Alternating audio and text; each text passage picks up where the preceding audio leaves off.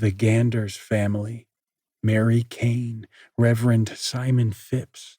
The names and the bright, brutal images they carried with them hung in front of her face, as familiar to her as her own reflection or the woods that she'd seen, felt the Kane girl run through, praying madly to some invisible, whispering God for salvation. The forest had changed in the interim centuries, but not so much as to render it unrecognizable. What she'd seen was true. It had happened. She was as sure of it as she was that there was ground beneath her and a sky above. That psychopath had slaughtered that family, and the Kane woman had let him, sacrificing their lives so she could turn tail and run. Chloe's skin still pulsed and buzzed with Mary's fear and shame, a hideous, borrowed sensation she couldn't seem to shake herself free of. It was that fear that made it hard to condemn her outright. Chloe had never felt a paralyzing fear of her own like that. That kind of fear warped reality around it, bent it to suit its will.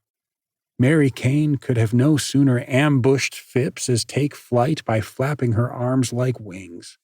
Chloe knew that. She knew it as well as she knew that Phipps had been a monster, and in the real world, fighting monsters only ever made things worse. She was starting to realize that herself now. Sleep tugged at the corners of her eyes, but some part of her knew they would need another campfire if the three of them were going to get through the rest of this chilly night without everyone waking up sick. The light and warmth would do them good. It would see them through until dawn. Carefully, she rolled onto her side, picking up a small handful of the dry twigs and branches Josh had left beside the rocks. She slid them underneath the scorched, still glowing logs that had been their campfire until not too long ago.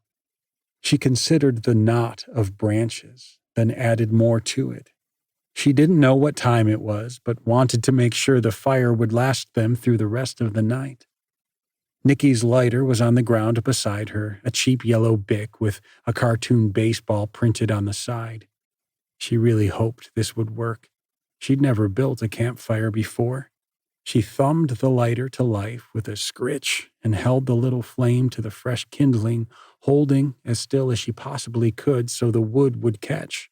A second later, fresh flames swept through the dead branches with a soft rush, and Chloe pulled her hand back quickly. Flickering yellow light filled the little area around them, and Chloe glanced over at her friends one last time, meaning to let sleep take her again. For a moment, she didn't understand what she was seeing. It didn't make sense. But even lacking sense, she couldn't stop herself. She screamed.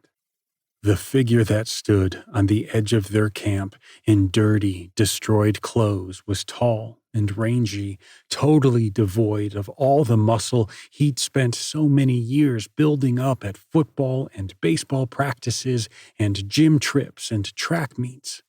He was almost spider-like now, his limbs drawn long and thin, as if he'd been stretched out by some dread medieval torture machine.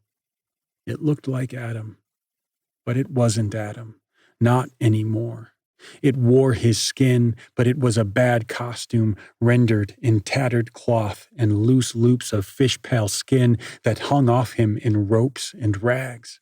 His eyes, its eyes, were dull and milky and shone with a kind of yellow wetness, while his mouth hung agape to reveal rows of broken, splintered teeth streaked with thin pink mucus that dribbled farther down its chin with every strangled wheeze. Whatever had grown under Adam's skin and warped him into this, it wasn't him. This wasn't her friend at all. On the far side of the fire, Nikki and Josh tore free from their bags, knocked clean out of sleep by Chloe's shriek. She couldn't see the expressions on their faces. She didn't know what they looked like when they first saw the Adam thing. She just heard Nicky moan, "Oh no, oh Jesus, oh my God," as Josh stepped forward with a hand outstretched, a fake, forced calm in his voice that Chloe thought for a second might actually work. "Hey, man, it's okay." The way he said it sounded like he was talking to a rabid dog that had gotten too close. "It's going to be okay, Adam. I promise. We're gonna get you help." Chloe didn't even see the Adam thing move. It was too fast, the night too dark, and she was too sleepy. All she knew was that 1 second, Josh's face was attached to his head, and the next, it wasn't. A heavy wing of blood, almost black in the darkness, floated away from his skull, and he screamed. Good God, did he scream, loud enough that it seemed to shake the whole forest. Josh stumbled back, both hands drawn to the place above his neck, the delicate flesh there sheared apart by the gnarled hooks at the end of the Adam thing's hands. He hit the ground with a heavy, graceless thump, and the Adam thing followed him down, dropping onto his body with a wild screech, ripping and gnashing at him and staining the air with the smell of burning copper. Nicky didn't even hesitate. She howled and leaped at the Adam thing as it dug savagely into the soft flesh of Josh's throat, sweeping a burning branch from the fire like a flail, swinging it wildly, her screams filling up the night around them. "No, no, no, no, no, Josh, no!" The Adam thing sprung off Josh, its sharp, hooked hands and razored maw soaked in red, but Nicky didn't stop. She sprinted full tilt at the thing that used to be their best friend, slashing the flames at its face, leaving orange brush strokes hanging in the air after each swing. The Adam thing made a wet, choking sound and reared back on its heels, letting Nicky press in closer. Chloe could see exactly what was going to happen next, but she was powerless to stop it. Nicky took another step closer. Too close, Chloe thought, way too close. And the Adam thing whipsawed forward, burying one red-stained claw into her chest before savagely raking it back, carving deep, bloody gashes through her shirt and shoulder. The tall, red-headed girl screamed and tried to swing the burning branch again, but it was no good. The Adam thing ducked out of the way and then handily batted it from Nicky's fist. Yowling, Nicky fell back and hit the ground, and the Adam thing reared up to fall on her like he'd done to Josh. So Chloe did the only thing she could think of. She shouted at the top of her lungs, "Adam, don't!" And to her surprise, the Adam thing actually paused, turning its red-smeared head to regard Chloe with those horrible, rheumy eyes.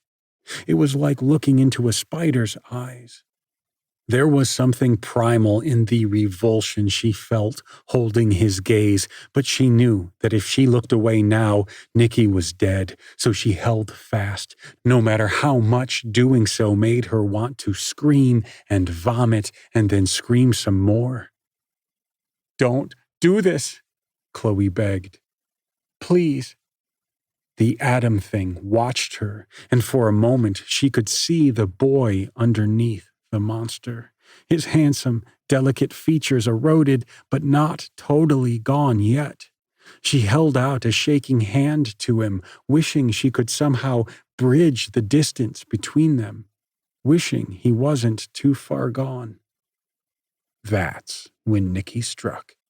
The branch on the ground had nearly gone out, but one end still glowed red with heat, and she jammed it into the Adam thing's long, distended neck as hard as she could.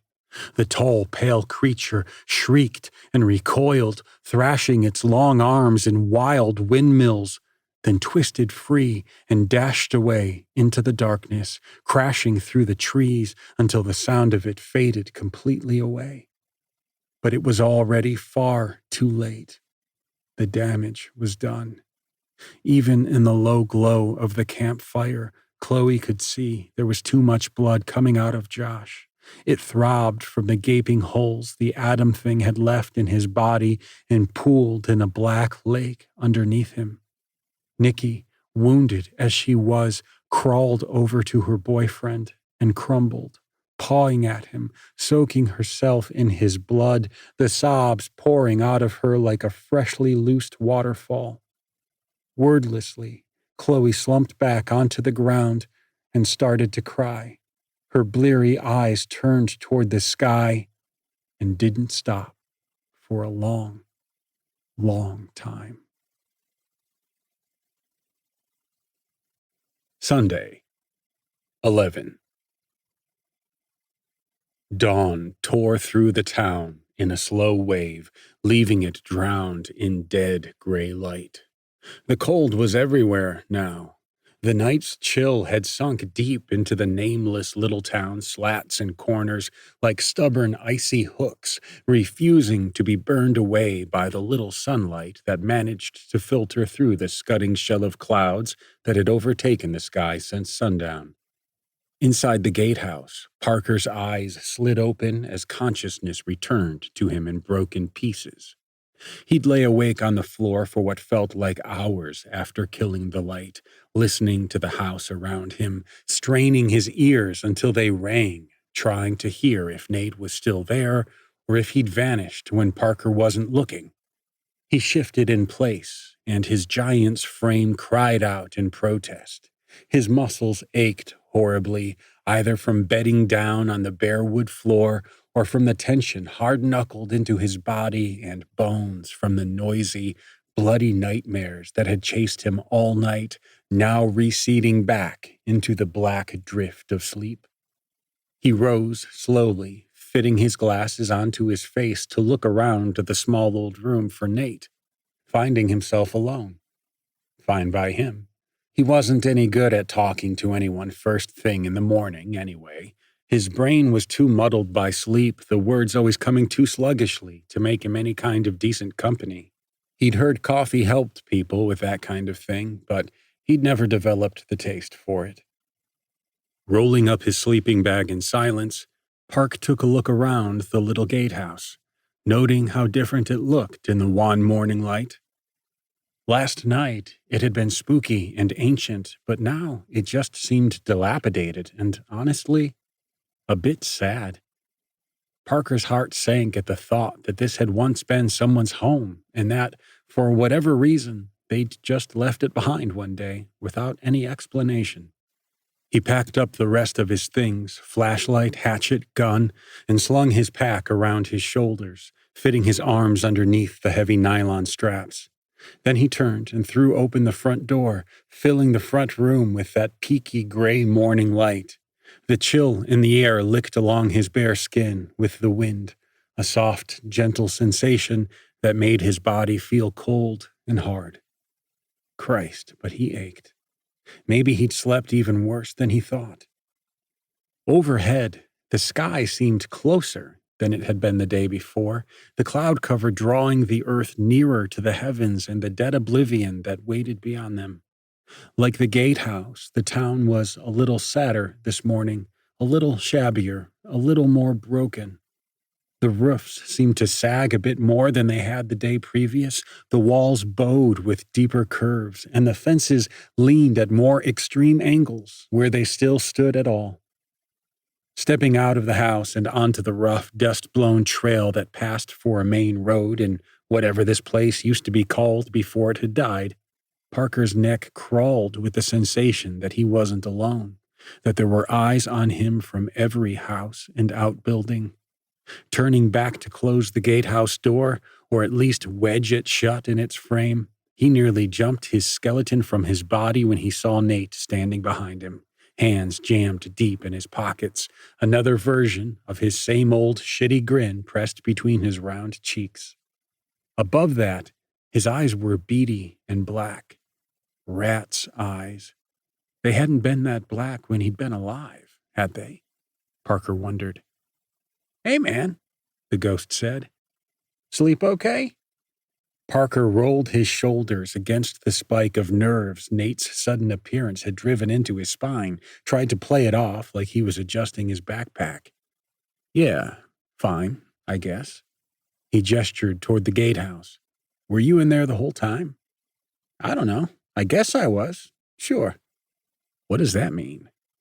I mean, it kind of feels like I'm a little bit everywhere all the time now. Like I got spread out way, way further than I used to be. It's like I'm stitched into the fabric of this place. I can feel all sorts of strange shit. Little tremors and shakes in the forest floor, the wind through the trees. Like right now, I can tell you that there's a family of deer on the edge of town drinking from the lake. The mom's heart is running 1,000,000 miles an hour because she's nervous. I don't know why, but I can feel her pulse racing. Parker stared at him. That's fucking spooky, man. You're telling me. So, like, you know everything about the whole forest now? You can see everything? Nate shook his head. No, it's not like I suddenly got connected to the forest Wi-Fi or whatever. It's more like a feeling. I can feel the woods around me. Things ring off of each other like a harp. Strike one string and the rest of them vibrate back. And that seems normal to you? Man, none of this seems normal to me, Nate fired back. Does any of it seem normal to you? You're the one standing here talking to a dead guy. He stepped out of the gatehouse to slip past while Parker pulled the door shut. Point taken, said Parker. That's what I thought. Now, let's go have a look around. Place isn't gonna explore itself.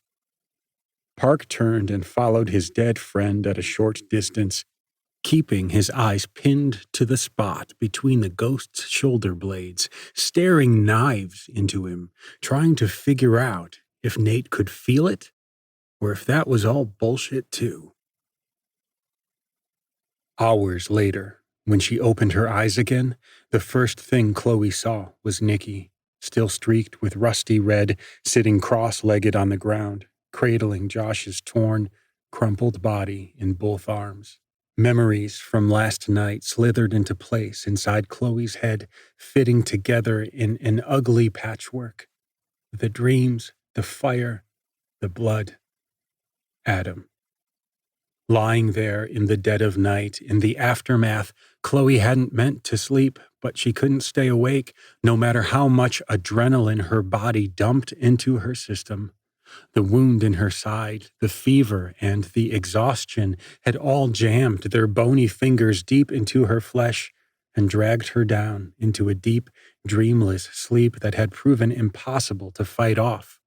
1 second, she was lying there in the glow of the campfire while Nikki wept and screamed herself raw. And then, well, then someone had clicked off the lights inside her head, and she was gone. She was almost embarrassed by the relief she felt. She couldn't have kept staring up at the empty sky like that and stayed sane, running through things again and again and again, trying to see a way through what would have kept Josh from dying so horribly at the hands of the thing that used to be their friend. Sleep was a mercy. Sleep was an escape hatch. No matter how strong you were supposed to be, sometimes it was just nice to not exist for a little while. Sitting up slowly, Chloe pulled the sleeping bag off her legs and hazarded a few small movements, testing her new limits, stretching her arms out in opposite directions until the hole in her ribs screamed for her to stop. Rolling her shirt up, she peeled the bandage back to take a look at the bloody mess that lay underneath. It was a neat wound, about the size of a $50, the edges already starting to clot over with a dark, crusty scab. She ran her fingertips across the places it had dried, feeling the smooth, bumpy ridges and the thin, flaky parts where it met her undamaged skin. For a second, she had the wild, childlike impulse to dig a fingernail underneath and tear it clean off, just to see how bad it would bleed. Across the dead fire pit, Nikki snuffled and wheezed, and Chloe glanced over at her. She looked as bad as Chloe had ever seen, her eyes big and dark and ringed with bruise-like shadows, her skin filthy and mottled, her shirt in red tatters where Adam had raked her. Those deep, parallel wounds she bore on her shoulder had crusted over in the night, the iron-red lines stark against her ghost-pale skin. Chloe wondered how badly they hurt or if she'd even noticed that they were there. The hole Adam had punched through her own ribs still throbbed and ached like a motherfucker, even just leaning here like this. "Nikki," she said quietly, not wanting to startle her friend. Nikki looked back at Chloe, her eyes crater-wide, but she didn't say anything. She just sat there, curled around her dead boyfriend, totally silent, waiting. In that moment, everything that Chloe thought she had to say to her seemed so stupid, so completely irrelevant. What could she say that would mean anything? All they had was each other now. No Josh, no Adam, no Parker, no Nate. They were all they had left to try and get out of these woods, and Chloe truly didn't know if it would be enough. "Nikki, listen." Looking at her friend like that, Chloe wished she didn't have to say it, but she said it anyway. "Babe, I think we have to bury him." All the vulnerability drained out of Nikki's face in an instant, leaving a hard, sharp thing behind. She didn't look hurt like Chloe had expected. She looked mad, like Chloe had hauled off and slapped her. "Why?" The word knifed out of Nikki's mouth in an icy slide. "You saw what the birds did to Nate yesterday morning. You saw that." The reality of what she was saying hit her a moment too late. Had that been only yesterday, only 24 hours away from the horror of piling rocks on top of their friend's body, and they were already doing it again. This was so fucked. This was so completely unfair. "You know we have to," Chloe said, trying to keep her voice from shaking. "To protect him until someone can come and get him. His mom and dad deserve to be able to bury him right." Nikki made a low moan in the place where her throat and chest met. "What are we even going to tell them, though?" Chloe didn't even have to think about it. The truth. We'll tell them the truth, all of it. "They won't believe us." "They will, Nikki, but we have to be honest about all of it. Parker, Nate, Adam, Josh. We'll tell everyone exactly what happened in here. They'll believe us if we tell them the truth. I promise you they will." "But what if they don't?" "Then that's on them," said Chloe. "Right now, all we can do is stick together and do our best to stay safe and get out. Fuck Parker and fuck Adam. They both might as well be dead too, as far as I'm concerned." "Don't say that," Nikki snarled, her voice quavering on the edge of tears. "It's the truth. Right here, right now, all I care about is you and me and doing the best we can. Right now, I think that means keeping Josh safe, just like we did with Nate, and after that, it means being smart and getting out of here together." Nikki flinched, casting her eyes down toward the ground. "This is the only way we can help him now. We can still be good to him, but we have to do it together." "I really loved him, Chloe." Chloe's heart winced, hearing her say that. She liked Josh, but she didn't love Josh. She could only imagine what Nikki was going through. Thinking about it too much made her want to cry. "I know you did, Nikki, I know. Keeping him safe is the best way to show him that." The red-headed girl rubbed furiously at her eyes. "Can't you just—" Chloe sighed and gestured to the lake of blood that had wicked through her entire shirt. "I wish I could. I really do. But it has to be both of us," Chloe said. "I can't." "You have to." Nikki's eyes filled with tears and spilled over, slashing her dirty cheeks with wet, clean lines that rolled down to her jawline. "No," she moaned. I don't. Please, Chloe begged. I need your help. I wish I could do it alone, Nikki. I really do, but I can't. I need you with me on this. Please? Okay, Nikki whispered, almost too quiet to be heard. Chloe wasn't even sure if she'd actually spoken or if Nikki had just moved her lips and let Chloe fill the rest in. Either way. Thank you, Chloe said, holding a hand out in Nikki's direction. Can you help me up? I don't think I can. Nikki nodded and delicately laid Josh's body down on the cold ground, unfolding herself from underneath his dead, bloody weight, then crossed to hold her filthy hands out to Chloe. Taking them and squeezing them tight, she met Nikki's harrowed gaze, pretending not to see the way her eyes kept flicking over toward Josh's crumpled, mangled form. Is this going to hurt? Nikki asked her. Yeah, Chloe said. Probably a lot. Still, can't lay around all day, right? I guess. Okay. On 3, I'm going to pull. You do the same, all right? Nikki nodded. Okay. 1, 2. Wait. Chloe looked at her. What? Are we going on 3, or is it 1, 2, 3, then pull? Chloe thought about it. Pull on 3. Okay. Ready? No. Yeah. Me neither. Okay. 1, 2, 3. Chloe pulled and felt Nikki do the same. There was a cold, bladed tearing that dragged through the middle of her as they both yanked Chloe up to her feet. She clenched her teeth against it, trying to not scream. Something went pop in her wound, and she felt a warm, wet trickle running down her belly to seep into the waistband of her jeans.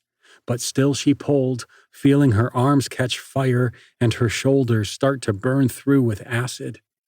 Lurching to her feet, she held on to Nikki for dear life, gasping for air, feeling the pain recede by degrees. Her legs were rubbery and unsure, but they didn't buckle, and that was as much of a victory as she could hope for right now. Pressing her hand to the wound in her ribs to try and staunch the bleeding, she scanned the area around them, spotting what she was looking for after only a moment. Here, grab that. Chloe pointed to a big, wrist-thick branch that had fallen among the nearby trees. Nikki quick-stepped over to scoop it up, passing it to Chloe. Experimentally, Chloe planted the end of the stick in the ground like a flag or a pick, then, white-knuckled, transferred some of her weight over to it. She felt the wood bow and bend beneath her, but it didn't break. Okay, this would do for now. She nodded at Nikki, who let her go and stood with her arms crossed over her chest. Thank you, Chloe panted. Nikki didn't say anything in response. She just nodded, her eyes a million miles away. We should get him into the sleeping bag, Nick, just to be safe, okay? That way he'll be protected. Can you help me with that? Nikki nodded. Chloe hobbled over to the place where Josh lay, his skin pale and gray and slack, waxy eyes still hanging open, the shock of his own death frozen there. She watched Nikki gather up his sleeping bag and carry it over, spreading it out across the bare ground, unzipping it all the way. I think we can roll him onto it and then zip it up around him, said Nikki. Chloe watched Nikki's eyes, the way she disappeared down that well of darkness deep inside of her. She'd always wondered what it was that Nikki hid down in that hole, though it was pretty obvious that it wasn't anything good. I think you're right, Chloe said, choking back a fresh rush of pain. Yeah, let's do this. Leaning down to take Josh by the sleeve, Chloe braced herself against her new crutch and dug her feet into the soil while beside her, Nicky bunched one hand in Josh's shirt and the other one in one of the pockets of his jeans. Same as before, okay? Pull together on 3. Okay, Chloe said. 1, 2, 3. The two girls heaved at the same time. For a moment, it seemed like Josh wasn't going to move at all, but then he lurched to one side, rolling toward the spread-out bag. Chloe could already feel the fabric of his shirt starting to slip free of her fist. Keep pulling, Chloe groaned through her teeth, doubling her grip to try and keep hold. Almost got him. Almost there. The sleeve snapped out of her fingers, and she threw a hand out to try and grab back on, but instead of his shirt sleeve, her hand closed around the soft, cold skin of Josh's wrist. The vision hit her like a flash bomb. She recognized the scene. She'd seen it before. Hell, she'd lived it before, but not like this. Not through Josh's eyes. The daylight fell away in sheets, giving way to the dark of night as the trees and the forest and the sky above held steady. The campfire, cold and dead only a moment before, rasped to life as the darkness rushed in all around her, the dancing flames painting red-orange after images on her eyes. Across the fire, Chloe could see herself, a short, slight little thing sprawled on the ground like a broken doll, her face wide with confusion and shock. Nicky was there too, hunched shoulders drawn cable tight as she regarded the creature that stood on the edge of the flickering light, the thin, pale thing that used to be Adam. Standing there, she felt her arms and legs move, animating on their own, taking a few short, cautious steps in the Adam thing's direction, stretching one mole-dotted hand out while Nicky and Chloe watched on, barely breathing.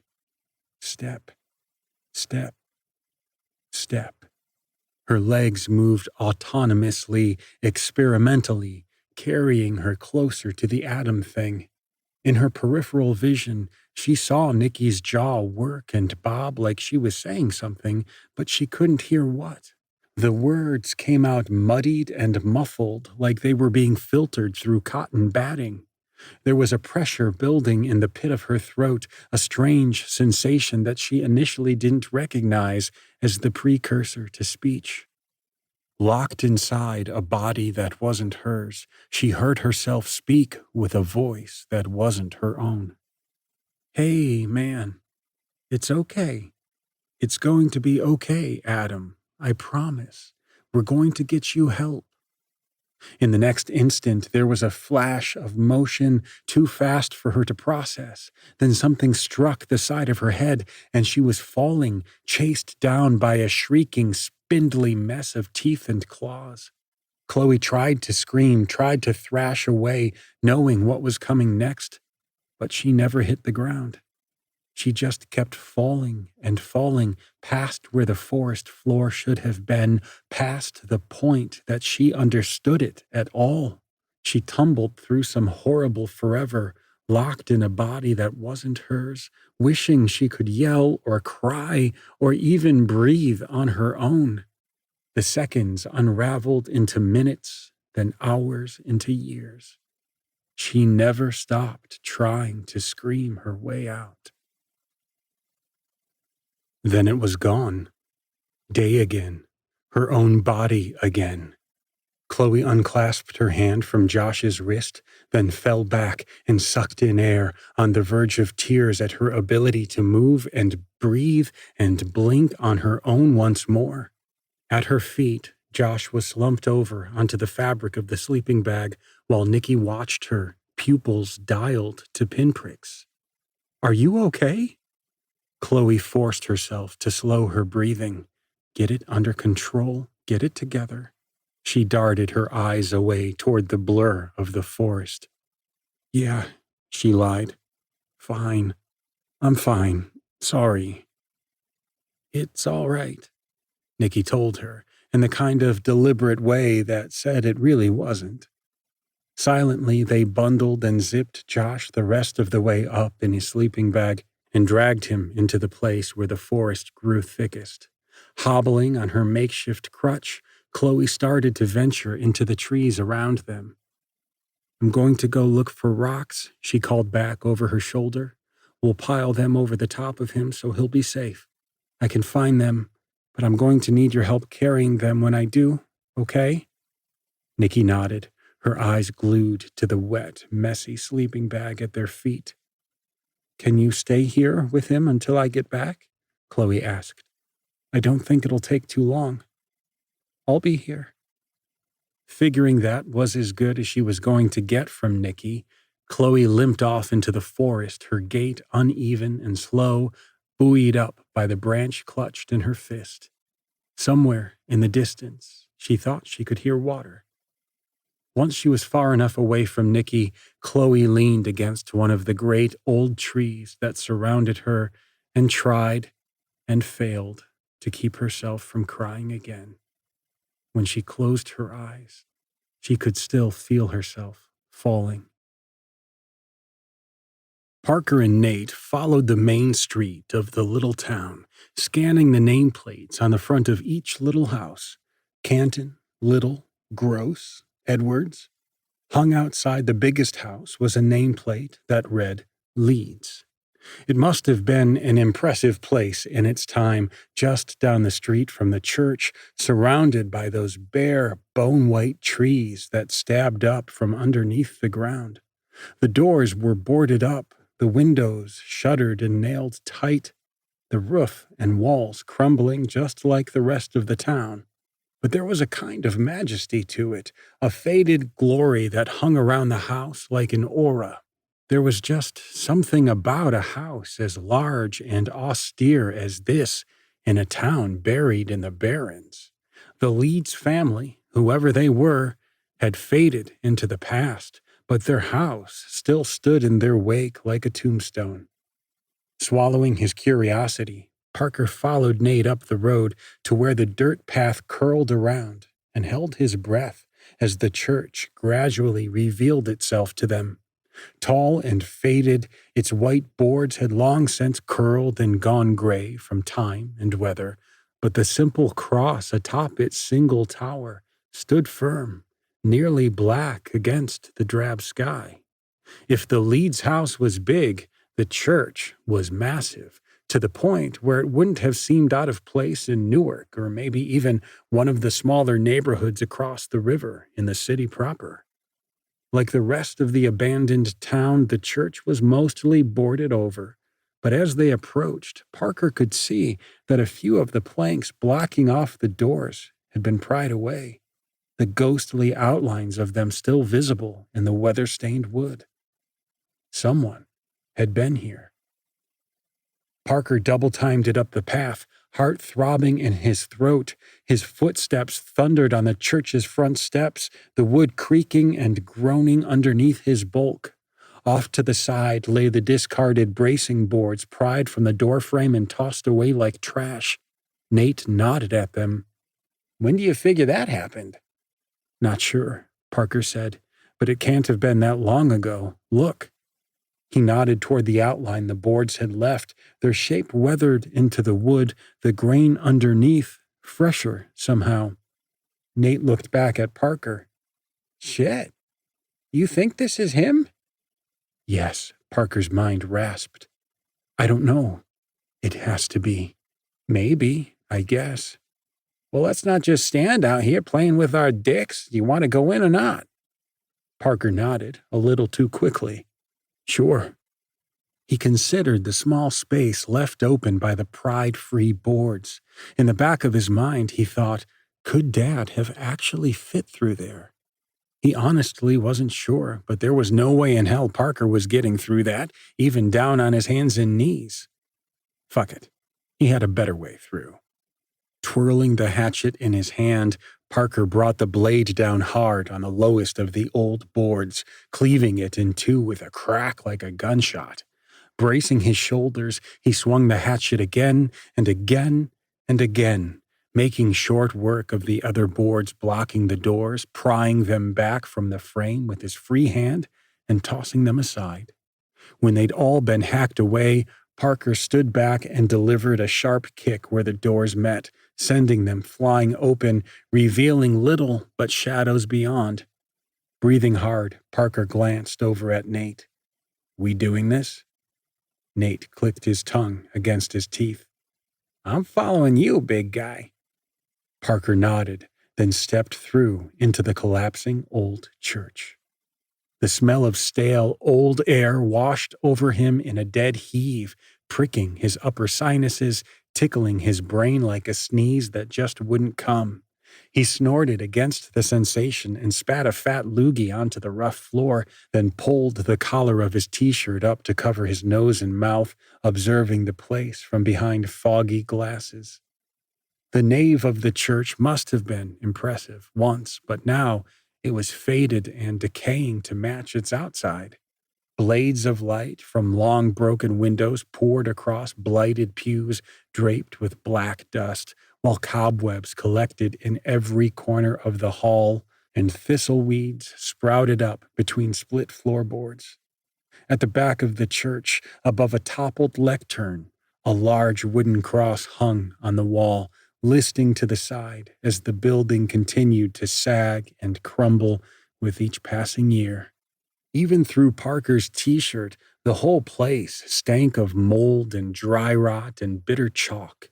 It reminded him of the time his parents had dragged him out to North Plainfield to clean out his grandpa's house after the old man had finally given up the ghost. Clearing out trash up in the attic, he'd found a dead raccoon in the farthest corner, withered with age and shot through with maggots. That same smell was in here, like something had crawled inside the church to die. Parker walked a slow circuit of the big open hall, soaking up the details, kicking sweeps of detritus out of his way as he went. High up on the far side of the church, a falling tree had torn through the wall, leaving a scar of light in its wake.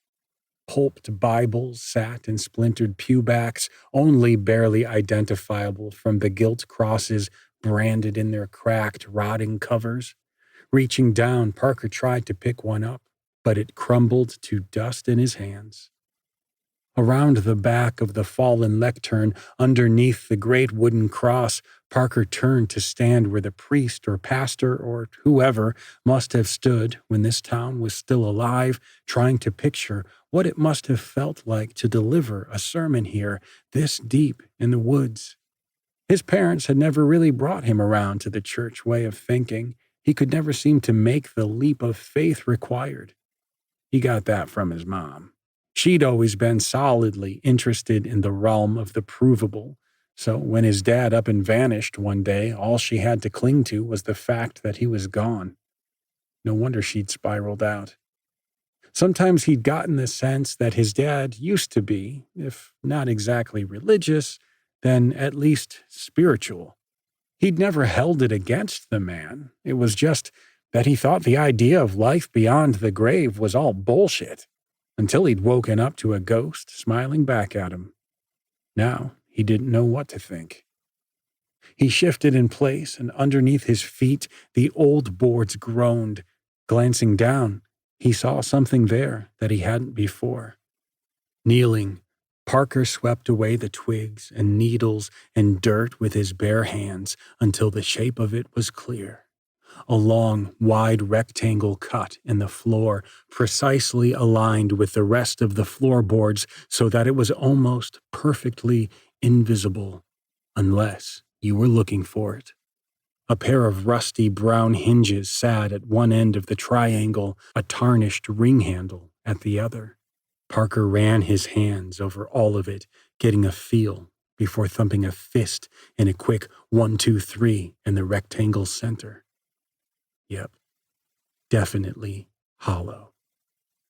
"There's a door in the floor," he called out.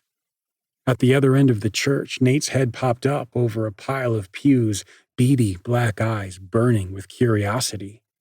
"There's a what?" "A door," Parker said again, set in the floorboards back here behind the lectern. What kind of a door? Like for a cellar or something? Nate crossed the church, weaving in between the slumped pews to stand over Parker. Does it open? Haven't tried yet. Nate rolled his eyes and made an impatient noise in his throat. I really cannot believe your lack of curiosity sometimes. I was waiting for you, Parker protested. Then let's do it, Nate said. I'll let you do the honors, for obvious reasons. Parker looked at his friend for a moment longer, then looped a pair of fingers through the brass ring and pulled. The hinges screamed in protest, a grinding screech that bit like pins into Parker's eardrums, but he kept pulling, lifting the long panel door back to reveal a rickety stair ladder that led into a deep darkness below. He couldn't see down into it. The small amount of ambient light in the church had little chance of penetrating that far. Staring into the dusty dimness, Parker pushed the door away, letting it fall with a clap against the floorboards, sending a fresh cloud of dust and dirt curling into the air around it.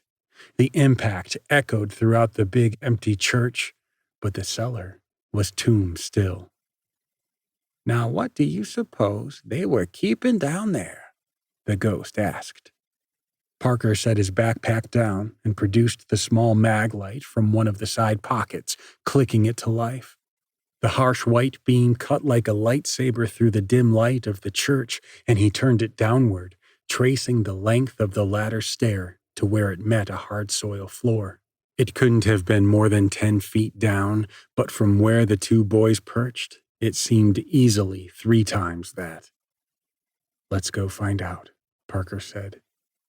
Propping the battery end of the flashlight between his teeth, he swung himself around to ease down the steps, submerging himself in the darkness. Hidden away in some barrow, curled up like a fist, all bones and tendons and wretchedly drawn angles, the bloody boy thing slept. He dreamed of a voice like ice against his buzzing, blister-hot skin as the sun slid across the sky beyond the trees.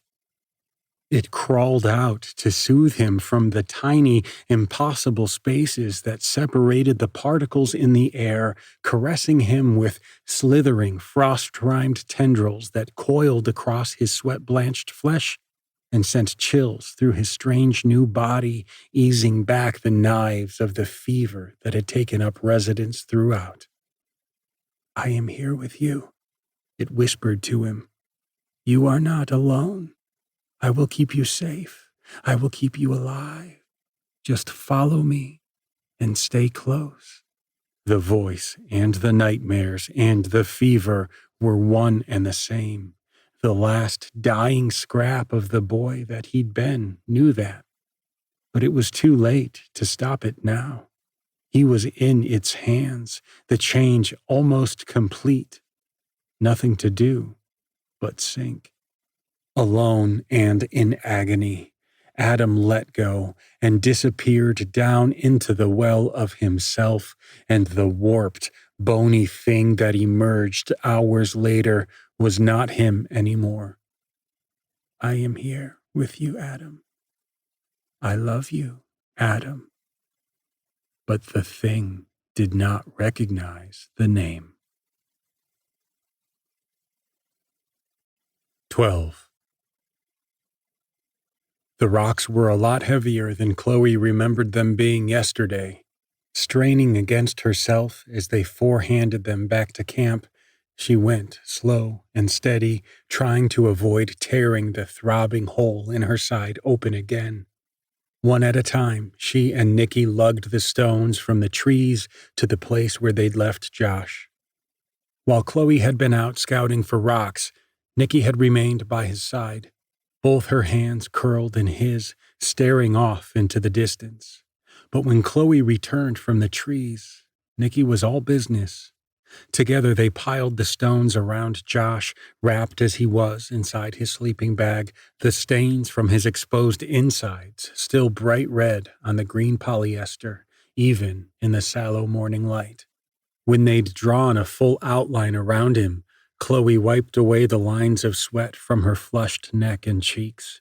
Leaning hard on her improvised crutch, she turned back to Nicky. "Okay, I think we can start stacking them now," she said. "This should be enough." Nicky made a pinched face. "What?" Nicky shook her head. Chloe took a step closer to her. "No, seriously. What?" "I thought about it, and—" The red-headed girl let out a choked-back moan and wiped at her teary eyes with dirty hands. Clearing her throat, she said, "Can I do it?" "What do you mean?"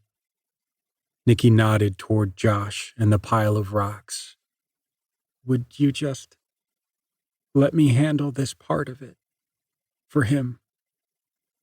Chloe studied her face for a moment, the dirt and the sorrow and the absence tattooed there, never to be banished or scrubbed clean again. She glanced down at the wounds carved through the soft, exposed skin between Nicky's shoulder and her breast, the scabby parallel lines left there by something they couldn't understand or explain. "Sure," Chloe said. "I can sit and chill. Probably need to rest anyway." "No, I mean—" "What?" Can I be alone with Josh? Just for like a little while, so I can—" "Right, of course." "Oh, sure. If that's what you need, then absolutely. I think I heard a creek down that way, anyway." With her free hand, Chloe pointed off into the trees. "Might head down and see if I can find it. We're running low on water, so probably isn't a bad idea to keep us from dying of thirst." "If we even live that long," her brain snarled at her from the depths. "2 of us gone already, 3, if you count Adam. Leaving Nicky alone might not be such a good idea." She cut the thought off mid-sentence, clapping her brain shut with a heavy clack like a bear trap. "So, yeah," Chloe said. "I can make myself scarce for a little while. You take your time here." She hobbled over to the packs and unclipped both of their water bottles from the sides, carrying them in one crooked arm. "Just wondering, how long do you think you'll need?" Nicky shrugged. "I don't know. I never did anything like this before." "Okay," said Chloe. "I'll shoot for an hour. I won't be too far off, though, okay? So if you need anything, or if you finish early and you want me to come back, just give a shout. I'll come as fast as I can, all right?" "Okay. Thank you." Chloe made for the trees. "Chloe?" She looked back at her friend, standing over her dead boyfriend in his soft coffin on the forest floor. When Nicky spoke, she did so without looking up. "I loved him, you know?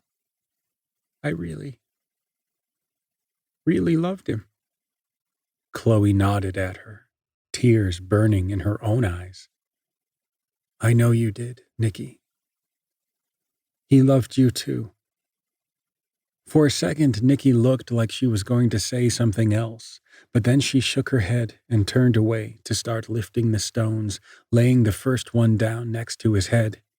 Chloe watched for another moment, then slowly turned and headed into the trees, in the direction she'd thought she heard the water coming from. The cellar was dusty and damp and pitch black. The beam from Parker's flashlight split the gloom like a blade through a sheet, but did little to dispel it. Stepping softly down onto the dirt floor, Parker took the mag light from his mouth and swept the light around the low, wide room to get a better look. The cellar was pretty much what he'd been expecting. Uneven soil floors, walls bracketed up with thick old hand-cut beams, rows and rows of nearly empty shelves. It wasn't small, but its ceilings were low enough that Parker had to stoop to move around. There was a pile of moldering old Bibles to match the ones rotting in the pews, stacked neatly on one of the shelves to his right, a few empty glass jars tilted over on the floor, on his left. From up above, Nate called out, "See anything?" "I don't know," said Parker. "It's dark as hell down here. I've only got the flashlight. Are there any candles or anything up there? Anything you could throw down?" Park felt like an idiot the second the words left his mouth. Of course Nate couldn't throw anything down to him. All he could do was stand there and talk shit. In some way, this must have been like heaven for his dead friend. "I don't see anything," Nate said. "But, good luck with the flashlight." "You're not coming down?" "Nah, I'm good up here, but thanks." Parker craned his head up toward the empty hatch and said, "I really cannot believe your lack of curiosity sometimes." Parker heard a low, throaty chuckle fading as Nate walked away from the door in the floor, leaving him alone again. The sound of it was strange to him. It took a few moments for him to realize that Nate's laugh had changed. It used to be an enormous, bellowing whoop back when he was alive. That chuckle? That was something else. Never in his life had Parker heard Nate laugh like that. On the other side of the cellar, the flashlight beam fell on a small whitewashed door set in the wall. Parker could see that he wouldn't be able to fit through it standing normally. Maybe Chloe could have, or Nikki, but if he himself wanted to get through, he'd have to crouch and twist himself into angles that he could already tell were going to be painful. Stepping in close, he traced the door's upper edges with his hand down to where it was held shut by a crude latch made from a heavy chain and a rusty, oversized nail. Looking around the cellar once more to make sure he hadn't missed anything, Parker hefted the chain off the bent nail and dropped it, jumping only a little when it clacked against the door jamb. He curled his hand around the door's handle and pushed. It wouldn't move. He pushed harder, feeling it give the tiniest bit, but it was stubborn. Leaning back, he scanned the edges of the door to make sure he hadn't missed a second chain, anything like that, but there was nothing. Okay, fine. Clenching the small flashlight between his teeth again, he braced both hands and a shoulder against the little door and, counting to 3, shoved as hard as he could. The hinges screeched, and after a second, the door started to lurch inward. Kicking his toes into the soil floor, he slowly pushed it all the way back, then dusted his hands off and plucked the flashlight from his mouth like a cigar. Leading with a maglite beam, Parker stooped and twisted and squeezed his way through the doorway. When he emerged on the other side, his eyes widened with awe at what he saw there. Steps. There was another set of steps heading farther down into the earth, old and wooden, but sturdy looking. Reaching an arm out, Parker shone the beam down the stairway, but the light was too weak. He couldn't see the bottom from here. Twisting to look back over his shoulder, Parker cried out, "Nate! Nate!" There was a pause, then a distant voice came back. "What?" "Get down here. I found something." "Something like what?" Parker didn't answer, and a moment later he heard Nate grumbling close behind him. He turned to look excitedly at his friend, who, squinting, pulled a hand up to shield his eyes as he closed the distance between them. "Sucks down here already. What now?" "Look." Parker spun the beam down the little stairway again. Ducking through the white doorway, Nate stepped around him and leaned in for a closer look. "Okay. That's really weird," Nate said. "Right? What do you suppose is at the bottom?" "Don't know yet, but I'm going to find out," Parker said. "You coming with?" Nate made a show of thinking about it, then shrugged. "Fuck it," he said. "Why not? Not like shit's gonna happen to me down there if things go all sideways." What did you call it? Oh, right. Incorporeal." Parker gave him a strained smile. That's almost sweet of you." "Sweet's what I specialize in, bud. Come on, after you." Why after me? Because you're the one who discovered it. This is your show, after all. I'm just here to see what happens when it all goes wrong again, which, make no mistake here, it absolutely will. Your confidence in me right now is absolutely staggering, Parker said dryly. Now you're stalling. Come on. Your future awaits. Nate ushered him down the stairs and Parker obeyed, ducking to avoid banging his head on the low ceiling. You know, I'm kind of amazed you could fit through that door, Parker said. Tiny space for such a big boy. Man, fuck off with that. Speak for yourself. Parker smirked in the darkness as he padded down the stairs, following the steady beam from his flashlight. The stairway went farther down than he would have expected, deep into the earth until the light from the church above was just a distant memory. They were so far from fresh air by now that all Parker could taste when he breathed was dust. He marched down, with Nate close on his heels, until the wooden stairway terminated at a hard stone floor that looked worn smooth by age and countless feet. Parker stamped the heel of his boot against it just to make sure it was solid, then raised the light to look around. They stood in a small sort of antechamber, with the stairs on one end and another white door fixed in the other. It was the same style as the last one, but this door was larger, the paint brighter, preserved by the remoteness and stillness of the room. There wasn't a chain pinning this door shut either.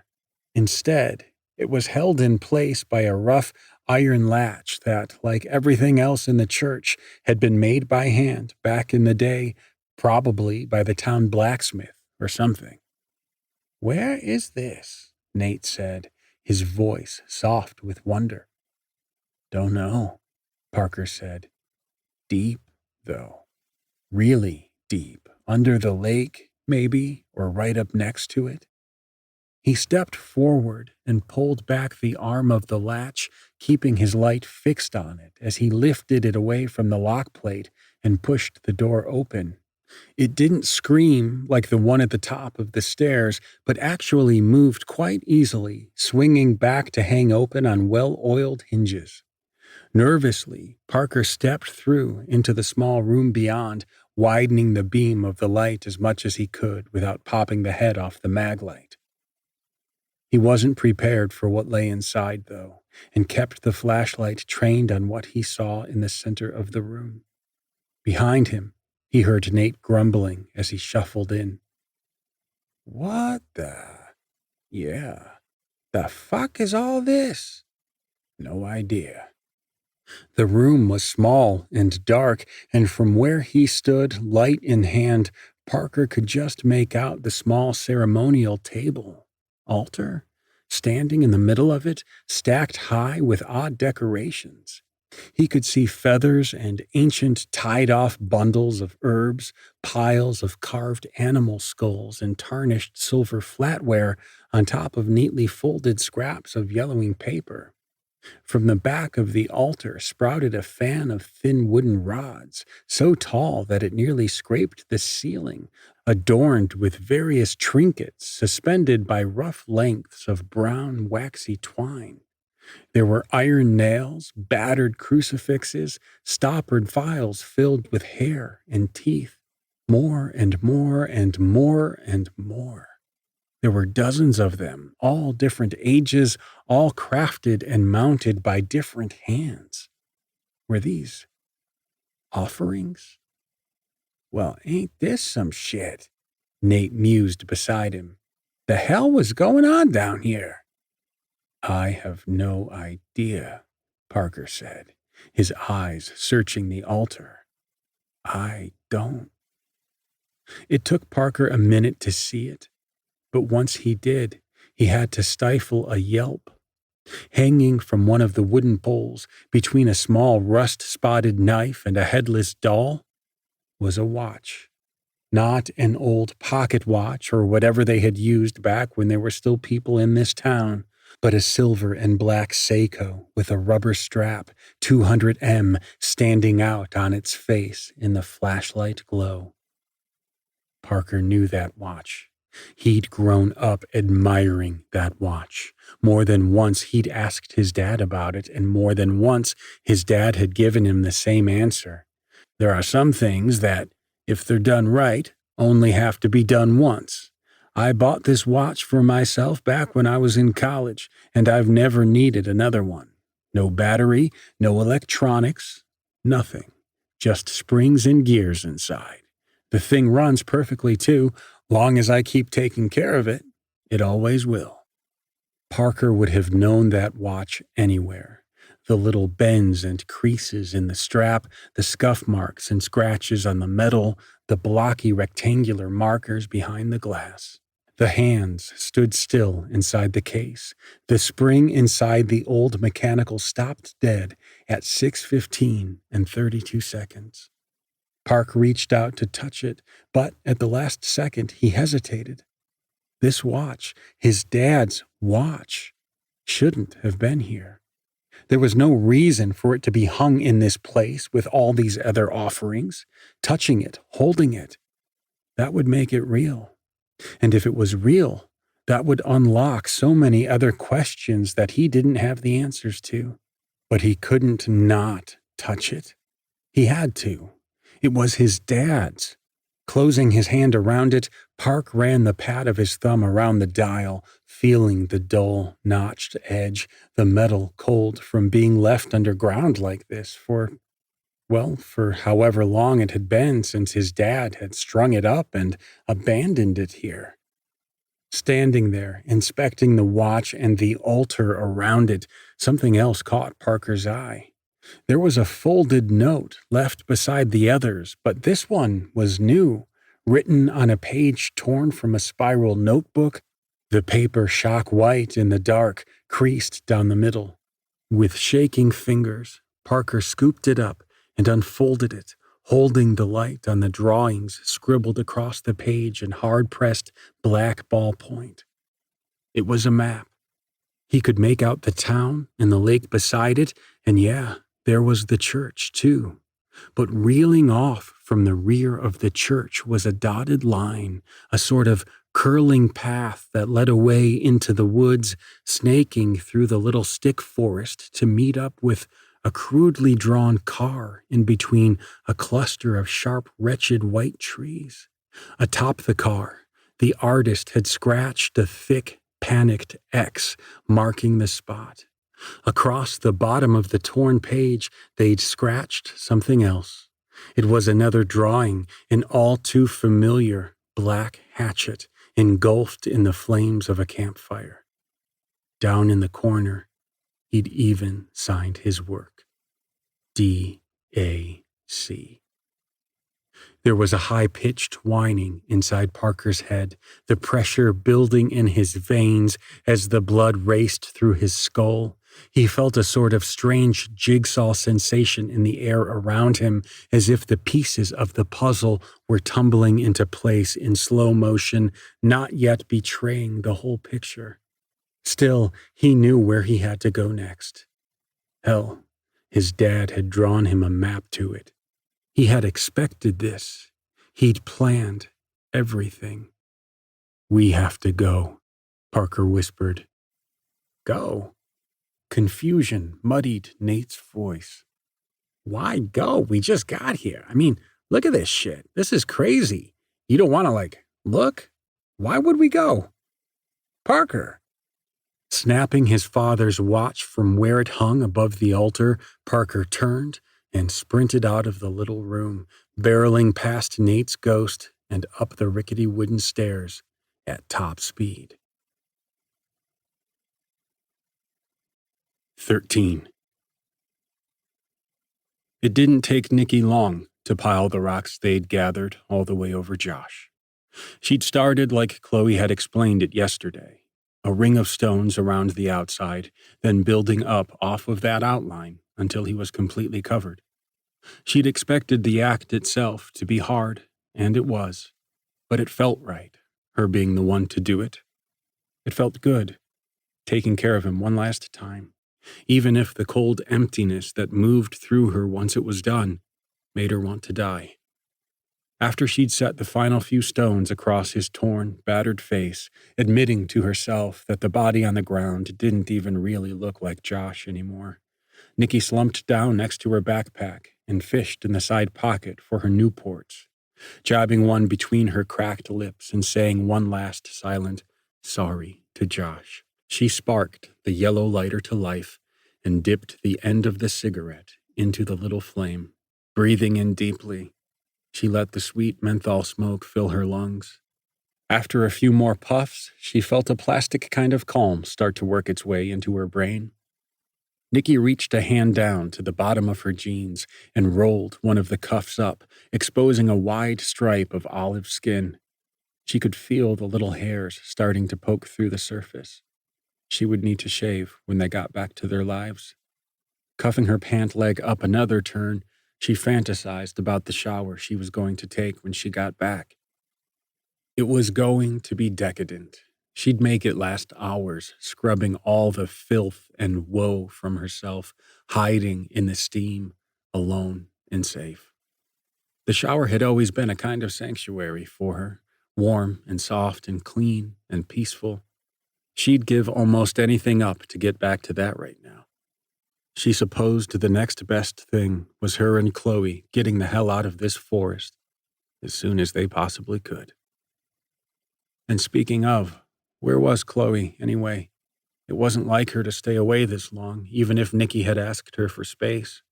She clicked her phone on to check the time. She'd been gone for more than an hour now, closer to 2, then glanced hopelessly at the bar indicator at the top. No service.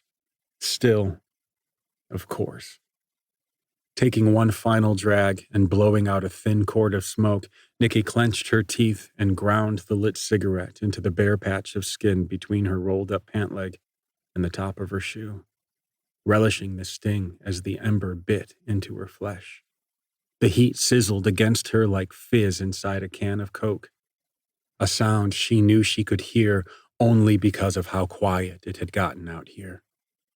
She held the smoke in place until the glowing cherry guttered out and she felt like she could breathe again.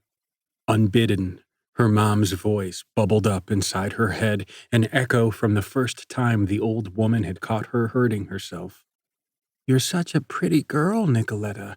I don't know why you'd want to ruin that." Dropping the dead butt to the ground, Nikki brushed the ash from the blistering red divot above her ankle. Then she drew a deep breath and, gazing up at where the trees started to scrape against the sky, burst into tears. Parker barreled out the big front doors and around the side of the church, running blindly for the cluster of trees that stood behind it. Somewhere in his wake, he could hear Nate calling out, "Parker! Parker, what the fuck, man?" But he wasn't listening to Nate's bullshit right now. He hadn't even stopped to pick up his pack as he'd dashed out of the main hall. All he had with him was his flashlight, the watch, and the hand-drawn map he'd found on the altar. Everything else he'd left where he dropped it by the door in the floor. But that was whatever. He could go back for his stuff later, but right now, he had to move. He was too close not to. He could feel it all the way down to his bones, that same sensation he'd gotten when he'd found his dad's initials cut into the burned homestead. It was like walking into a house that you could just feel wasn't empty. He wasn't alone in this forest. His dad was out here somewhere, and Parker was going to find him. He pushed through the trees until he found the path, a foot-worn dirt trail just as coiled and winding as it had been on the map. Up ahead, there was another cluster of those weird white trees, and as Parker drew close, Nate stepped out from behind them, materializing himself from nothingness again. "What are you doing, man?" Nate asked. Parker charged past him at full speed. The ghost could keep up if he wanted, but Parker wasn't going to stop for Nate or anybody else. Not now. "He's here, Nate. I know he is." "Who, your dad?" "Yeah, my dad." "Do you know that for sure, or are you just hoping it's true? Because, and no offense or anything, But it seems to me a watch and a shitty little treasure map aren't much to go off of." The words hit Parker like a cold spear driven through his heart in a single brutal thrust. Tears prickled at the corners of his eyes, and he wiped them away with the back of his hand, no longer caring if Nate saw or not. The real Nate was gone. Whatever this thing was, whatever remnant piece of the boy he'd known, Parker didn't answer to it. He didn't owe him anything. "Fuck off," Parker growled at his dead friend. "I know what I know." Nate smirked. "Yeah, that's what I thought." "Fine. After you." The two of them snaked through the forest, following the path as it curled and cut between the trees, driving endlessly forward, propelled by Parker's blind momentum. A barbed little ember had caught in his chest, so unfamiliar and alien that it took him a moment to recognize it. Hope. For the first time in days, weeks, months, Parker actually felt like all might not be lost, and nobody got to take that away from him. His dad was an experienced outdoorsman. Park had known that ever since he was old enough to know things about his parents. There were pictures all over the walls in their house from his dad's myriad adventures, fishing in Colorado, hiking the Rocky Mountains and the Appalachian Trail, driving up the Hudson Valley in New York for 2 weeks of solo camping, biking the trails in the upper Pine Barrens. Dave Cunningham knew how to survive out in the wilderness, even through a savage winter like the one they'd had over the holidays. If anyone could do it, he could. And when Parker found his dad, he'd make him explain. Park would finally know why he'd run away like that, without a word or a note. Maybe he could even convince him to come home. Up ahead, the path curved away from the track it had been following for what felt like miles, weaving over a small hillock into another copse of those white-boned trees. These were younger than the others, though, little more than saplings, really. They looked like they'd bend or maybe even break if Parker bumped too hard against them. He continued along the trail in between the ashy white trunks. As he passed through them, he saw something that seemed so completely alien out here in the overgrown forest that it made him stop in his tracks. There was a car, lodged in the earth. It was old, way older than any car Park had ever seen in his life, broken down, faded, and left here to rot away. It looked like something out of the pages of a history book. The thing was boxy and sleek, its lines clean and sharp. Parker imagined that back in its day it must have been a hell of a thing, like it had been carved out of solid shadow. These days, though, it wasn't looking too hot. The metal along its black sides was battered and weather-worn, scarred with holes where the rust had eaten through. The windows had been smashed from their frames long ago and braced over from the inside with branches tightly lashed together. Its wheels and most of its front end had sunken into the earth as the forest had calmly overtaken the old coupe, so only the hood ornament still poked up through the soil. A wheel shot through with a silver arrow, the word Pierce just barely legible in the metal. Parker didn't have to pull out the map to compare. How many cars had been abandoned this far out in the Pine Barrens? Leaning in closer, a cold chill ran through his body when he realized he recognized the way the branches had been tied together. They looked just like the ones his dad had shown him how to make when they'd been camping before, when he had taught Parker how to build a makeshift shelter. Just like this, his dad had told him the first time, cinching waxy twine into tight knots, binding the wood together in an uneven plank. It won't keep everything out, but it'll do. Dad? The word fell out of his mouth like an afterthought. He hadn't meant to say it, but it boomed so loud inside the walls of his skull that it had to escape somehow. Dad! Parker ran for the sunken coupe like he was trying to erase the sound of his own voice. Despite the exhaustion, despite the constant shuddering heartbeat against his ribs, despite it all, he ran for the battered car and curled one big hand around the handle on the driver's side door, nearly ripping it from its hinges in his excitement. He'd found him. He'd actually found him. He'd known he could. He'd known all along. After months of emptiness and confusion, Parker had really and truly found his father, and everything was going to be okay. He was half right. The body that came tumbling out of the car was preserved, almost mummified. It was thin and withered and covered with a fine layer of grime. But it was definitely him. It wore his clothes, his boots, his tattoo. Even though his skin had gone dry and gray, Park could still make out the globe, anchor, and eagle emblazoned with USMC above the deep gashes in his wrist and forearm. He could see that there was a matching set of slashes hacked into the other arm too. Wispy licks of gray speckled black hair sprouted from the top of the half-bare skull, rendered feathery and insubstantial. But its color was still familiar to Park.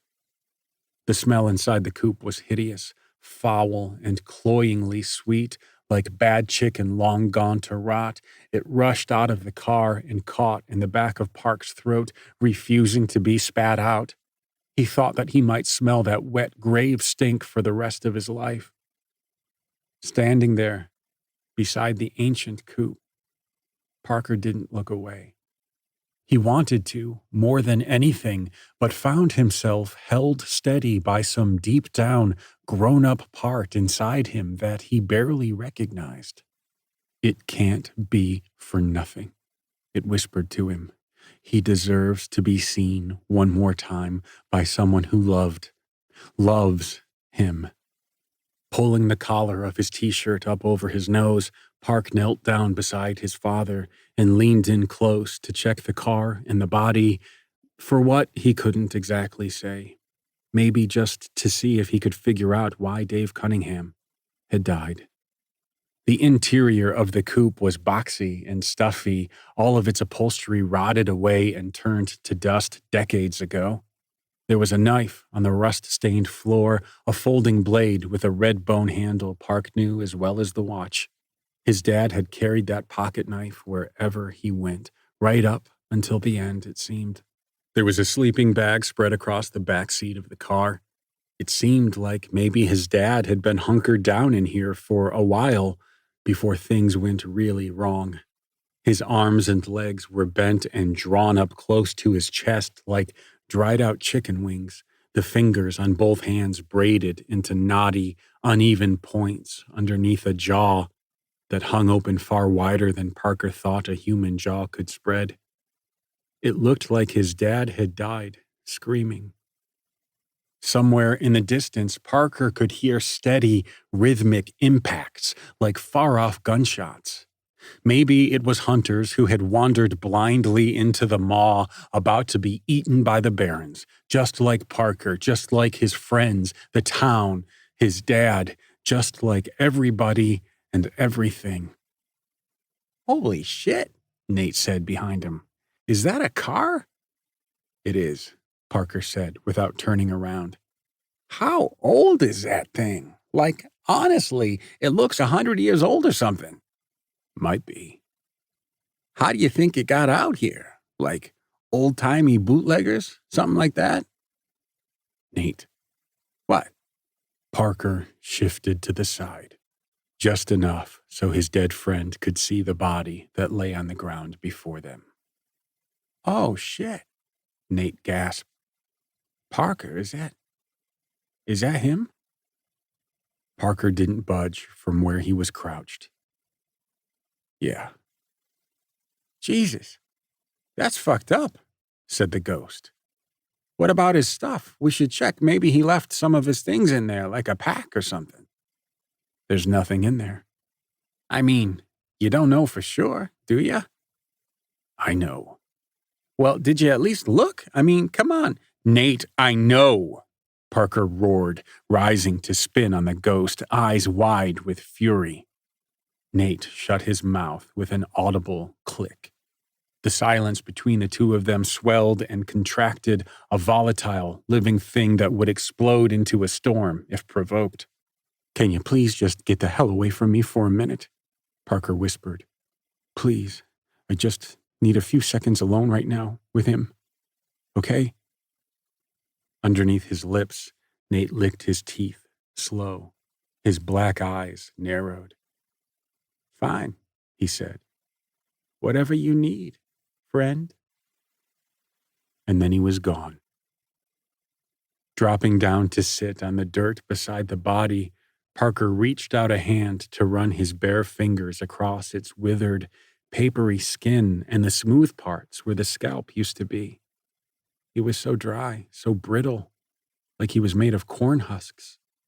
Slumped there, Parker felt all his futures deflate, all the possibilities cut off at the wrists. He'd found him, but everything was worse now, not better.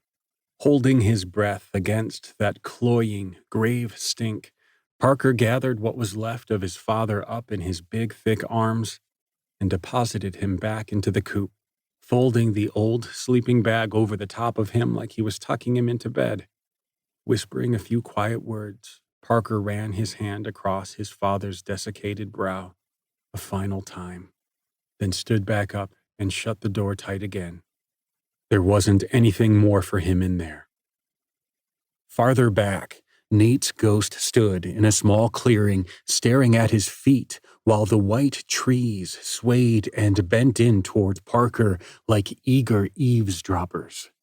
Parker walked up without looking too long at his dead friend, pausing in place to roll his head around on its pivot, twisting until the joints in his neck popped like overgrown knuckles.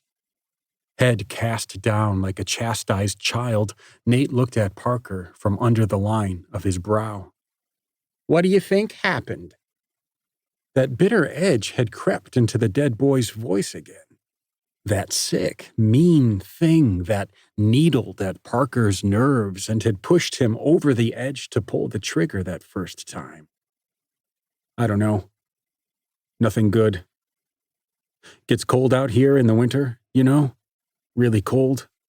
Maybe he thought he could last it out, weather through the freeze inside the car. He knew how to hunt. He could find food out here if he needed to. He didn't starve." "Yeah, no, I saw," Nate said with a sneer. "Looked like he was trying to turn his wrists into ground beef with that bone-handled pocket knife of his." Parker's stomach lurched at the thought. It just doesn't seem like him at all. "And what, fucking off into the great green yonder without any warning last year suddenly does?" Parker glared at the ghost, and when he spoke, his words came out deathly serious and half-whispered. "What's that supposed to mean?" Nate bugged his eyes out and threw his hands up, the universal gesture for don't shoot the messenger. "I'm just saying, given the other weird shit surrounding the situation in toto, isn't it possible that you're not the authority on what he was and wasn't capable of?" "Shut your mouth," Parker said, his voice like something rising out of the grave. "Or what?" Nate taunted. "You gonna hit me? Shoot me again? Do it, pussy. See what happens. See who looks fucking stupid then. Face it, asshole. You're stuck with me." Parker didn't move, feeling the tension coil and vibrate in his shoulders, an overwound spring on the verge of exploding. "You can never go back," Nate said. "You have to know that by now, don't you? You've gone too far. You've done too much bad shit for them to ever forgive you for it. Even if you manage to skip away from shooting me in the fucking face, what are you going to tell your mom? That you found dear old dad withered up like that? Or are you going to lie and say you never found him at all? You really think that you can lie about something like that for the rest of your life, big guy? Or the rest of hers?" "Fuck you," Parker said, holding his ground. "You don't talk about them. You don't know shit about them or me." Nate's eyes flashed to the side, just over Parker's shoulder, and his lips pulled into a bitter smile. Yeah, fuck me. Got it. But you know what? Me and your dad are both dead, but only one of us came back for you. So maybe, just maybe, I might know a bit more than you think. Make do with what you got, prick. I'm just trying to help you out, keep you moving forward, onward and upward, all that inspiring type bullshit. Hearing him say it like that, something caught in Parker's head like a thread yanked from a knit sweater. He could already feel it unraveling. You're not, though. You're not trying to help at all, said Parker. The fuck are you talking about? Of course I am. No, you're not, said Parker. You're just trying to wind me up. This whole time, all you've been doing is driving me crazy, making things harder than they needed to be. I was fine out here before you showed up, the big kid said. I was doing okay. And then I opened my eyes yesterday morning and you're there with some song and dance about how you're like tied to me or something. What even is that? How would that even work? You think I know? Nate jeered. I'm just trying to deal with it, man. I don't know why you're not. And just like that, Parker felt the thread pull completely loose, the knit falling apart around him. The question was so obvious, he truly couldn't believe he hadn't asked it before now. You're not Nate, are you? Skitch, whack, skitch, whack, skitch. The tip of Chloe's improvised crutch bit into the ground as she stalked away through the trees until the stiff clacking sound of Nicky piling rocks on top of rocks faded into the background noise of the forest. She marked the trees on her path with the hammer to guide her way back, leaving deep divots in the trunks as fast as she could swing her arm. She wasn't complaining about having some time to herself. With the breeze, it was actually almost nice out here, as if anything in this stupid fucking forest could be called nice. She tried not to think about Josh. She tried not to think about Adam. That thing, whatever it wasn't their friend anymore. Adam couldn't have done the things that creature did. Chloe imagined it out there, long and pale and spindly, watching from the shadows, waiting for the right time to strike. She'd wandered too far already. It was too late for her now. Nicky wouldn't even hear her screams when she died. No, stop it. Stop that shit right now. You can't think like that. Might as well lie down and die right here if you let those thoughts take over, so stop already. She was falling down that same black well that Nicky had taken so completely. She could see that. What her own mother called doom spiraling.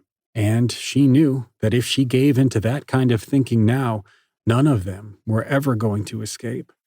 She had to keep it together just for a little longer, just until they got out. Squinting her eyes against the light, Chloe turned her head up to see how far the sun had traveled across the sky since she'd been walking. Not very far at all. She'd been gone for 20 or 30 minutes at the most, hiking away from camp, scoring the trees as she limped, trying to clear her mind. An hour away from each other would doubtless do she and Nicky both some good. Whack. Chloe hacked out another little gap in another big tree and pressed on. The hole in her ribs ached something terrible, but it was at the very least a little familiar. She could rely on it, sort of like her new crutch.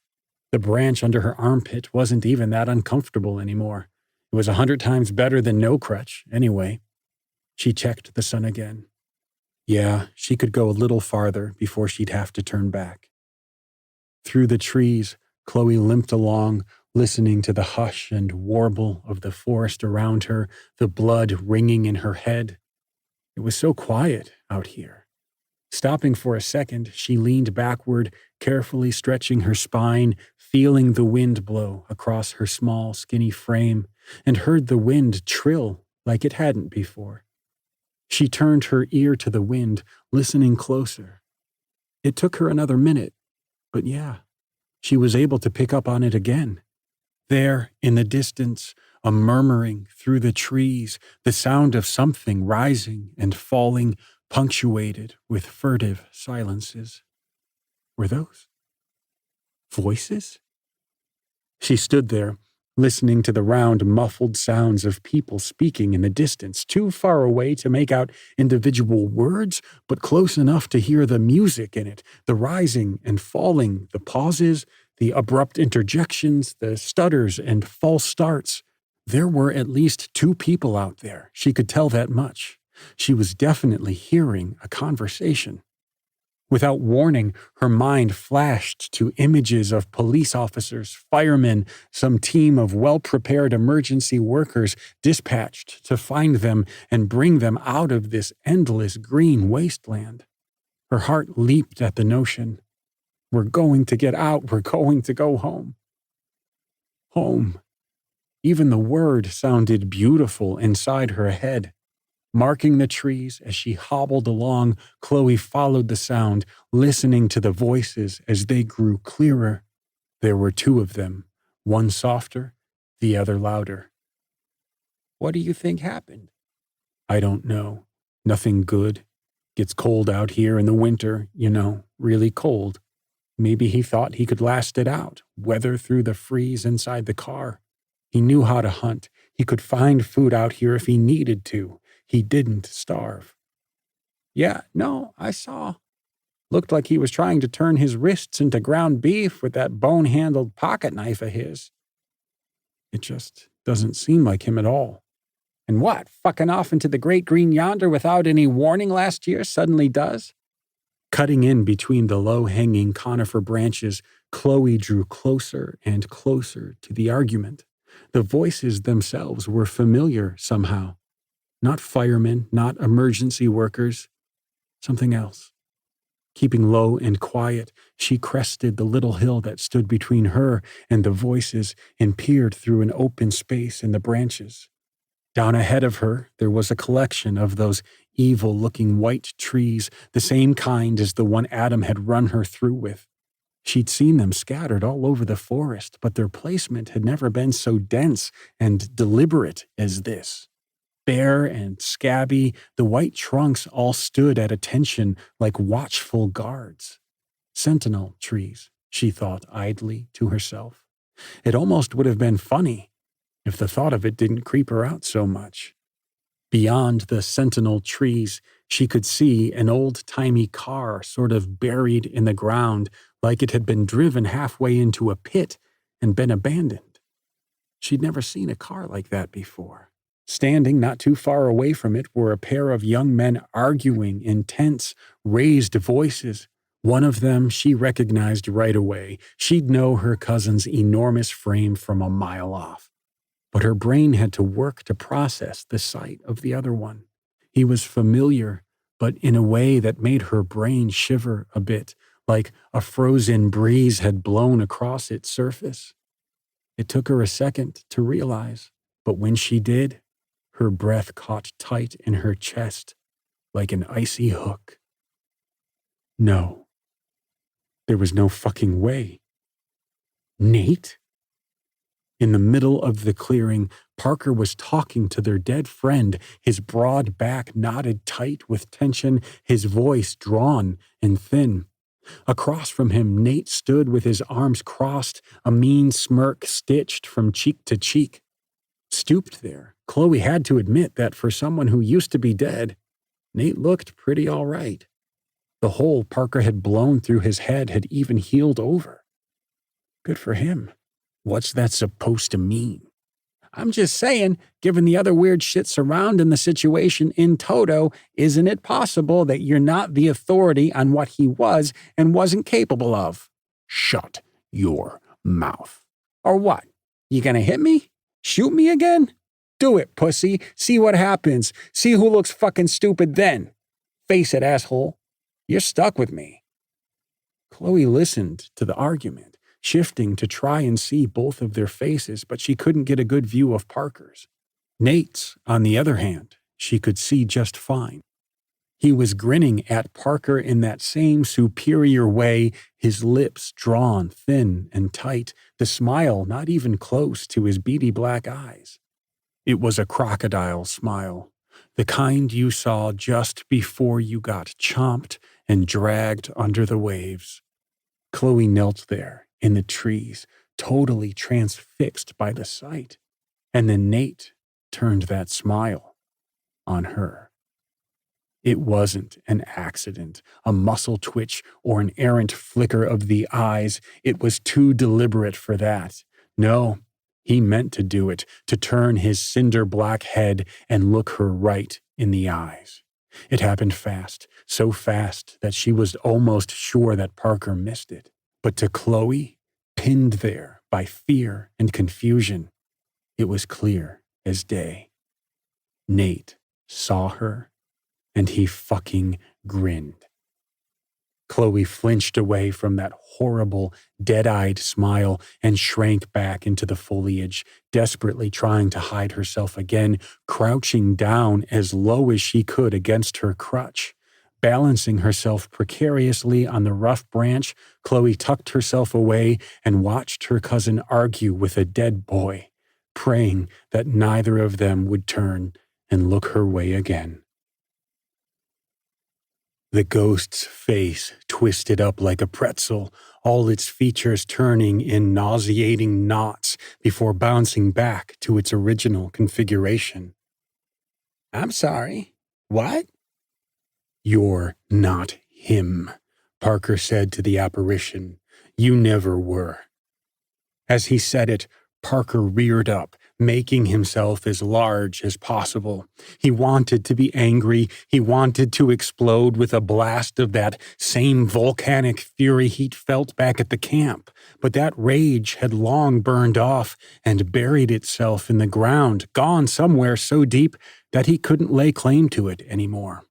In its place, he'd found a kind of stony resignation, a chilly stubbornness that spread through his body like his veins were freezing. That adult voice ringing in his head again. "You look like him, and you're mean like him, but you're not him. You're just wearing his face, so I'm done listening to you." The ghost scoffed. "What are you talking about, man?" "The church, the knife, the way you keep knowing things before you should have been able to. Like you've been here before, like you've seen all this before." "The knife? You gotta be fucking kidding me," Nate raged. "Parker, you saw what I saw. Guy slashed his wrists all to shit. What do you think he did it with, a rock or a leaf or something?" "You said bone-handled," Park said, his voice drawn like a garrote. "Why would you have said that if you didn't already know?" "Parker, you don't know what you're talking about. This is crazy. You realize that, right? You sound like a crazy person." Nate, or the pretending thing that had assumed his form, didn't say anything further, the smug grin on its expression melting away to a cold, dead neutral. "No," Parker said. "Crazy was believing that you could really be him, but Nate's dead, and wherever he is, I don't think he's coming back. You're just a shitty imitation." Underneath its stolen face, the ghost licked its teeth again and flashed a wide grin at Parker. The silence between them was enormous and obscene, and it lasted a lifetime. "I tried to do this nice," it said. "I really did." "What are you?" Parker asked. "I'm a shitty imitation," the ghost oozed, smiling. "I'm every awful thing you've ever done. I'm nothing. I'm whatever you want me to be." The dead thing's face began to bubble and droop, a wax mask left to bake in the sun. It stepped back from Parker, looking less human by the second, a sly smile playing at the corners of its dribbling lips. "None of you have any idea what's waiting for you out here. There are horrible things buried in this forest, and you children think you can dance atop the graves and walk away clean. But you'll learn. Park shivered at the thing's words, at the thought of all the awful dead things hiding in the trees around him. Left to the imagination, this place was filled with horrors. The ghost was proof enough of that. Shame and fear overwhelmed him. Parker had led his friends into a starving, open mouth, and then he'd been fool enough to fall for its tricks. No longer. The spell was broken, the glamour was falling off. The ghost bled like a watercolor, its features smeared and melted into the air around it, slipping away drop by drop, leaving only the vaguest outline of a person, with two burning black eyes set deep in the smudge that used to be its head. It didn't even bother using Nate's voice now. The sound that issued forth from it was a malignant, guttural thing. "None of you are going to last out here," it said. "This forest eats people. It doesn't matter how careful you are. It doesn't matter how hard you fight. You'll die begging and broken and alone, just like he did." The ghost pointed one runny arm toward the car, half buried in the hard forest floor. Then, legless, armless, it drifted toward the pale trees, blown along by a breeze that wasn't truly there. "You deserve what you get," the ghost muttered as it seeped between the white trunks. "All of you." Then the ghost was gone, like it had never been there at all. Parker felt numb, like his whole body had been struck cold and dead. Standing there, hands bunched into bloodless club fists, he realized he couldn't feel much of anything. His ears rang with the ghost's threats, his mind reeling at the image of the hateful spirit melting away into nothing. This forest eats people. Parker was starting to understand how true that was. There was a rustling close by. He turned and looked toward its source, a cluster of low trees at the top of the little hillock by the path. Suddenly, without the hatchet or the gun, he felt very exposed, almost naked. Nothing to do about it now, he supposed. Strapping his father's watch tight around his wrist, Parker squared his shoulders, ready to throw himself at whatever it was that came through those bushes. Ghost, monster, whatever. Of all the things he was expecting to burst out of the forest, the small brunette girl with the sad smile carrying herself on an improvised crutch didn't even make the list. At first, he didn't even really believe it was her. "Chloe?" His cousin raised a hand toward him, a limp, half-hearted wave. "Hey, Parker." He rushed over to the bottom of the hillock to meet her, holding his arms out to catch her if her legs gave out, but she made it to the bottom despite her unsteady gait and waved him off, keeping her distance. "What are you doing here?" It's complicated," said Chloe. Are you actually you?" "Of course I'm me," she said. "Who else would I be?" He reached a hand out to touch her, but she flinched away, opening up a wound deep in his heart. Still, he persisted, bridging the distance, feeling his fingertips sparkle with nerves. "Please be real," he thought over and over like a mantra, like a summoning, as if he could make it true if he wanted it hard enough. "Please be real, please be her, not another trick, anything but that." When his hand made contact with the fabric of her shirt, the familiar weight of her thin shoulder, a great rush broke free from the core of him, a tidal wave of relief. Automatically, he pulled her into a great bear hug, enfolding her in his thick, long arms, squeezing her tight. Jesus, I'm so glad it's really you, he said, fighting back a sob. I missed you, Chloe. I'm sorry. I'm so fucking sorry. When he let her go, Parker noticed her wincing, one hand pressed to a bloody spot on her shirt that he hadn't noticed before. Shit. What happened? Long story, she said. I'm fine. Just leave it alone, okay? Back up. Parker quickly drew away from her like he'd been burned or like he'd burned her. Where's everyone else? Chloe's expression darkened. Nikki's back at the camp, she said. The camp?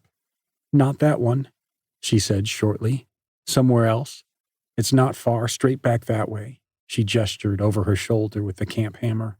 We've been doing our best to keep things moving, trying to get out. It's a lot harder than we thought it was going to be. This forest eats people.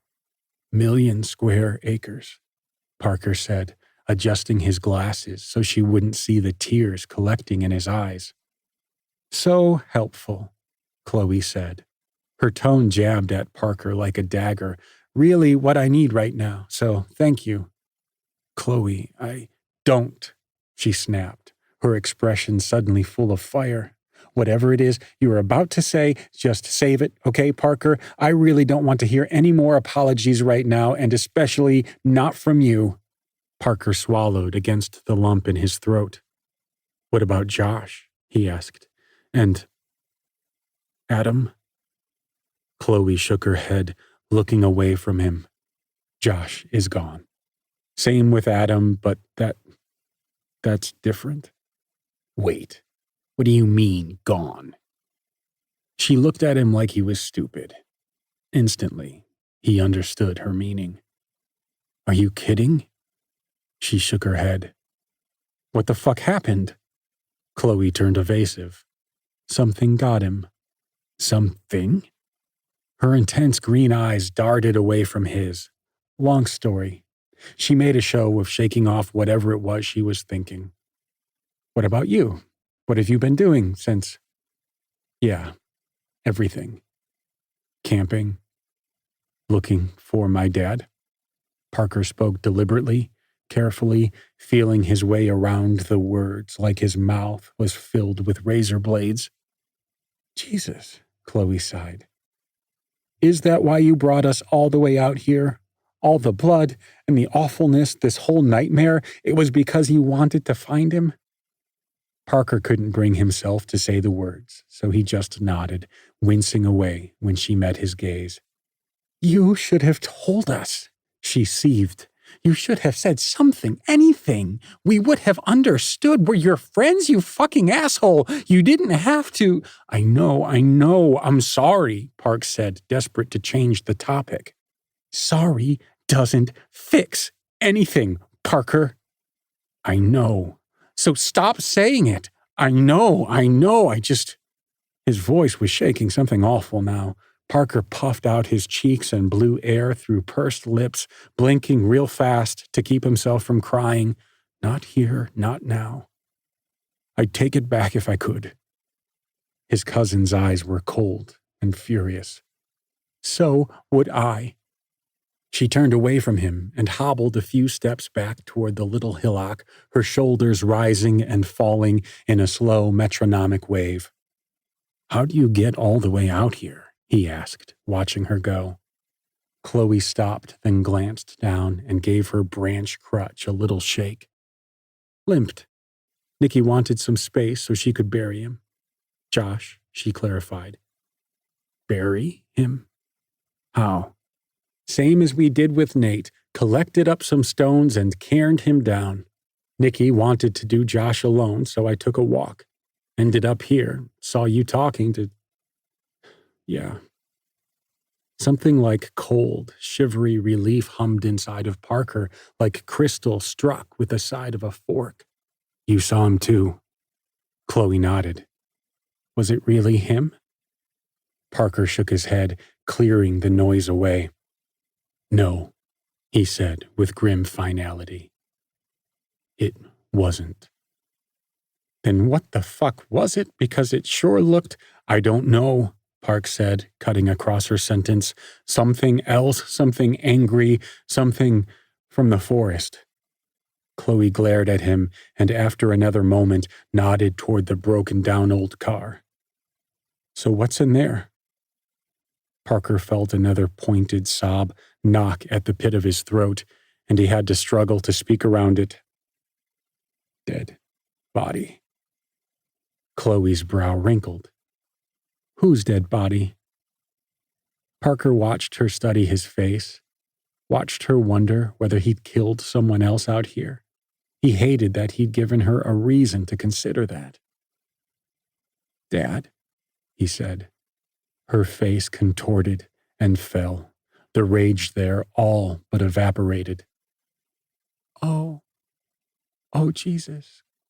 God, Parker, I am so sorry. How did... I think he did it to himself, Parker said. Pretty sure, at least, he had marks on both of his... He gestured to his wrists, unable to finish the sentence. He's been out here for a while. Shit. What do you think? I mean, why was he all the way out here? Honestly, I don't know, Parker admitted. Maybe he was just looking for a quiet place to die.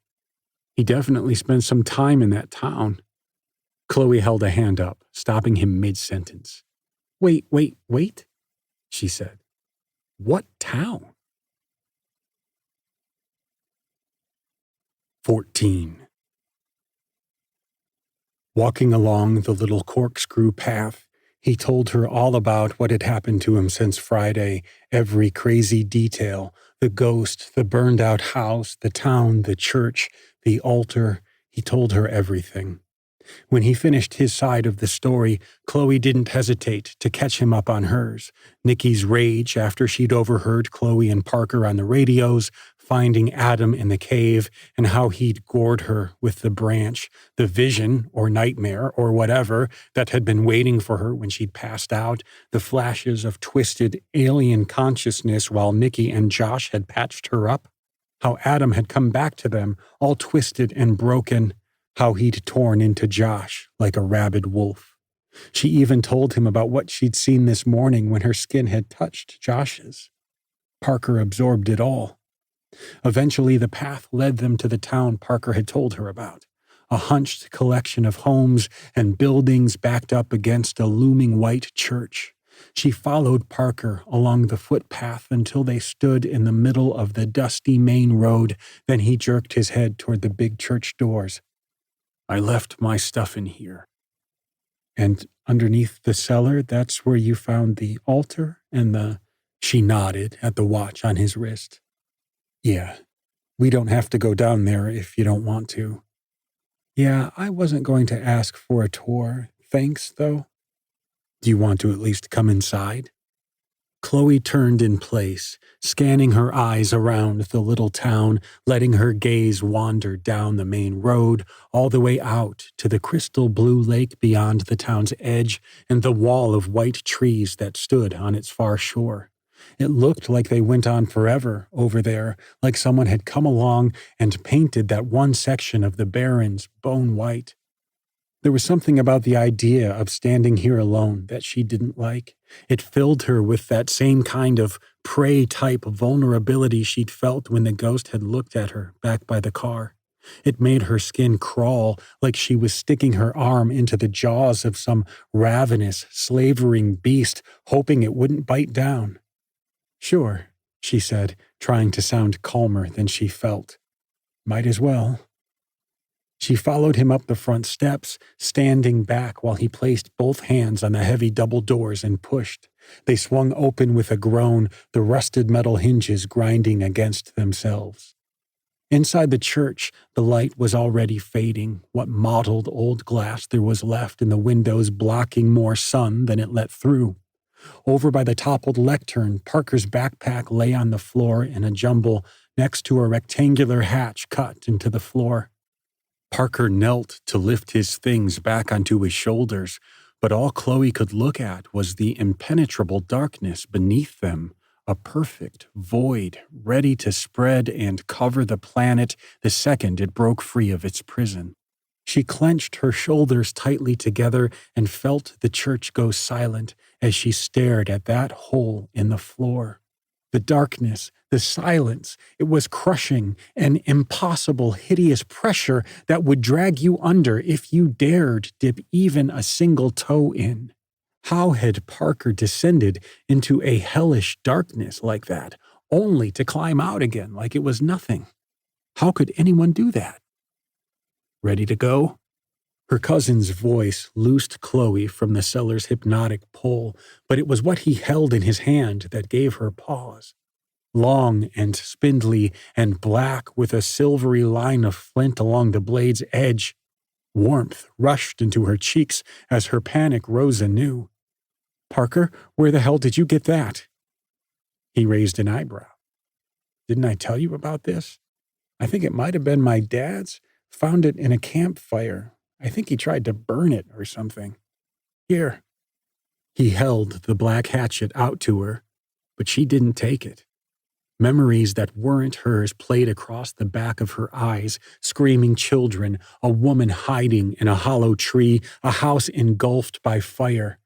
Just looking at it set every nerve in her body alight with anxiety. Chloe shuddered. "No," she said. "No, I'd really rather not." "What? Why?" "Because I've seen that thing before," she said slowly. "Remember I told you about the Reverend, the one who started the fires in the nightmare?" Parker nodded. "I remember." Chloe raised a finger toward the hatchet in his hand. "Yeah, well, I'm pretty sure that that's what he used to do it. There's flint in the blade. You can see it there if you hold it up to the light." Parker hefted the hatchet and considered the line of silver along the outermost edge. But how would something like that even be possible? Chloe started to tally off her fingers. The ghost, the dreams, Adam, hell, even this town. How is any of this possible? Listen to what I'm telling you. Wherever that thing came from, it has some really seriously bad mojo attached to it. Parker drew the hatchet back to press it against his chest, almost like he was protecting it. "You don't know that for sure. I mean, come on. It's just a hatchet, and it's been helpful, having it. It's seen me through a lot in the past couple of days. I can't just get rid of it." "I know what I saw," Chloe told him. "Whatever that thing is, wherever it came from, it's not just a hatchet." "Are you positive?" She didn't even bother saying it again. She just met his eyes and nodded, slow and definite. Parker dropped his arm, going quiet, and letting the hatchet hang down by his side, his eyes dancing from the floor to Chloe to the hatchet and back again. "I'm still going to keep it," he said, with grim finality. A surge of fury raced up Chloe's spine at his stupidity, his stubbornness. She thought about barking at him, raging at him, but what good would any of that do? "Fine," she said with a sigh of resignation. "Just, please be careful with it, okay?" "I will. But, like, really careful, Parker. Really careful." Parker made an annoyed sound in his throat. Without another word, he turned and walked away, beelining for the church doors. Chloe stood there for another moment, feeling herself drawn again toward the gaping darkness that boiled up from the floor. Setting her shoulders against its gravity, she kicked the hatch door shut with a boom, and then turned and followed her cousin out into the wilderness once again. The walk back to the camp wasn't as arduous as the trek out here had been, or maybe it just didn't feel like it. Maybe the weight that had lain on Chloe's heart since she saw Parker standing out in front of that old car arguing with a ghost had finally started to slip away bit by bit. The farther they walked together, the more things felt, well, normal, for lack of a better word. Like they were just them again, two against the world.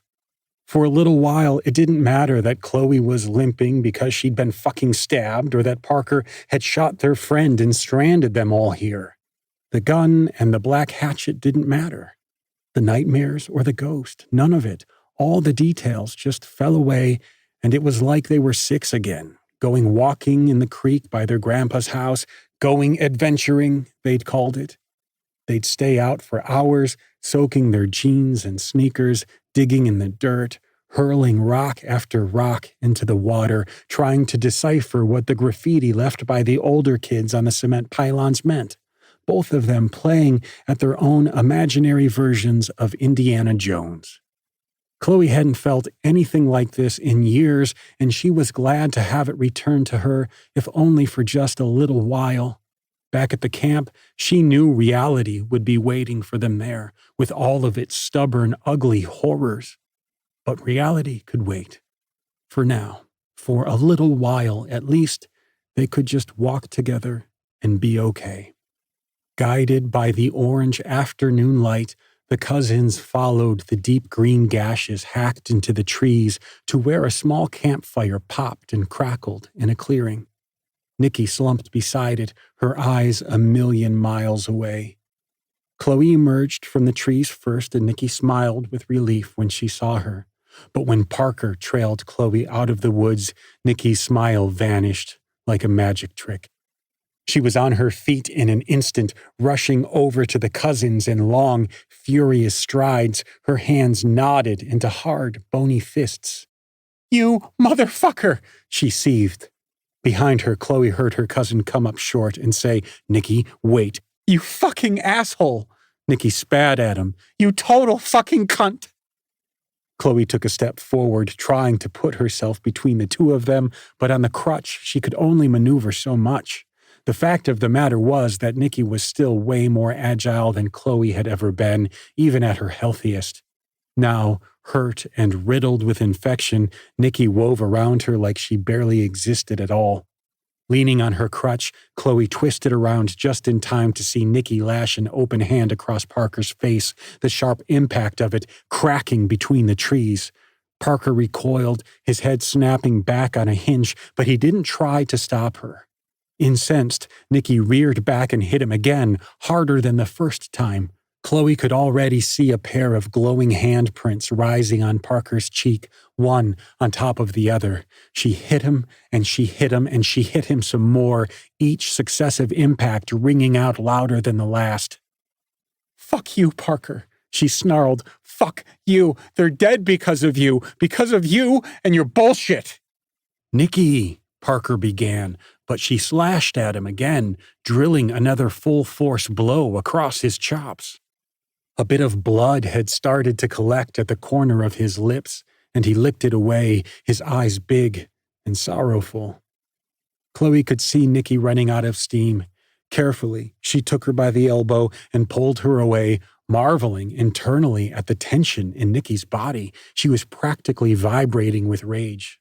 Holding her, Chloe watched as the hate tattooed into Nikki's face mutated again, melting like candle wax into anguish and desperation. Unbidden, tears spilled from the bottoms of her eyes, leaving shiny silver tracks down her freckled, sunburned cheeks. "It's his fault," Nikki gasped into Chloe's shoulder. "All of it. He should have died out there. He should have fucking died out there, Chloe." "I know it is," Chloe said, her voice a tender hush. "I know, but we need to stick together if we're going to get out of here, right?" Nikki sobbed and shuddered, but a second later she nodded. "I know," she choked out. "I'm sorry," Chloe whispered to her. "I wish it didn't have to." "I understand," Nikki said, cutting her off. "But fuck. Behind them, Parker cleared his throat. "Nikki?" Suddenly, Nikki turned free of Chloe's grasp again, thrashing like a fury, stabbing a long, sharp finger out at Parker, who just stood there and took it, like a cow on a factory belt. "No, no, no, no!" she screeched in his face as she drummed him with tiny fists. "You don't This is your fucking fault, Parker. You did this to us. We wouldn't have ever come out here if it wasn't for you. We wouldn't be stuck. Nate and Josh wouldn't be dead. None of it. I'm sorry, Parker whispered. Nikki, I'm so sorry. Oh, you're sorry, she fumed. He's sorry, Chloe. Did you hear that? Parker's sorry. Except sorry doesn't fix a goddamn thing, and it sure as hell doesn't bring anyone back from the dead. For a second, she looked like she was going to hit him again. Chloe stepped forward to rest her free hand on her shoulder as if that might calm Nikki somehow. You're sorry, Nikki spat. Sure you are, you miserable piece of shit. Park's expression fell, and he held his hands out to his sides, utterly defeated. Nikki, I never meant for any of it to happen like this. You have to believe me, I didn't mean for any of this. Underneath her hand, Chloe felt Nikki bristle in the half moment before she dashed forward, crashing into Parker and bunching both of her hands into the fabric of his shirt as she reared up to scream in his face, No, no, no! No! Shut up! Shut the fuck up! Nikki howled at the top of her lungs. You don't get to do that. Not now, not ever, you fucking murderer. Chloe watched that word, murderer, land against Parker like Nikki had hit him with a sledgehammer. In an instant he recoiled and wilted, all the life knocked clean out of him. But Nikki wasn't done, not quite yet. Stumbling back from him, her face twisted into a mask of hate, black fire in her bloodshot eyes. You should be dead already, she said, her voice terribly calm. I wish you'd had the balls to do what was right and killed yourself after what you did.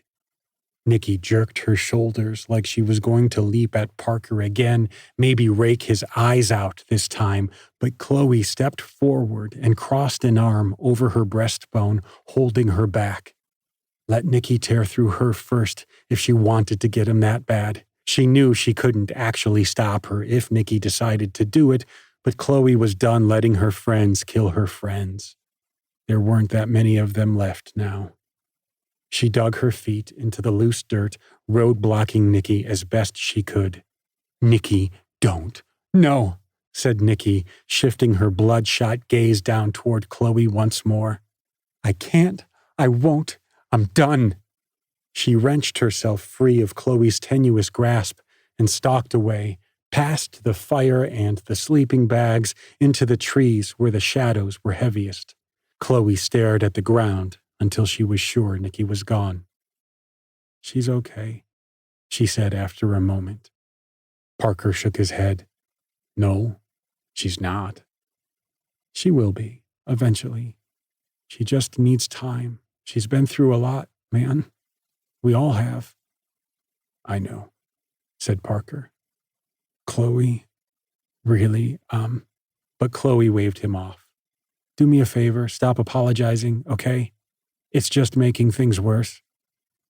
Parker opened his mouth as if to respond, but then closed his lips again and just nodded at her. Chloe nodded back, then limped over to her sleeping bag and eased down to lay flat on her back with her eyes closed, hoping for sleep. Maybe in dreams, things would be better. Eventually, Nikki came back from wherever she'd stormed off to, but when she did so wordlessly and without even a side glance at Parker. She was still fuming, but at least she was doing it quietly. Chloe was thankful for that. She'd half expected Nikki to come back having built up another head of steam to take out on Parker, and the hell of it was that he would have let her. No doubt about it. Fortunately, it didn't come to that. Nikki simply materialized out of the shadows and paced over to her place by the fire, then sat down and fixed her hollow gaze on the flames. Chloe knew better than to ask if she was okay. She knew she wasn't. None of them were okay anymore.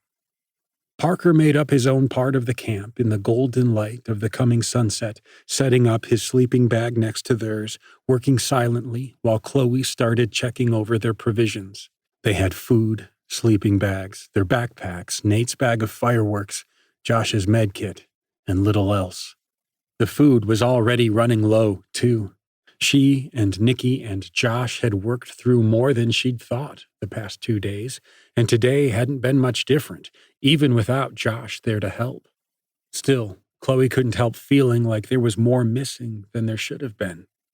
Maybe that was just hunger distorting her perception. From the bottom of the bag, she fished out a can of sardines and hot sauce and tossed it to her cousin, along with a skeevy off-brand granola bar. Then she passed a packet of Pop-Tarts and a sheet of gas station jerky to Nikki, setting aside a Twix and a small tube of honey-roasted peanuts for herself. Splitting their last warm can of beer between the three of them, they ate in silence and fed the fire as the light streaming through the trees dimmed and died. When she'd polished off her dinner, Nikki crawled into her sleeping bag and rolled over, pointedly showing her back to her friends. For a minute, Chloe thought she was faking, but after a minute, they could both hear that familiar, tiny hand-saw drone floating out of Nikki's mouth. She'd never fake a snore like that, not to sell a lie. It would be too silly, and while Nikki was a lot of things, even on her best day, silly didn't rank. Still, Chloe waited a few minutes longer before she twisted in place to look at her cousin and asked, "Can we talk?" Parker wiped crumbs and oil on his jeans. "About what?" "Nate?" "Thought we already did," said Parker. "He's dead." "Murdered," he corrected himself grimly. "What else is there?" "Not him, the other one." Across the fire, Parker clenched his eyes shut and rubbed at them with his thumbs, the expression on his face creasing his forehead into a series of deep canyons. "Oh, right," Parker said. "That. Listen, we don't have to if you don't want to. No, it's fine." It was most definitely not fine. "What do you want to know?" Chloe shot a glance over toward Nikki's sleeping form, eyeing the slight rise and fall of her chest underneath the soggy nylon. "Maybe we should." She nodded toward the trees, then back at Nikki. Even with what she's seen, what she's been through, hearing it might be too much for her, asleep or not. "Yeah," her cousin said. "Sure." Parker rose quietly and stepped over to offer her a hand up. Chloe popped the last little handful of sugar-crusted nuts into her mouth, then stitched her fingers through his and let him lift her off the ground like she weighed next to nothing. She always forgot just how gigantic he was, how powerful he'd gotten in the last few years. To Chloe, he was still the same size as her. She thought he might always be, at least in her head. Together, they walked off into the encroaching darkness and folded themselves in between the trees, the dancing light from the campfire still close enough to cast shadows across both of their faces. Taking her crutch in both fists, Chloe pitched her back against a bare tree trunk while Parker stood with his hands stuffed deep in the pockets of his jeans, shoulders hunched up around his neck. "So, what do you want to know?" It didn't take a genius to see that Parker really didn't want to talk about this, but Chloe needed to. "So, you said it showed up yesterday morning, right?" "Soon as I opened my eyes, yeah. He was just there, waiting for me to wake up," he said. "And it was always him? It always looked like Nate?" "Yeah. I mean, no. I'm not sure." "How do you mean?" "He was blurry," Parker said. "Like, he was out of focus. All of his edges were sort of soft. At first, I thought it was me, bleary from sleep or something. Wasn't wearing my glasses, but you saw what happened." Chloe remembered. She'd watched as the ghost's form had bled away, leaving behind an indistinct, person-shaped smudge in its place, a hateful thing with void black eyes and a long Cheshire cat mouth filled with crooked teeth. "Yeah," she said, shuddering. "I saw. I know." "No, you don't," Parker said. "You don't know. It didn't just look like him. It talked like him. Fuck, it even walked like him. Like a nearly perfect copy, Chloe." "But you figured it out. You saw past it." "Yeah, after 2 days," he said. "Hooray for me." "What was it that did it?" Parker shook his head and turned his sad, intense gaze out toward the darkness of the woods. "It was the small things," he said. "Lots of little stuff that just built up." Chloe leaned in, meeting his eyes. There had to be something that started tipping the scales. Parker shook his head. "Honestly, it was the way he laughed. That thing, it laughed differently than Nate. I didn't notice it at the beginning, or at least I told myself I didn't notice it, but it wasn't Nate's laugh. There wasn't any joy in it. It was just this ugly, hollow noise. Nate only ever laughed when he meant it," he said. "You remember." "Yeah," Chloe said. She knew what he was talking about. His laugh was one of the things that had drawn them to Nate in the first place. The way he would crane his head back and let these big belly laughs fly when something was really, really funny. It could fill up a room, Nate's laughter. He had a really great one, didn't he? Park opened his mouth to speak, but no words came out. Chloe understood. That thing, the way it laughed was this wet, dead noise, like it was choking on its own blood, he said after another moment. Everything about it was like a funhouse mirror version of Nate, all the mean parts and none of the good, like being shitty and cruel enough would keep me from noticing what was missing. Chloe looked down at their shoes. "I don't know, Parker. He'd been doing a pretty good job of that back before you shot him." It was true. In the past year or two, something fundamental had changed inside of Nate, and while he still laughed sometimes, it had grown rare, reserved only for the times when he absolutely couldn't hold it back. There had been something hard and bitter growing inside him. They'd all noticed it. His tongue had sharpened to a razor point, while his sense of humor had started to verge closer and closer to vicious. Maybe it was kids at school, or his grades, or his parents. None of them could have said for sure. Even at the best of times, Nate didn't talk about his life much, and nobody ever felt like they could ask. Maybe that was the point.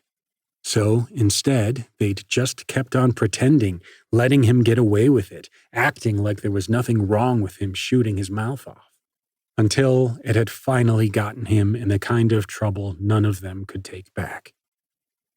"What do you think it was?" Chloe asked. "The ghost, the whatever. If it wasn't him, what was it?" Park turned away from her. Something else. Something that eats the things that die out here, maybe. Whatever it was, I think it was wearing his face to get me to do what it wanted, but we never got to what that actually was. "You're welcome," Chloe said with a half smirk. "I'm serious, Chloe. It was trying to keep me away from you," he said. "Whatever else it was planning, it wanted me alone." "Then why give you what you want? Why let you find your dad?" Parker's face wrinkled up. "Because if I found him dead, there was one less giant reason for me to ever go back." "But why keep you here?" Chloe asked. "What good does it do, keeping you around? What does the ghost, whatever it really was, get out of it?" Parker blew air through his nose. "Why turn Adam into some horrible bloodthirsty thing? Why do any of it? It's just being cruel for cruelty's sake. We're ants under a magnifying glass. It wants something to torture." I really don't think that's it, said Chloe. Listen, imagine it's not about keeping you as a blood doll or whatever. It's not about punishing you, nothing like that. Just think, why would anybody, not want you to leave here? Park's eyes searched hers, his brows sloping off to the sides. Maybe it doesn't want to be alone. Chloe shrugged. It's possible, at least. But that still doesn't answer the question of why, though. Why torture us? Why warp Adam and kill Josh? Why take away everything good I have, every quiet thought, every moment of peace? Why make life so fucking awful for me? For all of us? Chloe shook her head. Because if there's nothing left in the world for you, then nothing outside of the Pine Barrens matters. You could just stay here forever. What? Like my dad did? His eyes were suddenly full with tears, and he wiped them away with the back of his hand before they had a chance to spill over. He came out here for a reason. Maybe he was seeing ghosts too, Chloe said. What, like it tried to get in his head? You really think that's possible? You guys have been coming out here for years, Park. Him even longer than you. No one could blame him if it got inside his head after all that time, especially if it was wearing another mask. I mean, come on. It had you fooled and you're the smartest person I know, Chloe said. I'm not that smart, he told her. I still fell for it. That's the point. Anyone would have. I did, and I only saw him for like 30 seconds, she said. She reached a hand out and took her cousin's oversized one, giving it a firm squeeze. Let yourself off the hook for that, at least. You know, the fucked up thing is that I wanted it to be real, he whispered. I wanted, more than anything, for it to really be Nate. I thought that if it was, maybe I could get a second chance with him, do things different, or at least try and make it right. Parker slumped back, letting his shoulders fall. He looked like he was going to start crying again. When he first showed up, I thought he was a hallucination, like I really thought I'd lost my mind. Parker sighed, pulling his hand away. Like he was something I'd dreamed up, an imaginary friend to keep me company or something. After he stuck around, I don't know, I thought, why not? Why can't it be him? Looks like him, sounds like him, so. He jerked his head out toward the trees and the growing dark. It was just nice to not be alone for once, even if it was Nate. Parker, you're not alone. You haven't ever been alone. She tried to take his hand again, but he jerked it back. Yeah, Parker said. I have been. For months now, ever since my dad left. That's not true. It is. Parker cut her off. You know it is. My mom's barely functional and getting worse. She holds it together just enough to not get fired from her job and to buy another pint of gin. But she's not my mom anymore. Chloe, she's just this sad, bled-out shell that I live with. Another ghost to add to the list. Don't act like you don't know what I'm talking about, because I know you do. Chloe shook her head and looked away from her cousin, hoping he couldn't see her cheeks and neck burning apple red in the soft darkness. Yeah, she'd had some idea of what Uncle Dave's disappearance had done to Aunt Lori. She'd seen the red thread veins breaking out across her nose and cheeks, the glassy glaze that filmed her eyes. Hell, even as far back as Christmas, with the splotches and stains on her clothes, the juniper fumes on her breath, Chloe had known something was really wrong. Everybody knew. It was way worse than normal family holiday drunk. Parker had barely spoken to anyone that day. He'd just sat in the corner on his phone, his face knotted with rage. After they'd finally left, the rest of the grown-ups, her parents included, all stood around the kitchen, gossiping and bemoaning the sad, tragic state of the Cunninghams. Except None of them had bothered asking if Park or Lori needed help. Nobody had said anything. They were content to sit there and smile and open their presents and ignore everything that had gone so terribly wrong. It was easier for everyone if they just pretended. On the way home, her mom and dad had actually asked her if she'd had a nice time. Like nothing had happened at all. Like they'd forgotten. "Okay, but you've had us," said Chloe. "Me and Adam and Nikki and—" Park shook his head. "No, I didn't." "What? Of course you did." "No," he said, "I didn't. Ever since Dad disappeared, you guys have pulled back from me. All of you. You know you have." "Parker, come on. That's not fair." All of a sudden, his hands were on her shoulders, holding her at attention. His eyes were still wide and watery, but there was a seriousness there that she hadn't seen before, a Parker she'd never met, filtering through to the surface. "No, listen to me. I don't blame you. I get it. It's a lot to deal with. I've been a lot to deal with. You've done what you could, but you can only do so much. You have your own problems to deal with, your own shit that doesn't have anything to do with me. You have your own lives. I'm not mad." He let her go and leaned back again, wiping at his eyes. "Shit's just been hard, you know? It sucks, dealing with something like this on your own." He wasn't wrong. She had pulled away from him. They all had. It wasn't like they'd all gotten together one day and decided, "Fuck Parker." It wasn't even a conscious choice. He just hadn't been the easiest person to be around since his dad had vanished, so it was easier to not be around him. They still ate lunches together, they still hung out, but yeah, they did it a little less than they used to, or they'd just not invited him as much.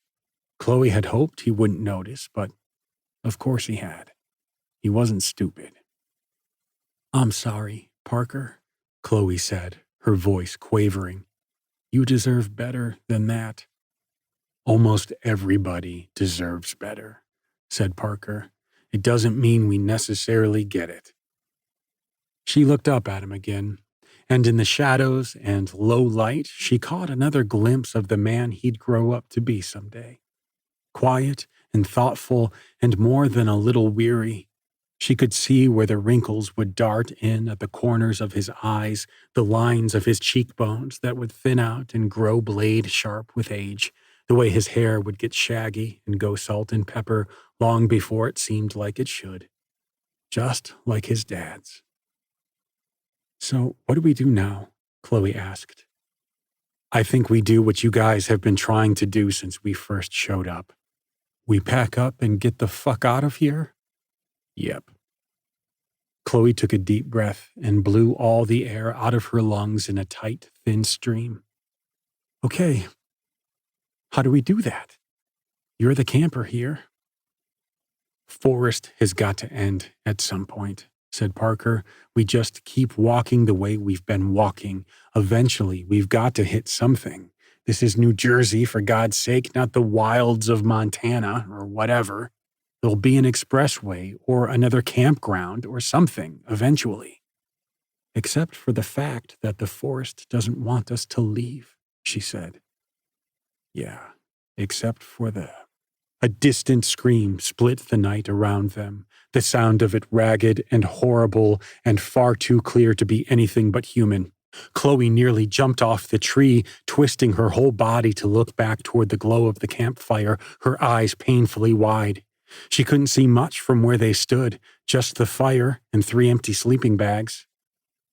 Wait. A blast of cold exploded in her stomach. "Oh, Christ. Nikki!" she gasped. 15. The voice, high and lilting, cut through Nikki's dreams like a hot razor, starting at the very outermost edges, slicing deeper and deeper inward until the sound of it was all she could hear. "Nikki, help, help." Curled up in her sleeping bag on the bottom of the ocean, she rolled over and fought to stay underneath the heavy black waves. Sleep was good. Sleep was safe. When she was asleep, she didn't have to think about or feel anything that she didn't want to. At night, in dreams, she could be anywhere she wanted, be anyone she needed to be. Yet the voice pierced every last layer, a bright, bladed beacon sent to raise her from the half-death of sleep back to the land of the living. "Nikki, I'm hurt. Nikki, please."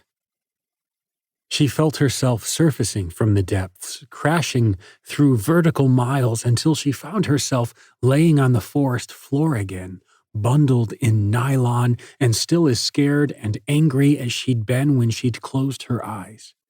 Gradually, she let her eyes hinge open, adjusting to the darkness that had fallen around her, watching the campfire shadows that danced and played across the trees in the distance.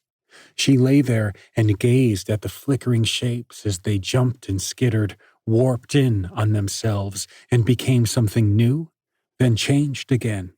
After a time, she blinked the fog of sleep away and craned her neck farther out of the bag, straining to hear that voice wending through the night again. A moment later, it came to her once again, floating on wings wrought from the breeze itself, so light, so delicate, but there, undeniably there. "Babe, I'm here. I need help." Josh. He was out there. He was still alive. Jesus Christ, she'd buried him alive. Screaming out in horror, Nikki was out of her sleeping bag in a heartbeat, her pulse a machine gun death beat in her temples. Her whole body throbbed along with the rhythm, the veins in her neck and in her legs nearly singing with pressure. She took off into the dark without hesitation, fleeing the light, not even pausing to pull on her shoes. She could go barefoot. Her soles could take the drubbing. It was a small price to pay to get him back. "Just like that, love." His voice urged her on, louder now, clearer. "Come on, I'm so close. All you have to do is reach out, and I'll be there." Nikki scrambled into the woods, madly flailing her hands out in front of her face, slapping away low-hanging branches and patches of scrub that dared stand in her way. Thorns and broken sticks and brambles slashed at her bare skin, leaving red-hot welts in their wake, but she didn't notice or care if she did.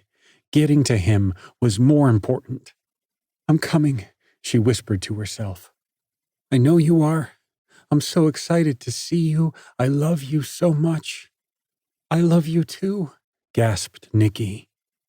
All around her, the forest hunched up its shoulders and enfolded her inside itself while she outraced the campfire light, sprinting madly into the dark. She'd always been fast on her feet ever since she was a little kid, but only now did it feel like there was a purpose to it, a reason. Josh was out there, and she would find him wherever he was. She could be there in an instant if she wanted to. Her legs would carry her. He was somewhere out there, and when she found him, everything was going to be worth it. All the blood and pain and loneliness would have paid for something, and she was never going to let him go again. She was so close now. She could almost feel the warmth of his skin in the trees ahead of her, barely out of her grasp. But not for much longer. Nikki kept running.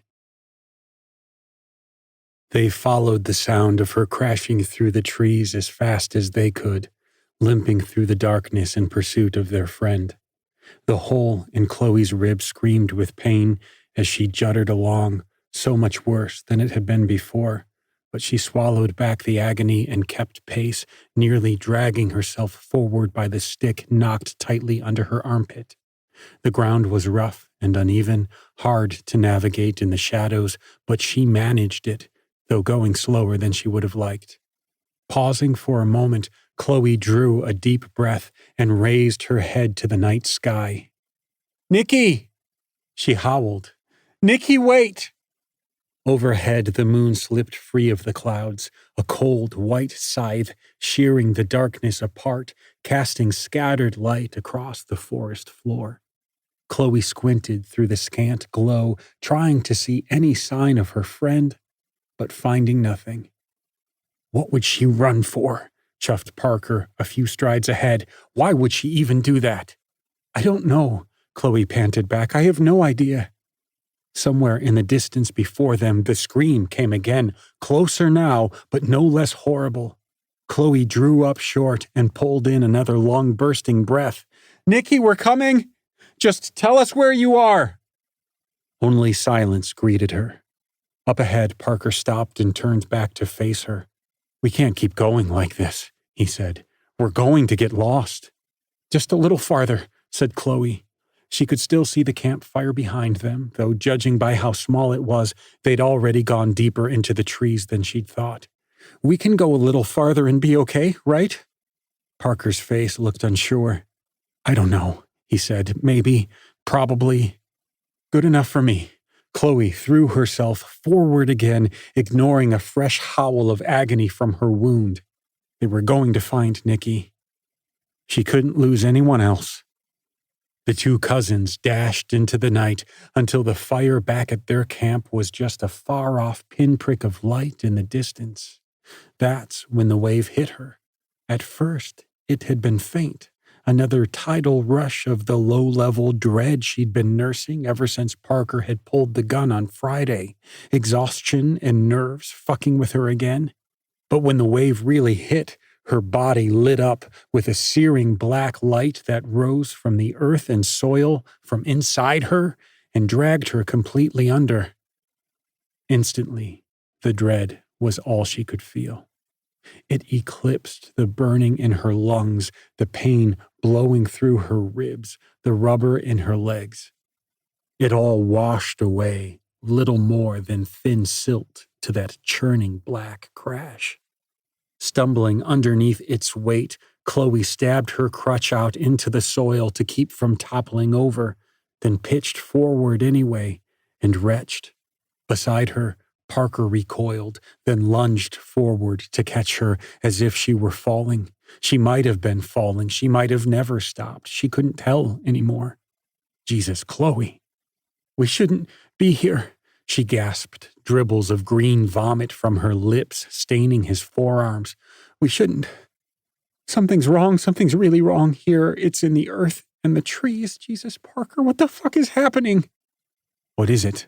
Parker asked, bracing her in place, holding her upright, his big slab arms surprisingly tender. He'd always been gentle with her, even when they were kids. "Just... oh, God!" She gasped, trying and failing to suppress a dry heave. In the distance, another scream rang out, pinballing madly off the trees. But she only barely heard it over the din roaring beneath her skin. "We can stop," said Parker. "We can stop here for a minute." "No, we can't, Parker. She's out there, and she's going to die." Chloe stuttered, straining uselessly against him. It was like trying to shove past a brick wall. "We're the only ones who can help. We have to help." I know. "Chloe, here, just breathe for a second," he said. "Okay? We'll catch up with her, I promise. Just try and catch your breath." Eyes still shut, she let him lead her, one arm locked around her shoulders. "Here," he said, guiding her to a place where dead leaves crunched underfoot. "Just lean here for a minute, all right? There's a tree right in front of you, okay? All you have to do is reach out and lean against it. Do you think you can hold yourself up?" Eyes shut tightly, she sucked cold air into her lungs and held it there, trying to get her body back under her own control. Breathing out in a thin stream, she nodded in what she thought was his direction. "Okay," Parker said. "Okay, just here. Just keep your hands out. It's literally right in front of you, just like that, okay? Easy now." He guided her slowly until she was moving under her own power again. For half a second, everything was quiet. Everything was calm. She was going to be okay. Then she opened her eyes and saw it at the last moment.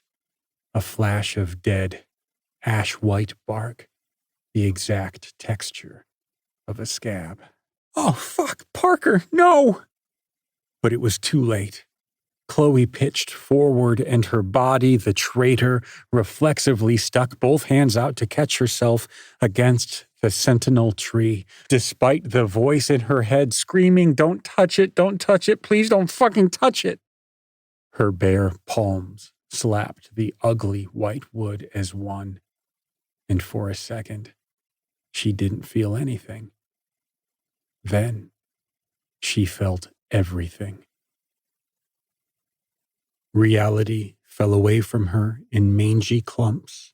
She felt it collapse out from under the soles of her shoes, leaving her floating in an empty void, her heart and guts stuck in that motionless, held breath moment before the roller coaster plunge. She tried to draw breath, but there was no air for her to breathe. She tried to move, but there was nowhere for her to go. She was trapped in the nothing and nowhere, locked in her own body for a single horrible moment that lasted lifetimes until a new reality began to assemble itself around her. Piece by piece, it materialized, and she found her footing, coming to rest on a tiny patch of dirt while the forest fell into place. It was daylight again, or still. She had no idea how long she'd been standing here, bathing in the cold white glow like this. She craned her neck toward the bleached-out sky. The sun hung overhead, perfectly still and punishingly close, yet she felt no heat.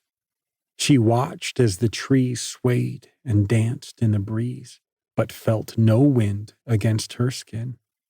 The forest around her seemed somehow thin, as if it were made from papier-mâché.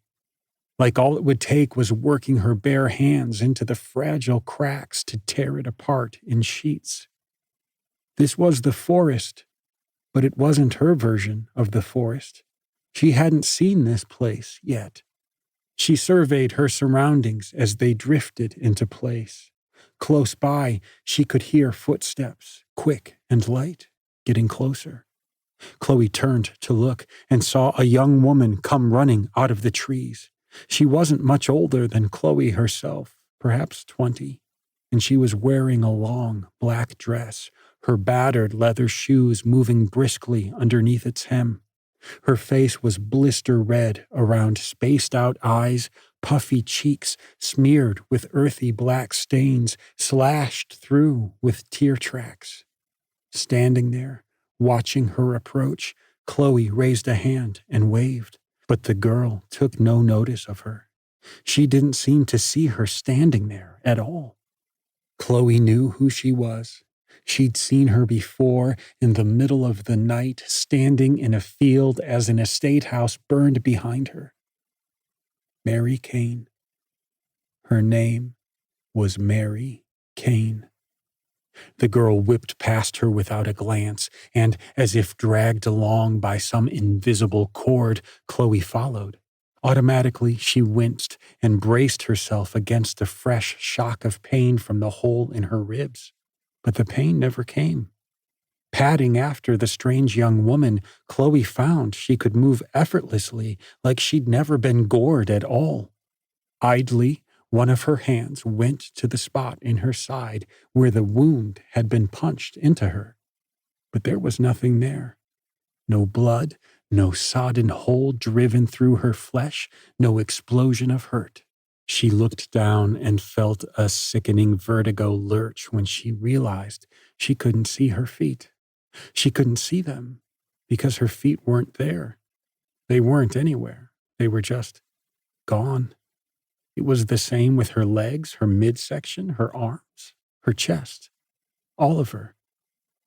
Oh, she was in another memory. Vision, nightmare, whatever. Good to know. Letting herself be pulled along through the trees, Chloe took a mental inventory of the things she'd seen before. There had been the scarecrow man, the maid, the dead family, and the burning house. The escape into the forest, the strange, hypnotic voice whispering to Mary from inside her own head, the massive old oak. She could feel the way Mary had felt escaping the tall man's clutches again, the elation of escape and bottomless shame at what she'd let him do to the Ganders family. They hadn't deserved that. They'd been patient and kind and good, and Simon had slaughtered them like they were cattle, while Mary ran. Every so often, Chloe would glance at their surroundings, pausing to get as best a read as she could on where they were, where they'd been, where they were going. She knew that Mary didn't have any sort of plan, but still the older girl ran on with blind determination, Chloe dogging her every step. Every so often, a sound would slip free of the trees behind them, an odd note here or there, too musical to be a mistake. It happened a few times before Chloe understood. Someone back there was singing. The two girls sprinted past a winding creek and over another hill to a place where the trees suddenly just stopped, making way for a wide clearing that looked like a scar riven into the earth, a stretch of empty ground surrounding an ancient, gnarled tree. Chloe had seen this before, too. It must have stood 100 feet high, maybe 200, with heavy, knuckled branches grasping out from its massive, knotted trunk and leg-thick roots stitched into the earth around it in a rough circle. There was a hole torn in its side that she liked the look of, a man-sized hollow filled with shadow, sheltered from the midday sun. Black soil crunched under Mary's feet as they approached the enormous old oak tree. Chloe looked to Mary, her face scrunched up in thought, and felt what the girl was feeling. Her lungs burning, her legs nearly dead, her head pounding, her hands starting to go numb. A body wasn't meant to go this far for this long. She didn't have much left in her now. All she wanted to do was rest. Mary didn't hesitate. Chloe watched as she braced herself against the half-buried roots and then heaved herself up and into the hollow part of the trunk, nestling her body down to hide in the shadows. Everything went quiet after that. Even Chloe, invisible as she was, held her breath. He burst from the tree line only moments later, tall and deathly lean, with a joyless grin held so perfectly still on his face that it might as well have been carved into the flesh. In one hand, he held the black hatchet, spinning it around and around like the counterweight of a clock. When had he closed the distance between them? How had he moved so fast? He walked like a cartoon skeleton, or a broken marionette, his movements jerky and awkward. It was as if at any moment he might burst apart into all the individual pieces that made up his hideous whole. Crossing the clearing to stand beside him, Chloe inspected his face up close. He wasn't good-looking to begin with, but the gauntness of his body and the way his skin looked like wet paper draped lazily around a cheap Halloween decoration made him look positively ghastly. He carried himself with the bearing of a once bigger man who had grown terribly thin. His mottled, liver-spotted skin hung in loops and folds around the edges of him, the loose flaps of his jaws and neck drawn tight by his god-awful, gray-toothed smile. There was something wrong with his eyes, too. The irises were too pale, the pupils too wide. Instinctively, Chloe conjured up his name from another stolen memory. Phipps. Reverend Simon Phipps. Chloe followed him over the black dirt of the clearing, careful to keep her distance, even ghostly as she was. Humming to himself, Phipps danced across the clearing, the hatchet turning lazy flips in his knobby fingers, cutting a straight line toward the great oak. After all, where else could she have possibly gone? Chloe wanted to scream out to the girl in there, tell her to run, hide, go anywhere but here. But Mary couldn't hear her, because this wasn't really happening. Chloe understood that now. She hadn't fallen into an alternate dimension, a different world, nothing like that. She'd crashed through into a memory that wasn't hers, and memories didn't change just because you wished hard enough. Slowly, almost delicately, Phipps stepped in close to the ancient tree, running one skeletal hand across its ashy old wood, getting a feel for its texture. He didn't even look at the girl curled inside the hollow as he stroked his fingertips across the trunk. "Hello, my dear." For a moment, Chloe was unsure if he'd actually spoken or if someone else had snuck up on them while she wasn't looking. Where Phipps's singing voice had been a sonorous, almost beautiful baritone, when he spoke, the words came out parched and reedy like a broken rattle. Inside the tree, Mary shrank back into the little corner of shadow that she had left, crossing her arms over her chest, like that would protect her from anything. Chloe could feel the way her nerves chattered under her skin as he drew near, worsening when he spoke to her. Mary didn't say a word, too paralyzed with fear to even move her lips. Standing there, Chloe watched as the Reverend's smile split wide open, revealing rows of crooked yellow-gray teeth, all mismatched, like they'd been pulled from a dozen different heads and assembled haphazardly inside Phipps's lopsided mouth. He rolled his shoulders, then his neck, twisting until the joints all popped. With a flash of his arm, he buried the hatchet blade in the wood just above Mary's head, cleaving a line down the grain, then reared back and did it again, horizontally this time, leaving a crude cross hacked into the wood. Mary cried out with each impact, flinching away from each swing, but Phipps didn't seem to hear her. He just went on, driving gash after gash into the dry trunk, stopping only when he'd covered the big old tree with crosses. When he was finished, he juddered his bones around to stand before the hollow once more, holding his arms straight out to his sides, grinning face turned up toward the sky like a man reveling in his own crucifixion. Inside the tree, Mary began to quietly weep. "Simon, Simon, please." His smile didn't falter. He didn't speak, didn't move. A disgusting, wet, clicking noise ground out from the pit of his throat, a sound that Chloe only recognized too late as laughter. From where she floated, Chloe could see fresh tears falling down Mary's cheeks as she braced herself against the dry wood. The Reverend twirled the hatchet like a little girl with a dolly. "Simon, don't," Mary gasped. "Goodbye, Miss Kane," Phipps said. Then he swung the hatchet.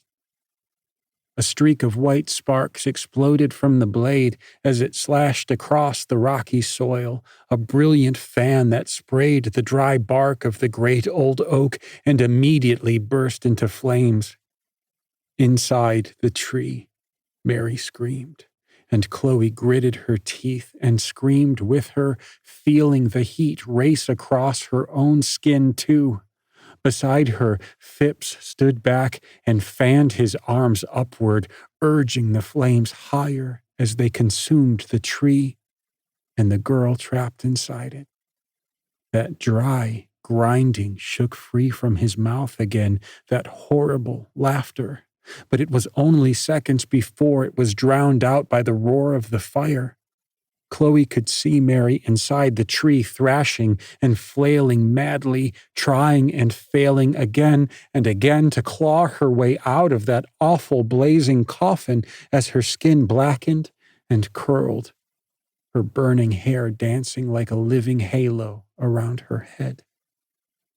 Chloe didn't know how long she stood there with Phipps, horrible scarecrow that he was, watching the tree burn, feeling the hateful flames dance across her own arms and neck and back as they consumed the girl trapped in the hollow trunk. Eventually, Mary stopped making noise. Her movements slowed, then stopped. As Mary died, Chloe could feel her own consciousness crumbling away and sinking into the earth, pulled ever downward by some unseen force. In her rapidly tunneling vision, just before the soil dragged the fragmented pieces of the thing that used to be Mary Kane completely under, Chloe could just barely make out the shape of Simon Phipps standing there, arms raised to praise the growing fire as it lashed at the sky from the outermost tips of the tree's heavy, bent branches. At last, everything was still. The silence of the forest floor was cold and absolute. It reached on and on into infinity, and Chloe could feel herself settling into the mercy of oblivion. She'd been so foolish to fear something like this. Death wasn't painful, nor was it scary.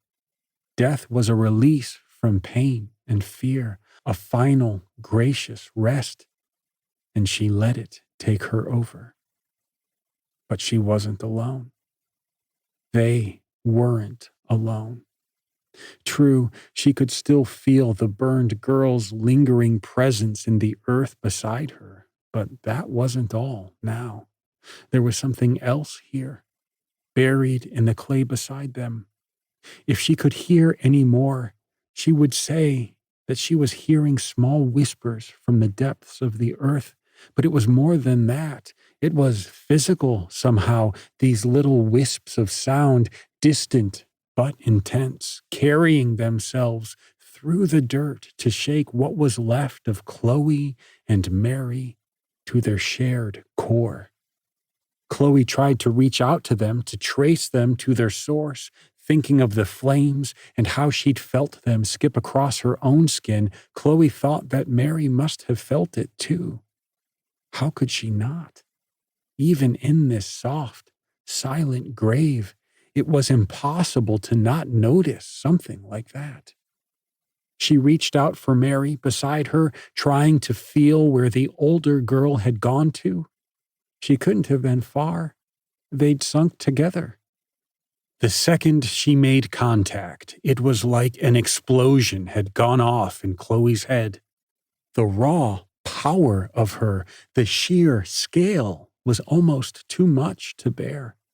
She could feel that distant whisper drumming against her own head. Yes, but it was boring into Mary, feeding into her, amplifying her beyond the scared girl she'd been moments, hours, days, months, years before. The explosion carried out in an incredible shockwave, and it was all that Chloe could do to hang on to the rolling wave of energy that used to be Mary Kane, praying she wouldn't be noticed. Chloe felt herself growing and spreading out under the soil with Mary, her consciousness fracturing and dividing into a dozen tendrils, 100, 1,000, more. Blades of Mary's consciousness and Chloe's with it branched off through the forest, driving up through the topsoil in hard, bone-white spears, while the rest of her/them spread underneath the ground. She could see the trees, and the vines, and the wind stirring the dirt in loose, lazy cyclones. She saw time out of order, a village being built, a rickety man in a long black coat dying alone, delirious and desperate in the woods. All through the forest, the seasons passed, and the earth grew larger and yet smaller somehow, and together they watched it happen. They listened to it. They saw people, funny little monkeys, changing and growing to fit their new environments as the two of them spread farther and did the same.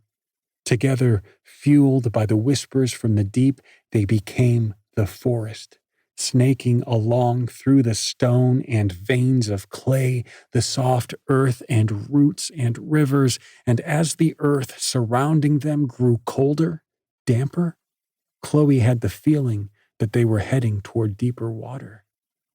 Together, they hammered through the soil into the freezing cold and found themselves floating in the center of a great round lake filled with crystal blue water, nearly black at its darkest corners. The water was still as it held them, but even in that stillness, it was so loud in here. What Chloe had once taken for whispering was like drowned thunder in this lake, the sound huge and churning and impossible to escape. Looking around, she could see that there was something at the bottom of the lake, something that shone bright and cruel at the center of the basin, like a distant star twinkling through the blue-black darkness. It had been here forever, and would be here long after the planet was a smoldering cinder hurtling through the vast emptiness of space. They were already connected to it, the two of them. They had been ever since they'd left their bodies behind. And yet, its true nature evaded them. Formless, Chloe swam for it, desperate to see what it was that shone so brightly in the dark, that whispered to them so loudly. Down and down she paddled, sinking farther into the water, but the spot of light never seemed to get any closer.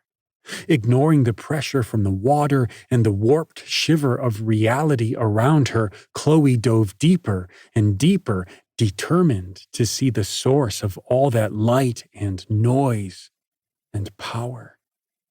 She was going to see what it was. Even if it killed her, she would see it. She dove and swam and fought her way down until she came to the bottom and that blazing light that shimmered all the way through to the surface. Here, at the frayed edges of everything, she could finally see. The light wasn't light at all, at least not as she knew it. It was a hole on the lake floor that seeped energy, heat, noise. It only seemed like light because that's all her mind could interpret it as, but it was so much more than that. Unmoored and so far afield from her flimsy human form, she could now see it for what it truly was. It was a tear in the fabric of reality, a puncture, a wound left over from some great, grand violence committed here before humanity was even a glimmer of a glimmer in God's eye. Whatever had left a mark like this was incomprehensible in its power and its enormity. Whatever it had been, the wound had never stopped bleeding. As she watched, oily, bladed ghost light poured from the messy split. She felt herself falling into the refracting glow, tumbling formless through the hole she'd found hiding at the bottom of the world. It unfolded around her, endlessly shimmering and refracting at the seams, pulling itself apart until she could see beyond.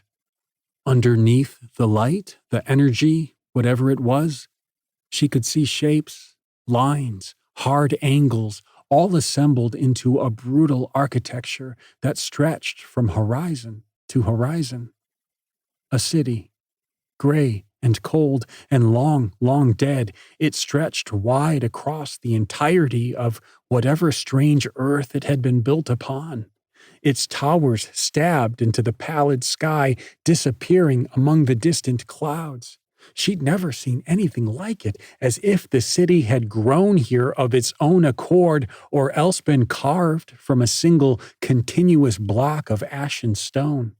Floating down farther, the details carved into the towers and streets and rock walls made themselves apparent to her.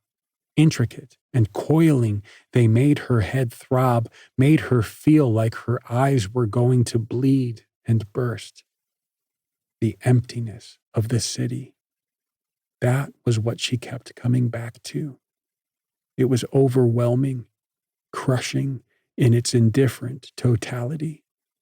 There had been life here once.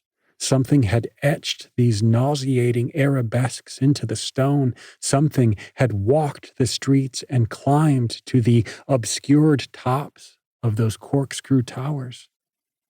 Far off, near where the sprawling city met the blanched, dead horizon, she could see a mountain sprouting from the ground, its soil black and diseased and piled up just so.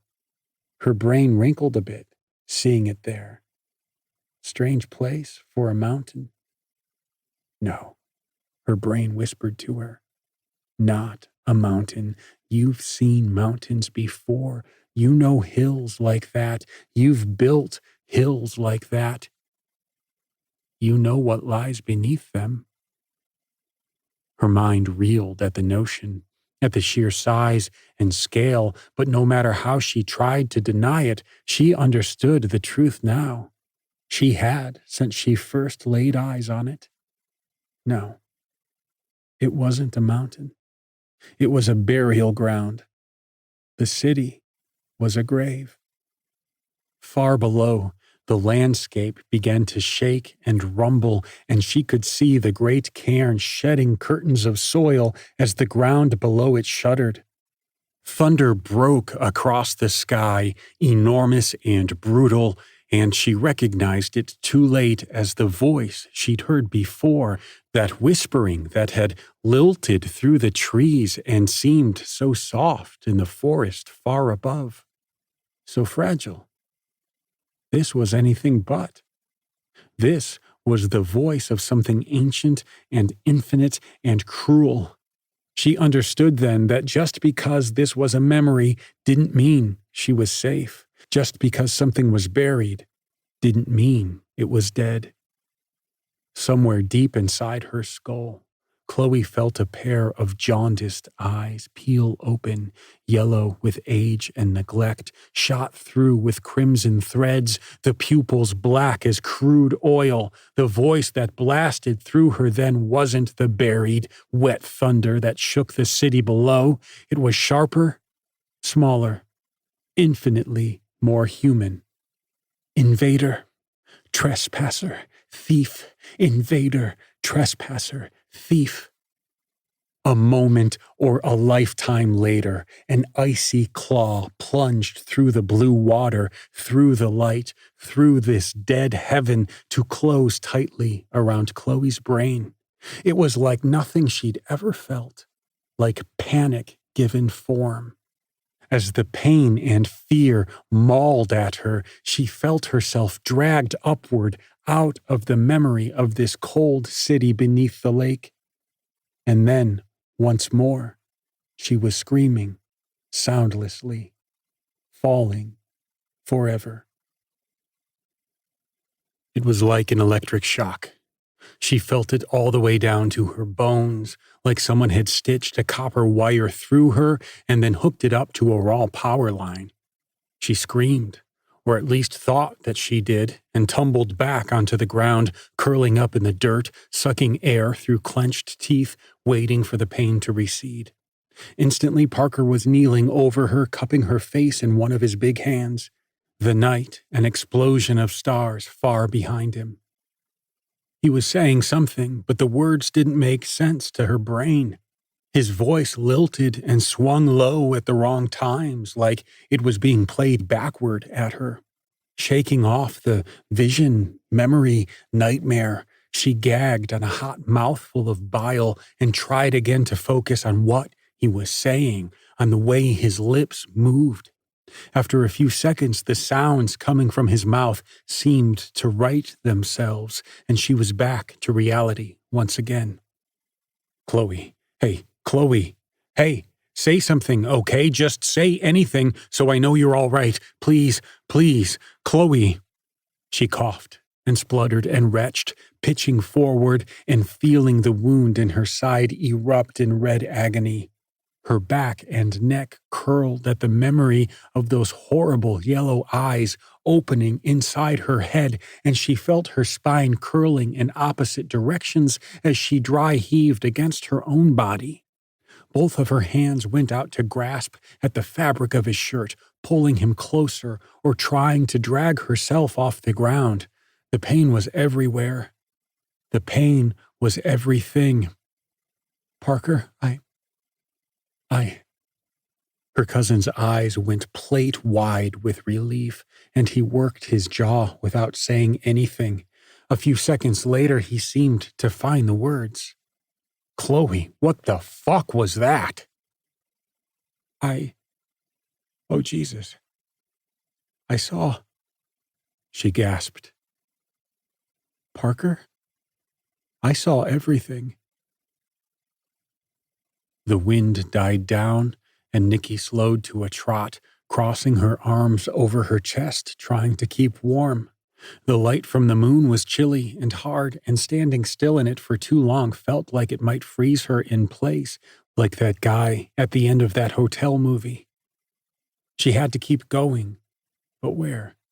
Spinning around and around, she strained her ears to listen for the voice floating through the trees, his voice. It felt like it had been hours since she'd last heard it, but there was nothing out here, just the soft undercurrent buzzing of the Pine Barrens. Where are you? She whispered to herself. Where did you go? There was a rustling behind her, and she whirled around to meet it. Was it possible? Could he be so close and she'd not even known it? Josh? She called out into the wind-blown trees. Josh, is that you? Josh! It's okay, it's me. It's Nikki. You can come out now. You're safe, I'm not going to hurt you. She peered deeper into the darkness, feeling her heart thud against her ribs. This time, when the voice came, it came from just over her shoulder, like he was whispering right into her ear. Nikki? Spinning around again, her heart swelled, a beautiful lightness spreading across her back and shoulders as the whisper slithered through the trees. She imagined she could fly away if she liked, no longer subject to the rules of this stupid, hateful world, because he had come back for her. There, in the distance, in the trees, she could see him now. Just a shadow, little more than an outline, but him. Him, wonderful, him. She could imagine the relief that would be on his face, the joy at having been returned, the relief she would feel in being in his arms again. He was running for her. She could see that now, sprinting through the trees, ducking low, as agile and quick as he'd ever been. I'm here, she called out to him. She held her arms out to catch his flickering silhouette, only recognizing the bent, stretched shape, scrambling madly toward her with its torn-up hands and broken teeth. Too late. Then she screamed. Monday, 16. After a few restless hours, Chloe rose from the shallow sleep she'd managed to scrape together in the uneven quiet before the dawn. She'd have liked to keep sleeping, but the sun had grown too high, too bright. Impossible to hide from now. In the winnowing, reddish darkness behind her eyelids, she could still hear the whispers from under the lake. Mary Kane's furious screeching, the sound of the claw auguring through her skull to clamp around her brain. Chloe had seen Mary, the real Mary, and the endless thing that had claimed her for itself last night. and she'd paid the price for skulking around in places she wasn't supposed to be. The wound in her ribs was worse this morning.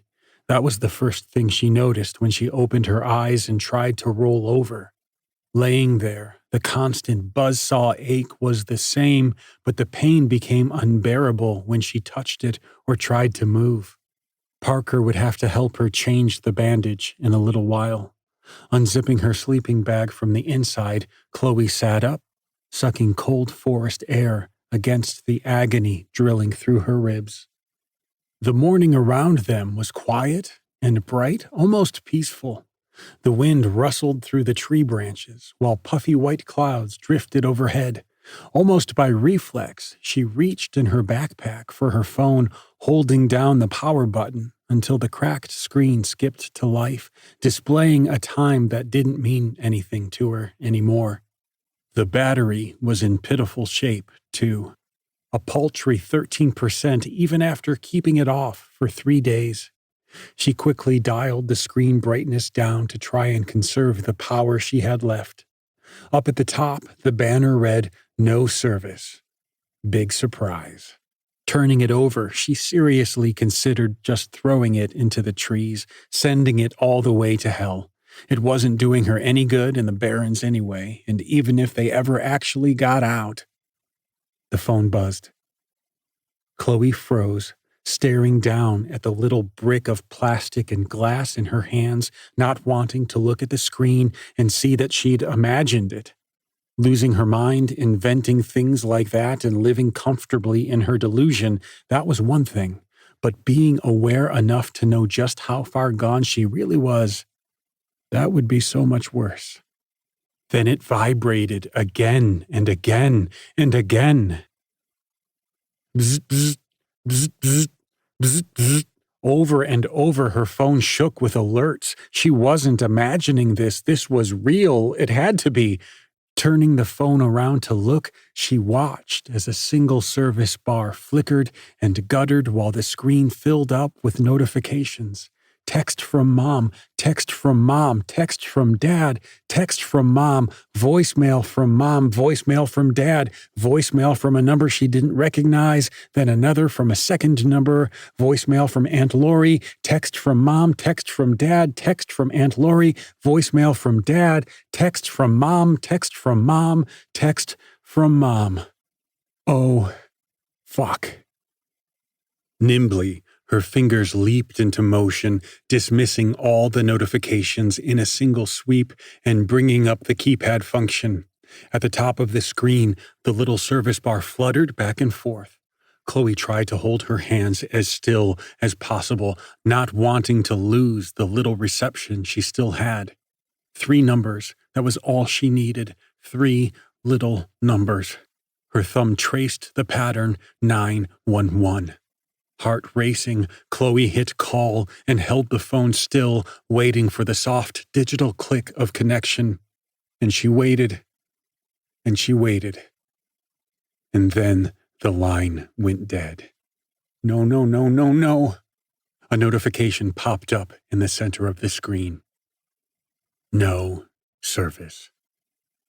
Up at the top, the service bar had vanished, replaced by an X icon. Hands trembling, Chloe resisted the urge to scream. Of course. Of course it had happened like that. Why would anything start being fair now? Still, it had been enough to download her messages. That wasn't nothing, she supposed. Chloe brought up her texts and thumbed at the most recent one from her mom. Chloe, please just come home. We're all so worried about you. We love you more than anything and we just want you to be safe. Please come home. 4:02 a.m., May 28th. Sorting through the rest, she found they were all variations on that same theme, steadily decreasing in panic as Chloe wound the clock back, scrolling through 4 days of mom texts, all the way back to the one she'd fired off Friday evening. Have fun with your friends, sweetheart. You earned it. Senior year, here you come. I'm so proud of you. Love, Mom. 9:30 p.m., May 25th. She'd even followed it up with a string of emojis, because, of course she had. Nobody used emojis when anything was seriously wrong. Stifling a surge of tears, Chloe stared at her mom's text messages for a long time before thumbing over to the voicemails, picking one stamped yesterday morning from her dad. Selecting it and hitting play, she held the phone to her ear. "Hey, Scooter. Not sure if you're getting this or not, but I just thought you should know I love you. We love you. Your mom loves you. Whatever's going on wherever you are right now, I hope you're okay. I miss you, and we'll be waiting for you to get home. Just come home soon, okay? Please, come home as quick as you can. Please. I love you." She went through all of them, one by one. Aunt Lori's messages, both voice and text, were garbled, but Chloe got the gist. It wasn't a surprise that she was drunk, especially now, but at least she was trying. That was something. The numbers she hadn't recognized were from the Randolph Police Department, then from someone at the New Jersey State Police. Both basically the same. Totally useless. The phone buzzed in her hand again, and she pulled it back from her face to look. It read 5%, low battery, for a moment. Then the screen went black, and stayed that way. "No, no, no," she wailed, clicking madly at the power button. But it was no good. The battery had finally given out. She was alone again. Wiping a fresh spill of tears from her face, Chloe jammed the dead phone back into her backpack, almost more by routine than anything else. She didn't know what good it would do her, but throwing it away still felt wrong somehow. Reaching for her branch, she pitched herself up to her feet and started looking around for her cousin. Beside her, his sleeping bag lay empty, his backpack unopened next to the other orphaned bags they'd been carrying with them. Nate's, Adam's, Josh's, and now Nikki's too. After they'd returned to the fire last night, Parker had helped her climb into her sleeping bag and said that he was going to stay up for a while to keep watch just in case. But he wouldn't say in case of what. Chloe supposed he didn't really need to. They both knew what was hiding out there, waiting for them. Through the trees, she could see him sitting on a weathered log just beyond the edge of their camp, facing the way they'd ran after Nikki last night. She wondered if he'd slept at all, or if he'd just sat there, staring off into the trees, wishing things were different than they'd turned out.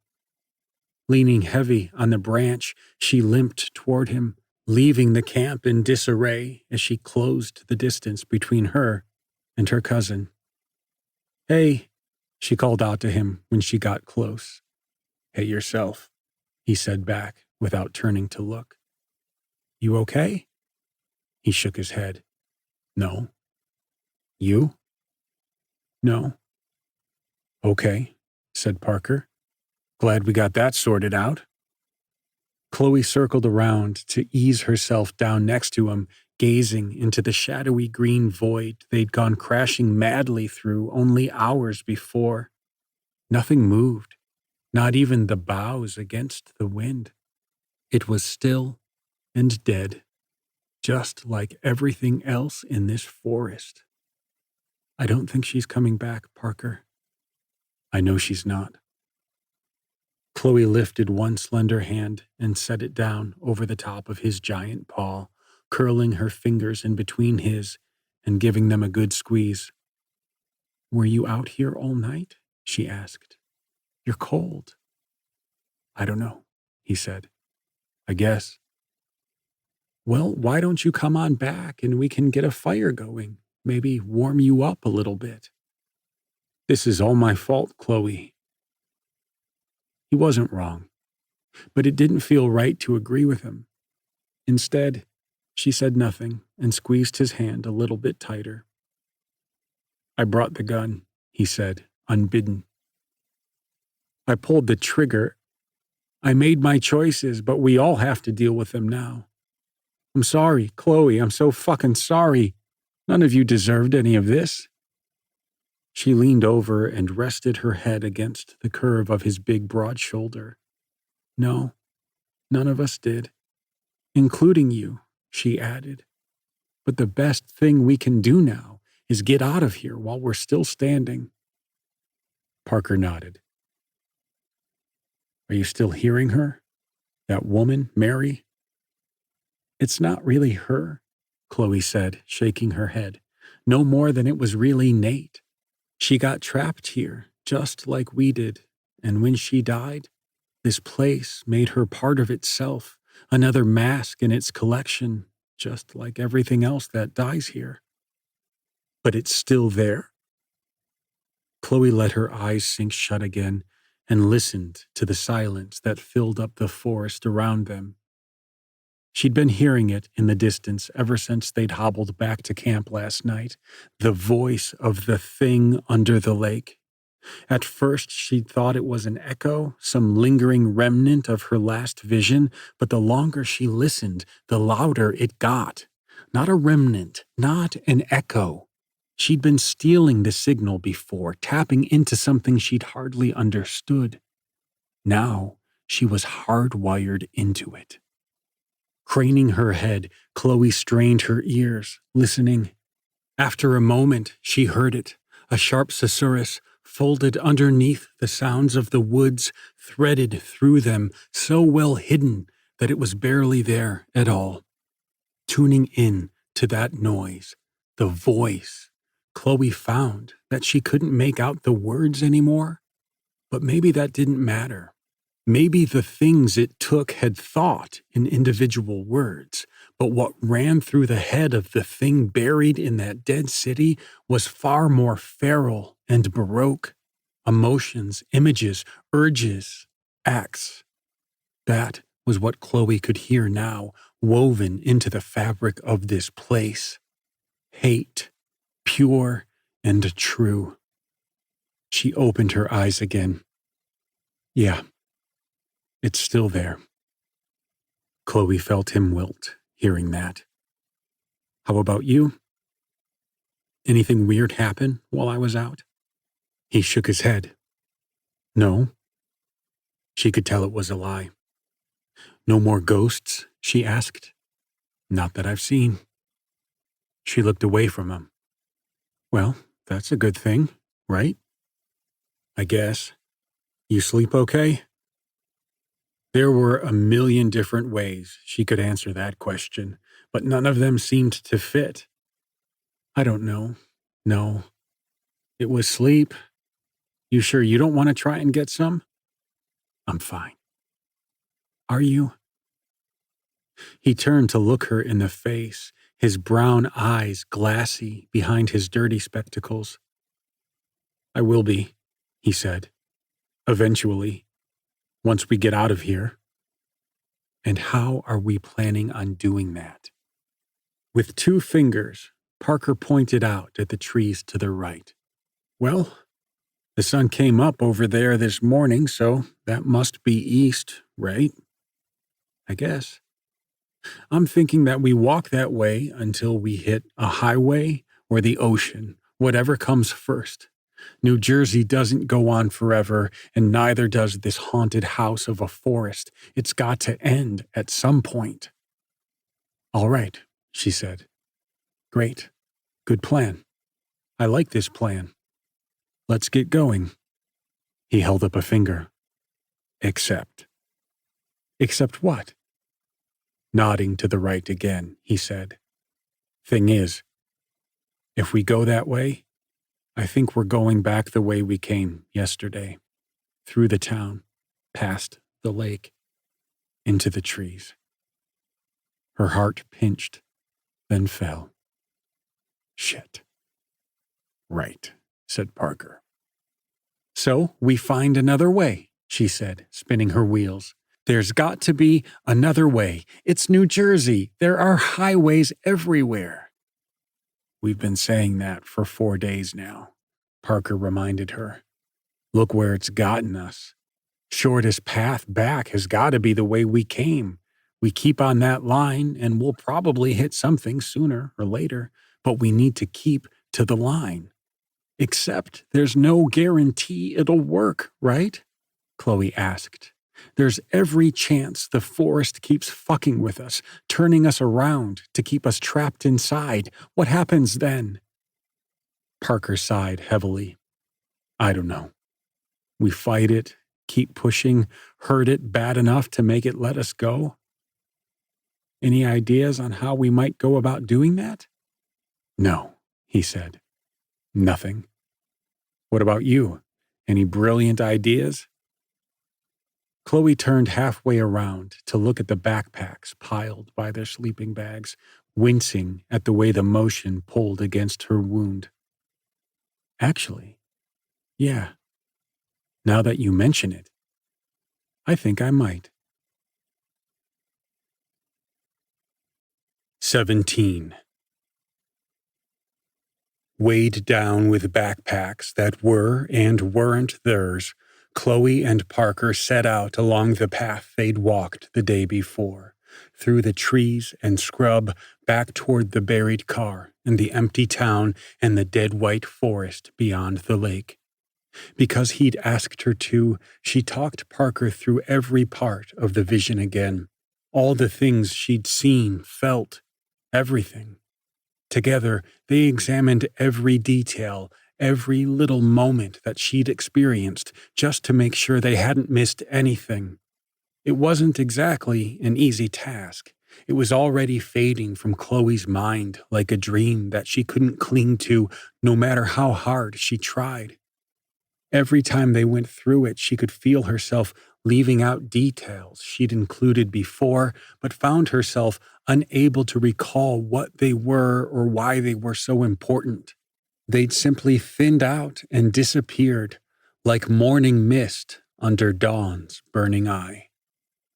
She let her cousin lead them through the woods, following as fast as the crutch would carry her, wincing against the pain that burned through her midsection pretty much constantly now. She wasn't sure when the acid throb had started. Maybe when she'd woken up this morning, maybe while she'd been sleeping, maybe even before, last night perhaps, when they were dashing through the woods to try and catch up to Nikki. Maybe she'd torn it wide open while they were out there in the dark and hadn't noticed because of the adrenaline pumping through her bloodstream. It could have happened any time, but she supposed the when didn't really matter that much. All she knew was that it hurt more now than it had since she'd first been gored. Stopping on the path, she rolled her shirt up and peeled the makeshift bandage back to look. The wound was already worse than it had been early this morning, purple-red around the edges and black across the middle, slithering out under the surface of her pale skin with bright red tendrils she didn't like the look of. A few steps ahead, Parker rolled to a halt and turned back to see. Shit. That's not looking so good, Chloe. Gee, thanks, Dr. Cunningham. I hadn't noticed. Does it hurt? She nodded. Yup. Bad? Really bad. He took a step closer to her. Yeah, he said, stepping in closer. That's seriously infected. From under her furrowed brow, she shot him a death glare. I do have eyes, Parker. What do you want to do about it? She drew a deep, slow breath through her nostrils as she probed with bare fingers at the edge of the black scab. Right by the tip of her finger, the scab had torn away from her skin slightly. Pinching the edge between her thumb and forefinger, Chloe pulled it farther back, sending a thin trickle of yellow and red fluid down her skin. Little waves of pain jumped through her body as she tugged. Stop it, stop it, stop it. Rolling the bandage back in place, she pulled her shirt down and looked at her cousin, a weary look on her face. Your guess is as good as mine, she said. What about, antibiotics? That's a great idea, Chloe snipped. Did you bring any? Parker's cheeks flushed red, and he turned away. Stupid question, he said. Sorry. Chewing the inside of her cheek, she felt shame needle at her insides. No, I'm sorry. I'm not trying to make you feel bad. You're just trying to help. Parker nodded.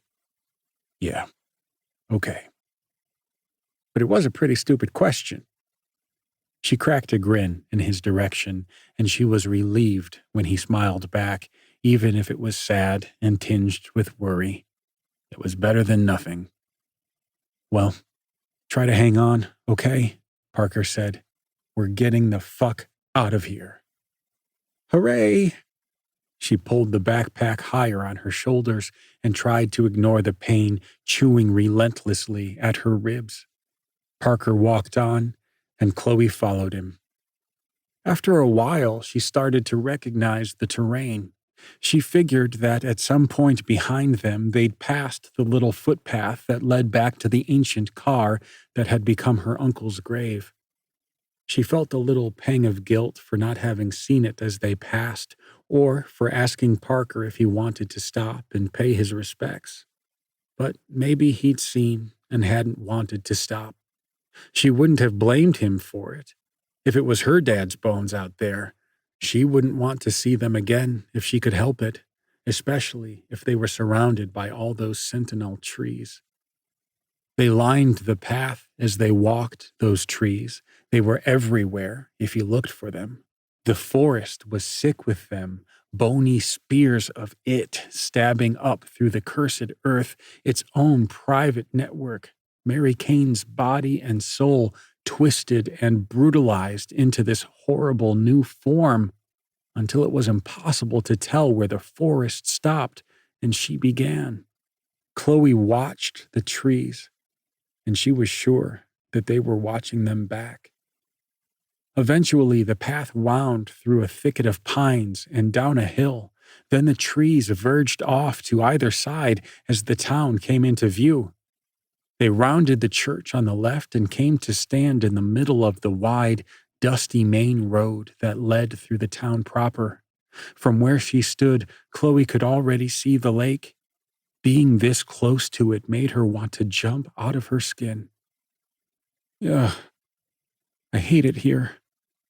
Yeah, he said. There used to be people who lived here. Families, whole lives. Now it's just empty. Gone. Sad when you put it that way. He gave her a look. Was this the thing? Do you think it did this? A cold wire of unease snaked through her. Maybe. Probably. Not like we can do anything about it now. Can't resurrect a dead town. Guess it's just us and the ghosts then, said Parker. I guess. He led her down the path and through the hunched little settlement cut from gray wood and broken shingles, stepping carefully to minimize the crunch of their shoes against the dirt which echoed so goddamn loudly in the empty town. As they made their way down the hill, Chloe gave in to the familiar, curious tug at the back of her head. She wanted to know what happened here, wanted to break into every house and outbuilding that still stood to try and figure out where they'd all gone. It was just like Parker had said. There were people here once, with lives and secrets all their own, and that stubborn part of the old Chloe ached to unearth everything they'd hidden away, just to know why. She tried to look at it like a puzzle to keep her mind off the lake. There had to be a reason. Nothing ever happened for no reason. That wasn't how things worked. Cause and effect were universal truths, and more often than not, the cause was hiding in the little things, details you wouldn't normally notice or even think to look at. Like the fact that they'd walked past that church 3 times now and she hadn't seen a graveyard anywhere. Like the fact that most of the houses around them were all still standing despite time and weather and the natural creep of decay. Like the fact that her Uncle Dave hadn't been the only one to leave an offering on that altar below the church. He'd just been the latest. It was a riddle, and she knew she could solve it, given enough time. They were about halfway down the hill when Parker turned around to look at her, taking the incline backward. "You ready for this?" "Absolutely not," she said. "What about you?" "I don't know. I guess, if I have to be." "You have a real way of inspiring confidence," Chloe said. "We just need to get around it," he said. "We're not swimming across it. We're doing our best not to touch it." "We're not touching it at all," she said, her voice stony. "At all. Understood?" Slowly he nodded. "Understood." She let her eyes sink halfway shut as she followed him, conjuring up the vision of the light at the bottom of the water again until she felt those yellow eyes start to hinge open inside her head, old and heavy and cruel. Walking ahead, Parker led her around a corner that signaled the end of the little clapboard town. "Here we go," he said.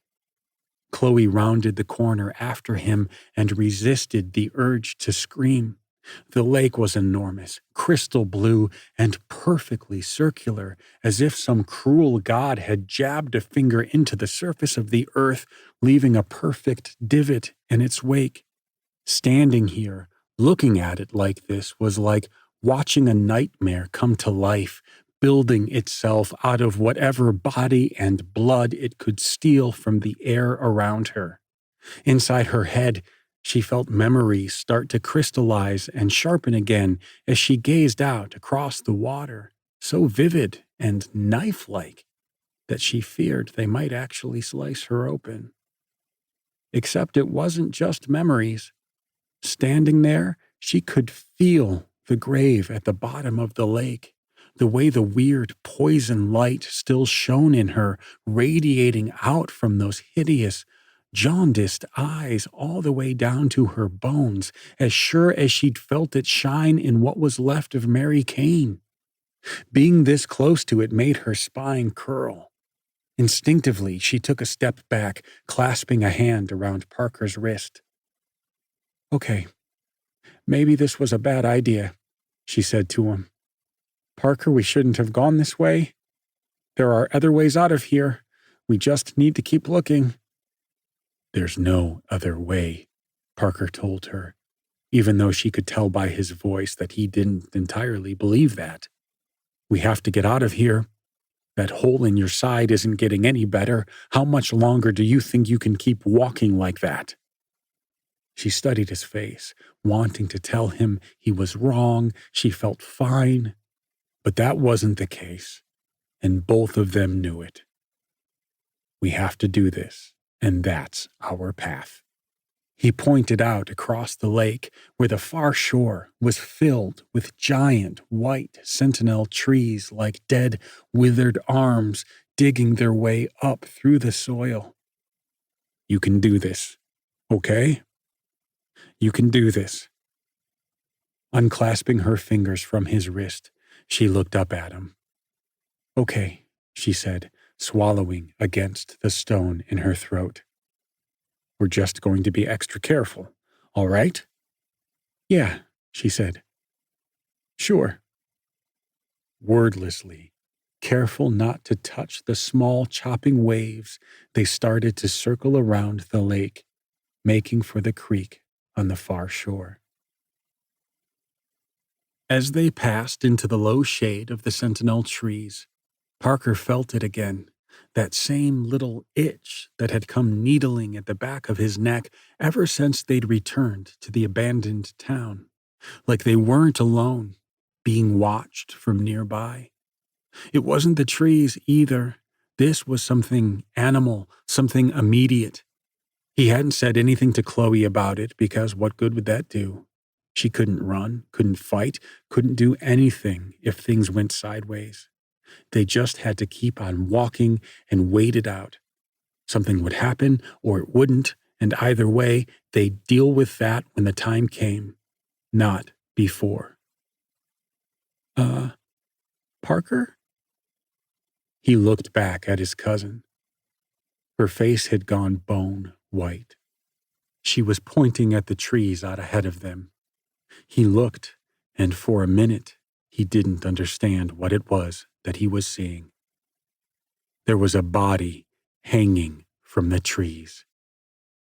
She was mounted high in a cruel parody of the crucifixion, her arms strung out wide to either side, wrists spiked clean through with sharp, broken branches.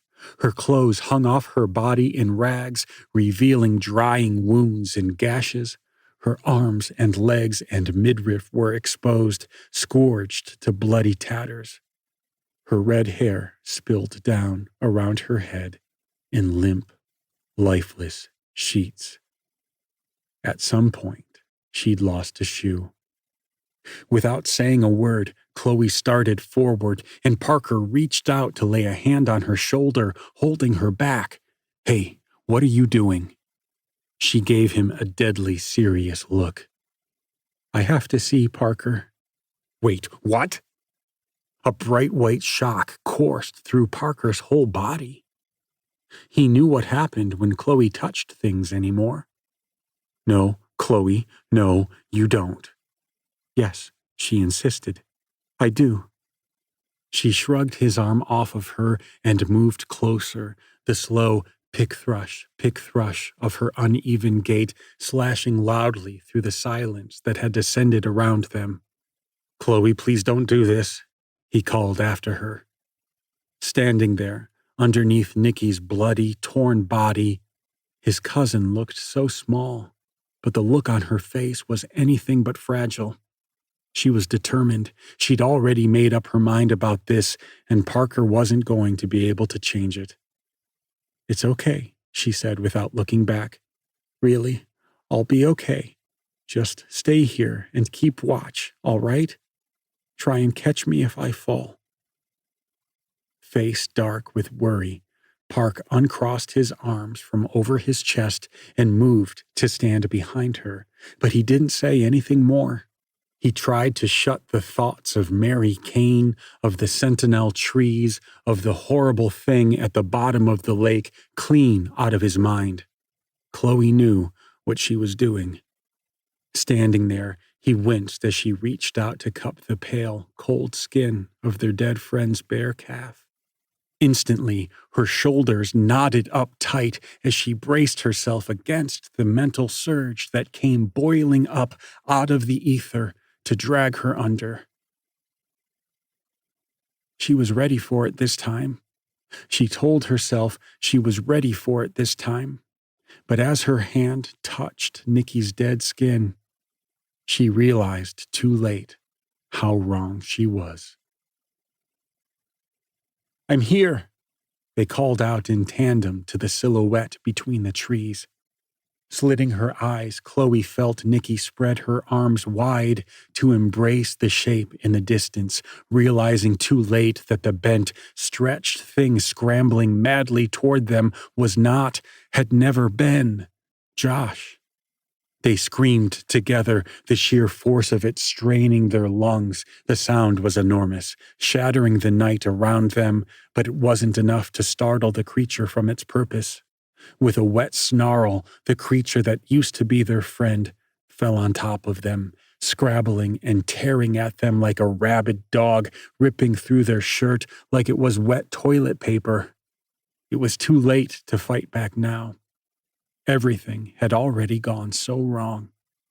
The creature, handsome features still recognizable underneath the warped animal, leaned back and raised one of its red-streaked claws high, then hissed and buried it deep into their throat. Nikki/Chloe gurgled and thrashed as the Adam thing curled that claw into a fist and hauled it back out again with a hard snap like a rubber band breaking. Chloe expected it to hurt, but it didn't. There was just a sickening cold that spread out from the place where their throat used to be. She could already feel Nikki slipping away, and quickly, above them, the Adam thing's fist came away filled with a mess of torn red chunks. It brought it to its mouth and started eating noisily. Chloe felt her back arch and leave the ground. Then she was floating and falling, alone again in that infinite void, with nothing to do but close her eyes and wait for it to be over. Nausea crashed through her as she came back, stumbling away from Nikki's body and driving the walking stick deep into the soil, trying and failing to keep herself upright. She went sprawling to the ground, barking her ass on the hard-packed soil, the impact lighting the hole in her ribs up like a firework, flaring bright, brilliant red. She groaned and sucked air through clenched teeth and clapped a hand to her side, pressing down on the wound despite the bitter throb. A second later, Parker squatted down over her, holding a hand out. She didn't take it. "You okay?" he asked. She didn't know how to answer that question. Every part of her hurt. The wound in her side throbbed in time with her pulse. Her limbs were shaky and numb with exhaustion, and a beacon of bright white pain had opened up behind her right eye, like someone was twisting a fork around in her brain, trying to spool it up like spaghetti. That was new. "Yeah," she said. "No, I don't know. I guess. I told you to catch me." "Chloe." She waved him off, instead using the crutch to drag herself up off the ground. "I'll be all right." "What did you see?" Chloe turned her head and spat, then used the bottom of her shirt to wipe the remnants from her lips. She didn't know what to tell him. Was it him? Was it Adam? She nodded. His eyes narrowed and went dark. Was it bad? The images played across the backs of her eyes again, scarred permanently into her memory. "Yeah," she finally said. "It was bad." "Fuck. Did you see him?" He nodded to Nikki's body the way it had been hung. "Shrike her to the tree?" "No." Parker's shoulders fell. Probably for the best. "Yeah," she said, taking a deep breath, trying to dispel a fresh surge of sickness at the back of her tongue. "Probably." She watched as Parker owled his head around at all the old sentinel trees that surrounded them. "You think he's close?" "Maybe," said Chloe. "It's possible he's been following us since we passed through the town, maybe even before that. Hard to tell." "What's he waiting for?" "I don't know. Maybe for us to slow down, wear out. Easier to kill us if we're both fucked up instead of just one of us." "Look," he said, "maybe it doesn't have to go down like that. Really, I guess I just wonder if we could try to talk to him." She didn't mean to laugh. She really didn't. It just happened, exploding out of her in a bitter, cruel rush. Even the sound of it seemed wrong now, foreign almost, like laughter was an alien concept to this place. "You want to try and talk to him? Really?" "Yeah, Chloe, I do. I just think—" She held up a hand, cutting him off. "No, Parker, listen. He's not him anymore. I don't think you understand how bad it really is." Parker shook his head. "There has to be some part of him that's still him, no matter how bad it's gotten. I mean, come on. It's Adam." "Parker, I know you want to believe that that's true, but you haven't seen the things I have. You didn't see what this place turned him into. That's what it does. It happened with Mary Kane. It happened with Nate. It happened with Adam. Whatever you're imagining, however bad you think it is, I promise you that it's worse." Parker's face flushed, and his eyes fell. Do you want to try and get her down?" She sighed. "I wish I could tell you yes, but we're burning daylight. I don't think we can spare the time or the energy. We have to keep going." "Okay," he said, then nodded toward where the creek weaved through a wide place between the trees. "Come on. I think that's our way through." Chloe heard it first. Crunch, crunch, crunch. The sound was faint and far off, so distant that she barely noticed it at first, just another nothing sound of the forest as they followed the water. But she'd long since learned not to trust the impulse to disregard or take anything for granted. That impulse had a body count now. So she listened, and the harder she did, the louder it got. Crunch, crunch, crash. It was getting closer. She reached out and slapped at her cousin's shoulder, stopping him in place. "Parker?" "What? Did you hear that?" Parker cocked his head to the sky, listening to the breezy roll of the forest. Chloe listened too, straining her ears as the creek went silent and still and the wind died down, hoping she'd just imagined it, that there wasn't any. Crash, crash, crash. Parker's back bolted up rail straight, and he dropped the packs, pivoting his head around like a panicked animal. Crash, crash. The sound came again and again, louder every time. Then, just as the sound seemed like it was going to come smashing down on their heads, everything went quiet.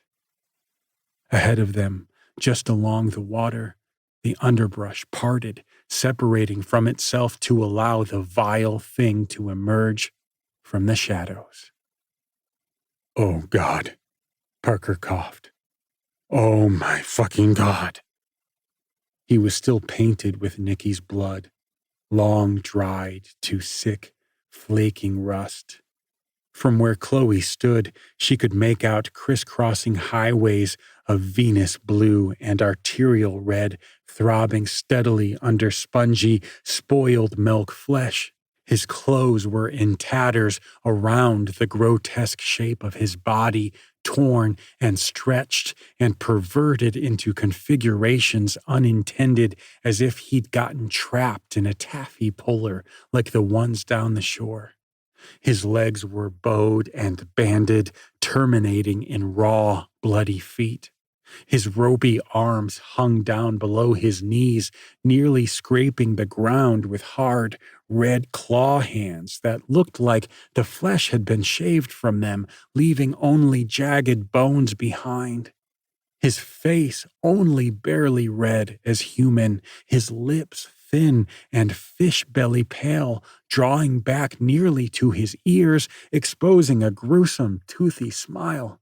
His nose a withered, crumpled remnant of its former self. His eyes stone black and set so far back in his skull that Chloe was surprised he could see anything at all. A few stray wisps of hair still clung desperately to his mottled scalp, sprouting out in stray clumps. Neither of them moved. They barely even breathed. Chloe thought she'd already seen how bad Adam had gotten, but the thing that hunted them from the shadows was nothing compared to the grotesque horror that stood before them now, grazing its bloody fingers through the dirt. Beside her, Parker stepped forward and drew the black hatchet from his belt. With his free hand, he passed the gun over to her. She wondered what he expected her to do with it. She'd never shot a gun in her life. "Just keep back, okay?" he instructed her quietly. "If this goes wrong, you shoot him until the gun clicks empty. Should be 4 shots left in there, okay?" What are you going to do?" Out of the corner of her eye, she saw Adam move first, a smear against the white trees, and it was all she could do to shove herself out of the way as Parker howled and leaped forward to meet him. They'd done this before. The two boys crashed into each other with a hard smack that Parker felt all the way down into the marrow of his bones, the impact knocking him dizzy while the atom thing scrabbled at the dirt to stay upright, hissing and snapping its jaws. It kicked one bone-thin leg out at him, a cheap shot, but he was too far back for it to connect. A second later, it rushed him again faster than before, but Parker was ready for it this time. Sidestepping the lunge, he ducked and drove one big fist into the spindly thing's breadbasket with a hard, meaty thunk. The atom thing keened as it fell, and Parker backed up, keeping its attention on him and not Chloe, trading the black hatchet from hand to hand, keeping it out in front of him like a talisman or a ward. "Please, don't do this," he said. "Adam, please." A glimmer of recognition danced across the atom thing's eyes, but then it was back on its feet again, sprinting forward, slashing its gnarled, bloody hands out in tight, knife-like swings. Taking another step back, Parker braced himself, tightening his stance to sidestep it again, but when he tried, the atom thing pivoted mid-step, leaping to latch onto Parker's bulk. With a satisfied snarl, it reared back and buried a claw into his midsection, shearing through the fabric of his shirt until it found purchase in the soft flesh of his belly, digging in with psychotic intensity. The pain was immediate and immense, dwarfed only by the revulsion at having those hideous bone fingers digging into the meat under his skin. Parker's mind screamed at him, "Get it off, get it off, get it off, please fucking just get it off." And through the hurt and the noise, he could feel hot rivers rolling down his stomach to pool in the waistband of his jeans. Somewhere far removed from himself, he felt the hatchet fall out of his hand, its usefulness lost in the frenzy, his brain defaulting instead to a primal, ape-like urge to batter the thing off of him. Over and over he drilled his elbow down between the atom thing's shoulder blades, hammering its spine as hard as he could until it shrieked and unlatched, dropping to the ground with a wail. Parker didn't waste a second. Throwing himself forward like a linebacker, he shoulder-speared the thing with the full weight of his body, lifting it off the ground, feeling it slash at his shoulders and back with its sharp fingers before they both crashed into the earth with a skull-juddering crunch. The two of them went rolling, swinging and swiping at one another with bloody hands. When they broke apart again, Parker crawled quickly to where he'd dropped the hatchet, feeling some small measure of rationality return to him. He didn't hear the atom thing race over to loom above him. He only realized what had happened when the thing jammed its claws square into his back, driving in so deep that he could feel the tips wriggling inside his body like hungry worms. Parker screamed and tried to roll away, sweeping the hatchet off the ground with panic-numb fingers. He brought the blade end around in a wild twist and felt it clang off of something solid. There was a wet shriek, and a second later, the claws slid free from his flesh. Hatchet clutched tightly in his fist, Parker rose on rubbery legs. A few feet away, the atom thing was prodding at the deep red stripe that Parker had opened up in the flesh between its arm and shoulder. Dark purple blood pattered to the ground at Parker's feet, falling freely from the blade. Emboldened by the adrenaline dumping through his system, Parker advanced on the wounded creature that used to be his friend. The atom thing swiped at him, and Park ducked back, then dashed forward again, swinging the black hatchet over his head in a wide arc, screaming like a barbarian.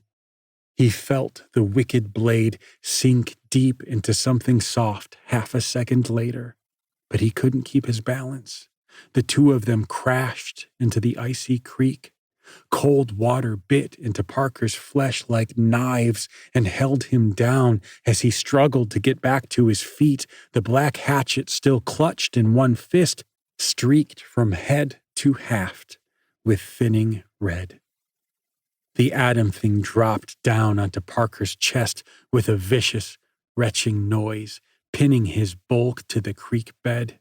With one claw, it batted the hatchet from Parker's numb fingers, and then it reared back the other to finish the kill. Thunder boomed in the distance, and the atom thing's body jerked to the side. Once, twice, 3 times. Not willing to miss his shot, Parker gathered what strength he had left and punched the thing in the ribs as hard as he could. His knuckles came away bloody. Adam's body shuddered and rolled off of Parker, crumbling to the bank of the creek in a twitching, fetal mess. Dragging himself away from the fallen thing, Parker saw Chloe standing over them, the gun smoking in her tiny fist. "Chloe," he gasped. She raised the gun toward the crumpled atom thing and pulled the trigger one last time, blasting a messy red hole through its throat. The creature went still and stayed that way. Chloe held the revolver out to Parker. "Are there any more bullets for this?" Park shook his head in the negative, trying to catch his breath in awe of the frost in her voice. "Did you want to keep it?" He thought about it for a second and then sighed. "No." "Fine by me," she said, and dropped it to the ground beside their friend with a dull thud. "Now, can we get the fuck out of here, please?" Parker nodded and started to pick himself up off the ground again. "Yeah, of course. Sure." "Great," she said. "Lead the way." 18.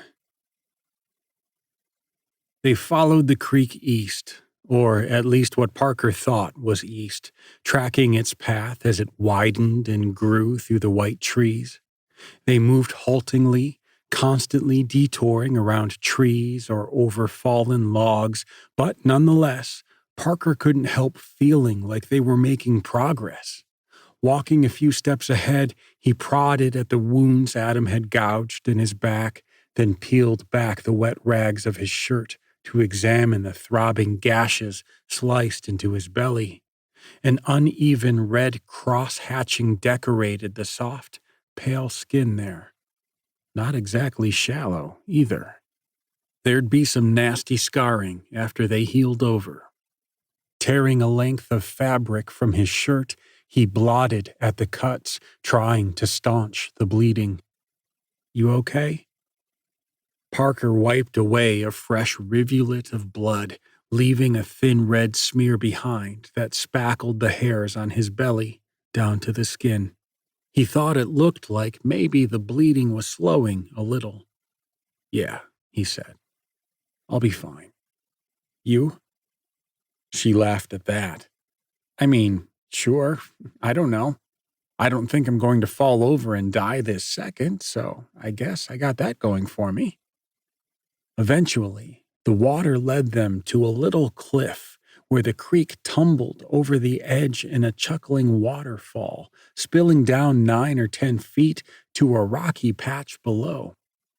At the bottom, the water pooled and widened and then rushed away along its track, the current stronger than it was above.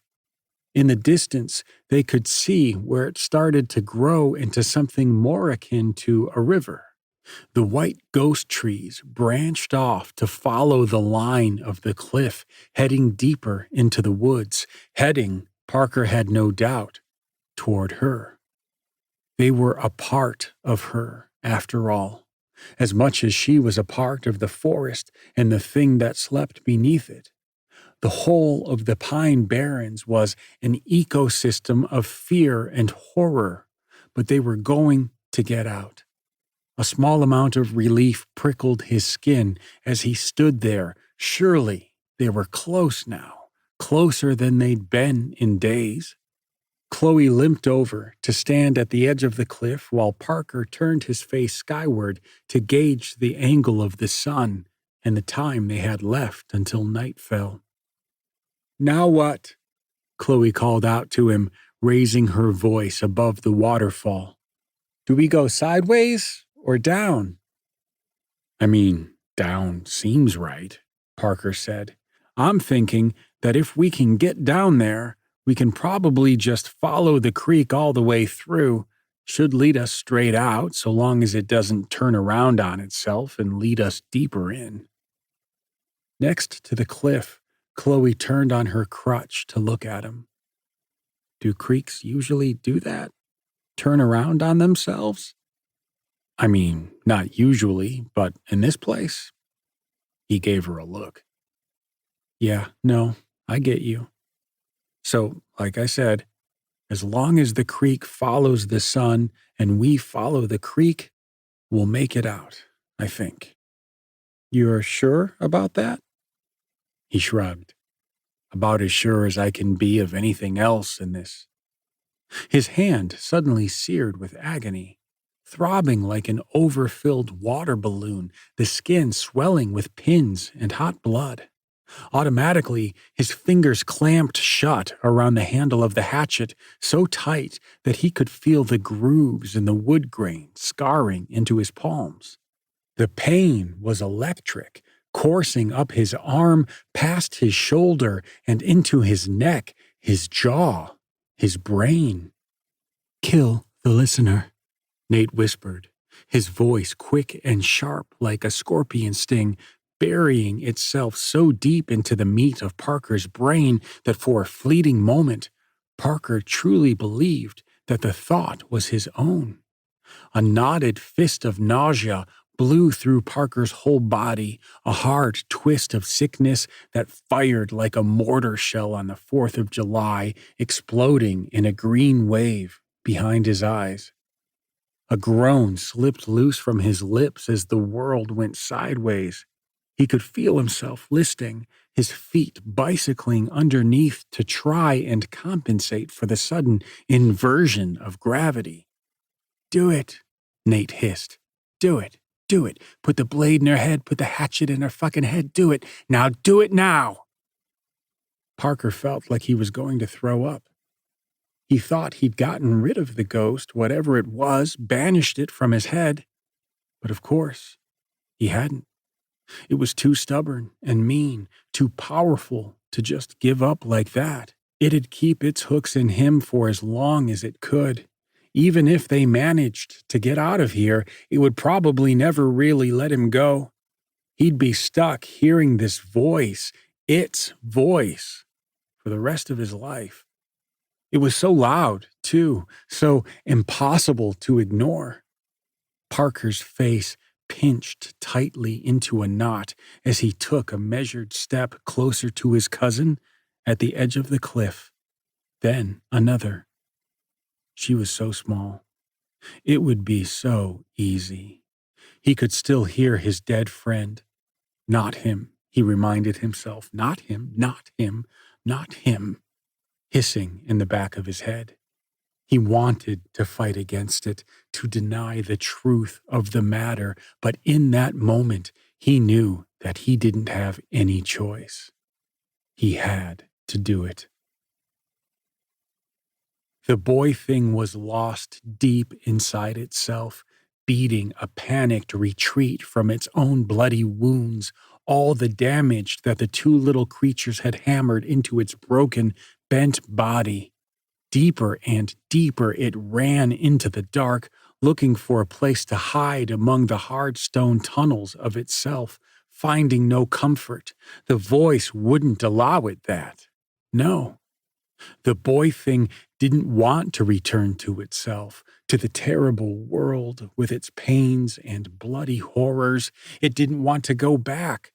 But no matter how deep inside its horrible, distorted, wounded form it traveled, there wasn't anywhere to hide from the light and die in peace. There was nowhere it could be alone. Not anymore. Nowhere to go but back.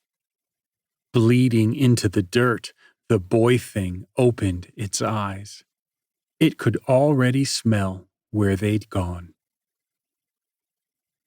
Parker closed the distance between the two of them and rested a hand on Chloe's slender shoulder, giving it a squeeze he hoped was reassuring as he watched their shadows gliding across the ground. Hers slight and painfully thin, propped up by her crutch.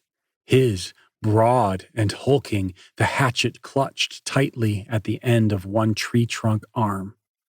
Slowly, she turned around to look at him with a soft little smile, a look of actual hope that he hadn't seen on her face in what felt like a very long time.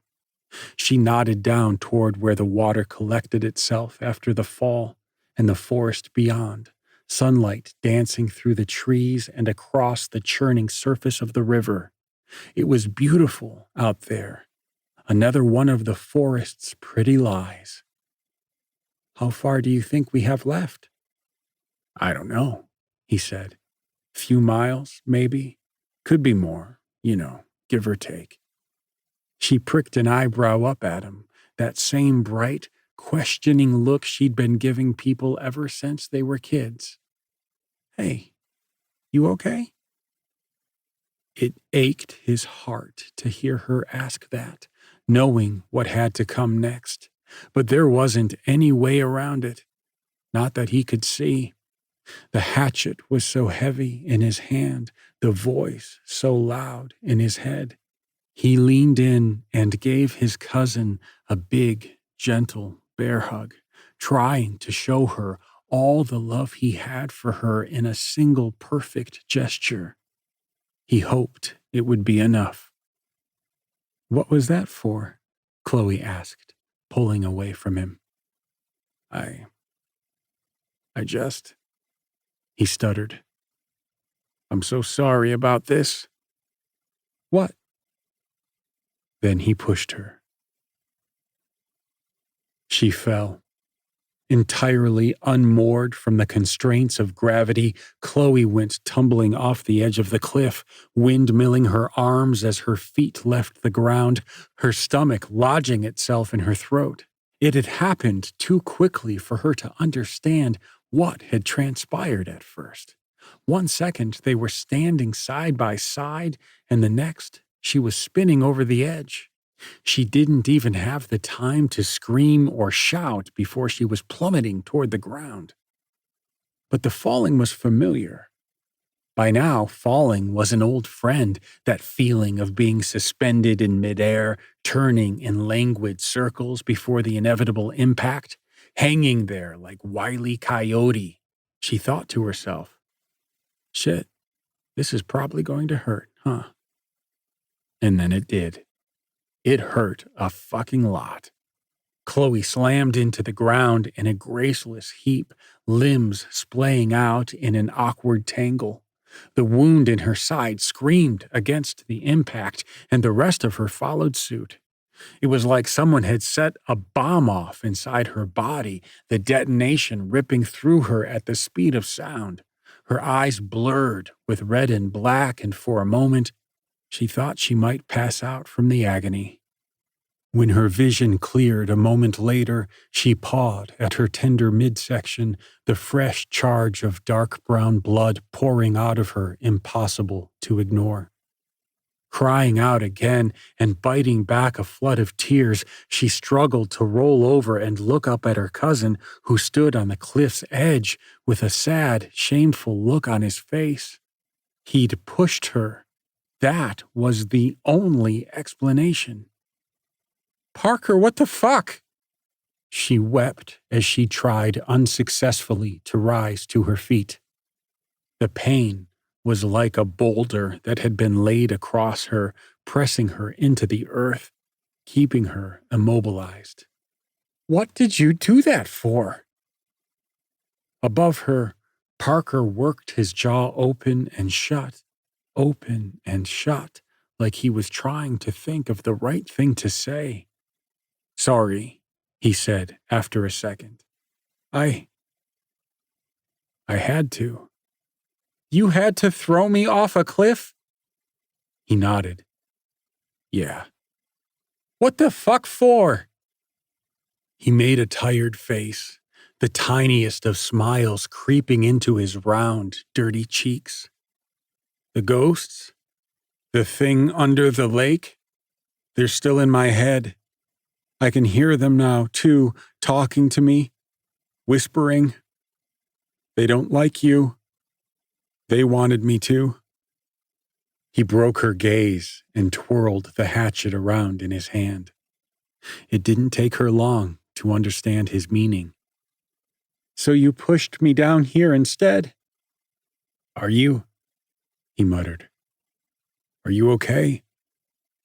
She shook her head at him and forced herself to stand up, groaning as she did. It felt like she was going to rip her whole body clean in half. "I have no idea. Probably not. I mean, God damn it already," she said to him. Moving closer to the cliffside, she held her arms out. "Would you just get down here or help me back up? We don't have time for this." He didn't move. "Parker, come on, enough of this bullshit. Let's go. Stick to the plan, come on." He shook his head at her. "Sorry, Chloe. I don't think I can. They're too loud. I wouldn't be able to." A tiny fire of rage sparked inside her chest, fueled by the pain that had so completely gripped her body. "Parker, come on. We have to go now." "I know." He nodded off behind her to the river that flowed away from the cliff and along the path of the sun. "You go that way, okay? Stick to the plan." He tossed one of the backpacks down the cliff to land at her feet, and then, after a long moment of deliberation, he tossed the black hatchet down after. It thumped against the dirt and stayed where it fell. Chloe gave him a confused look. "What do you think you're doing?" "You need it more than me." Unbidden, her mind flashed to all the horrible things she'd seen done with that hatchet, all the ugly, evil shit she'd downloaded over the last few days. "I don't want it." "Neither do I. It's yours now." "No, it's not," she insisted. "It's not mine, and I'm not touching it, because everybody who does fucking dies." "I'm still here," Park said with a weird smile. "Come on. You don't know what this place is going to throw at you between here and wherever it is we end up. You need something to protect yourself with." "What about you?" He smiled at her, and with one big hand produced the camp hammer she'd used to mark the trees from his backpack. She didn't know when he'd lifted it from her, but it was a neat trick. "I'll be fine," he said. "I'll catch up. I've just got something I need to take care of first. You just stick to the plan. I'll see you at home, okay? Promise. I love you." She didn't believe him at all, but she couldn't get back up there to stop him either. Her shoulders slumped, and wrapping her hand in the remnants of an old t-shirt, she limped over to pick up the hatchet. Maybe not touching it directly would dull some of the bad mojo radiating off of it. Even so, the second she curled her swaddled hand around that black haft, she felt it, like whispers in the dark, blood in the water. The t-shirt didn't help much, but it was still better than mainlining any more of this place's twisted magic. It would have to do. She'd had enough doors of perception kicked open without her permission already. The hatchet was heavier than it looked, more like a cast iron pan than something lightweight and stainless steel you'd buy at the hardware store. It felt substantial in her hand, old and bitter. She gave it a few practice swings, testing out its balance. Wounded as she was, Chloe didn't know if she could even defend herself at all, but she'd rather have it and not need it than need it and not have it. "Fine," she said at last, raising her head toward the rocky edge above her. "If it'll make you happy, I suppose that I can make this Parker?" But the cliff was empty. He was already gone. 19. Step by hitching step, Chloe tracked the river downstream, walking along the soft earthen bank, following what she thought was the path of the sun. All around her, the forest seemed to breathe in and out, drawing in closer and then farther away as she passed through it. Her nerves had gotten worse since she and Parker had split up, drawing themselves tight like piano wire. Beside her, the water had begun to darken and pick up speed, but it wasn't the river that was bothering her. It was that no matter how far she seemed to go, the forest was still riddled with sentinel trees. Every few feet she'd spy another one, standing in her path or just peeking out from the distance. She'd thought that getting farther out would mean she'd be able to leave them behind. Guess not. Up ahead of her, the river bent to one side and then straightened out. As Chloe pick-thrushed around its bank, she saw what the water was leading her toward. It was a row of white trees, clustered so tightly across the bank that it might as well have been a wall. Big enough that she couldn't walk around it, tight enough that she didn't dare go through them. She wasn't going to risk accidentally jacking into the fear matrix again. Walking up a little farther, she stood in front of the wall of trees and looked them up and down, the knots in the bark like dead, unblinking eyes. Somewhere along the line, she'd started to think of the trees like individual nerve endings, all interconnected, forming a web throughout the whole of the Pine Barrens. The thing under the lake was stitched through all of it. Chloe understood that better than anybody. "The only way it lets us go is if we make it," she'd said, sitting on the log, staring out into the wilderness with Parker. "And I think the only way we can do that is by giving it bigger problems than us." "Bigger problems like what?" he'd asked. She'd spat then, and hoped he couldn't see the tears collecting at the corners of her eyes. "Like us burning this forest to the fucking ground." It made sense on paper, but there was something else to it, something stubborn and cruel that she desperately hoped he wouldn't notice. The Pine Barrens had bled her, violated her, turned her inside out. This forest and the awful craven things that lived inside it had hurt her, and she wanted to hurt them back. The plan wasn't complicated, really.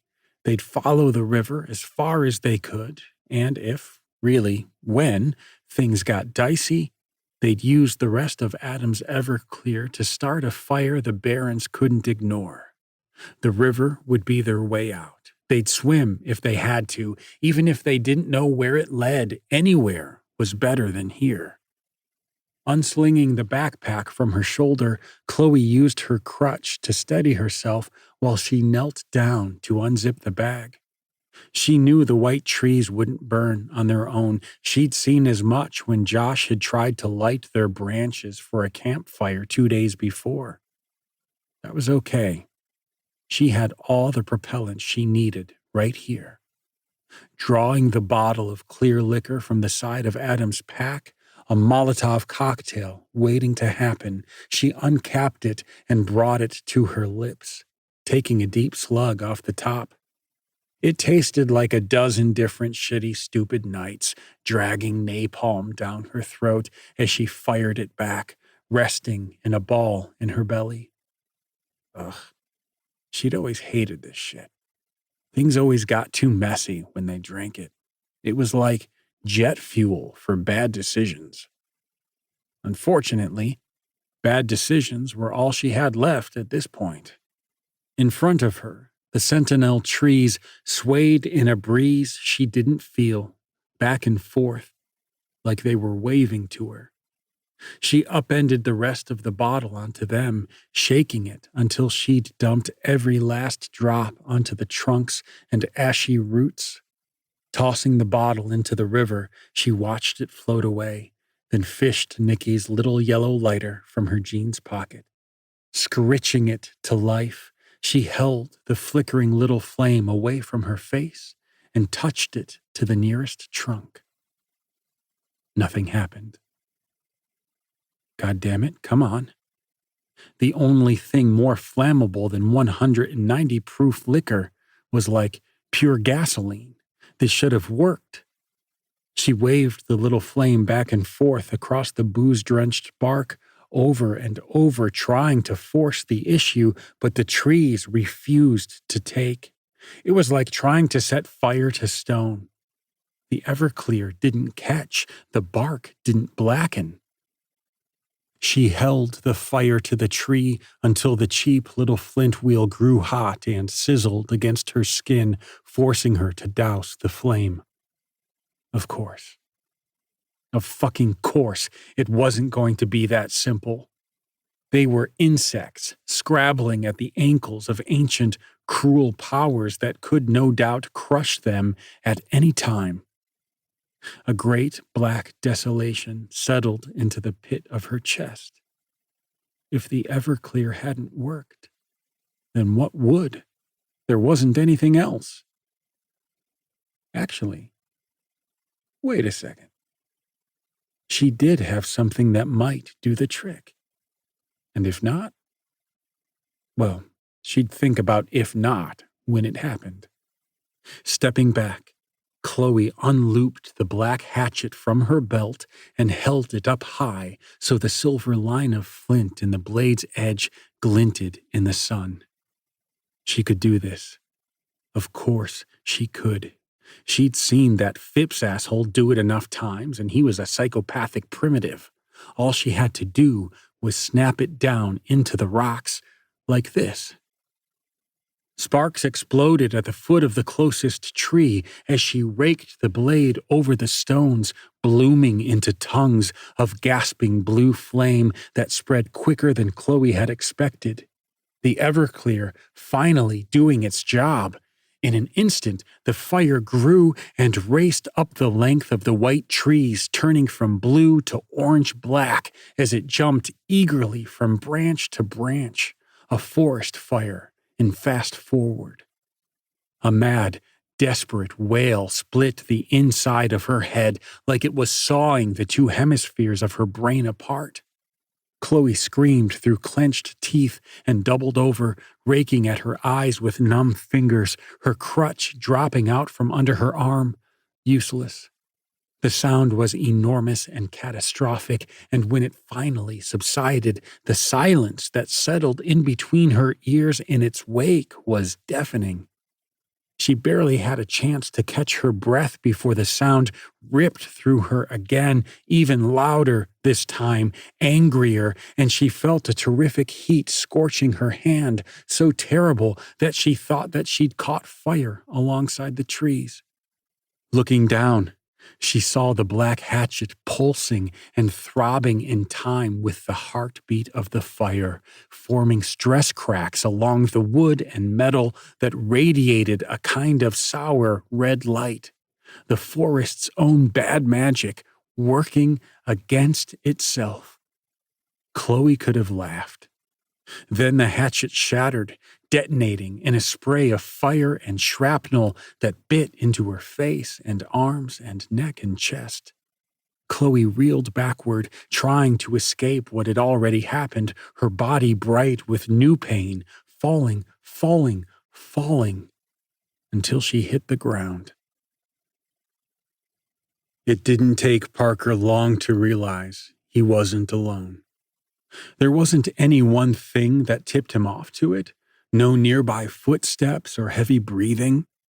It was more like a feeling he got every few seconds, as if sharp reptilian claws were plucking at the sweaty spot between his shoulder blades. Stopping for a moment, he stared back into the trees and the shadows that had surrounded him when he wasn't looking. The darkness was nearly absolute. It was like the night never quite left this place, instead hanging on like grim death in the places where it could hide itself, underneath branches and brambles, in between the white trunks and buried under knotted roots. He thought about calling out to whatever it was that was traveling along in his wake, but knew it couldn't or wouldn't respond, not in any recognizable human way, at least. Not anymore. Hiking Nate's overstuffed bag higher on his shoulders, Parker kept on the path, listening to the crunch of his shoes against the ground, the wheeze in his lungs, his heartbeat thudding inside his temples. The trees were growing closer together the farther he went. Parker had seen pictures of trees that had grown together like this in earth science class.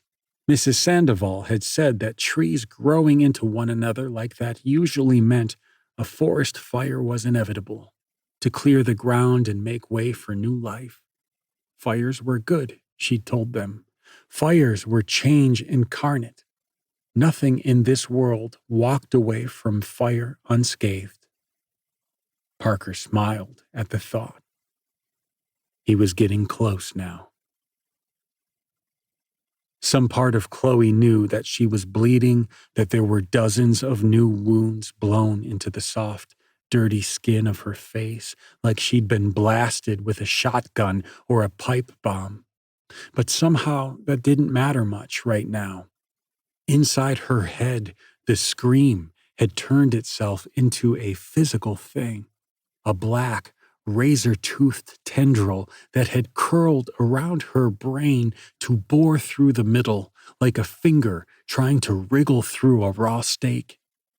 No, no, no, no, no, Chloe whimpered on the ground, clutching at her head, curling up as small as she could. Get out, please, just stop, get out, let me go. The tentacle burrowed deeper, excavating memories she hadn't thought of in years.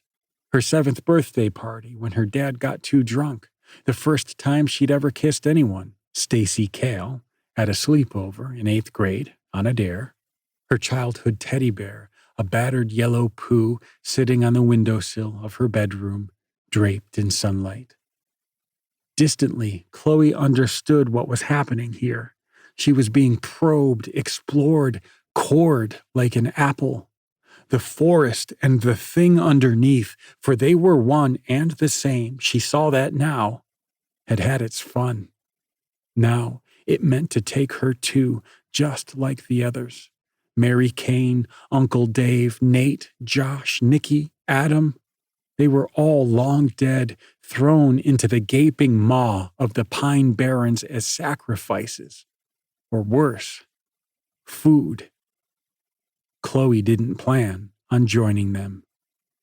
Marshaling her strength, Chloe gave a mental shove against the black tendril and felt it withdraw.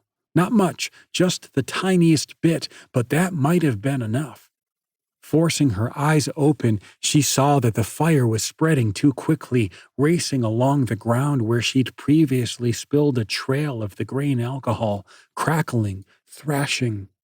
It had already jumped from the sentinel trees to the regular pines and oaks now, too, blooming out in a wave of destruction. Heat and smoke and light all working in concert to cause as much damage as possible, painting her face and skin with a brutal, dry heat that stole her breath. She could tell that this was only the beginning. Things were about to get a whole lot worse for the Pine Barrens. Inside her head, The forest thrashed and screamed, consumed by the flames. Then it withdrew, leaving a kind of impression where its presence had dug in, another scar in Chloe's collection. The thing had taken the bait. Now it had bigger concerns than one broken, bleeding little girl. The fire was spreading, and left unchecked, it would grow to consume everything.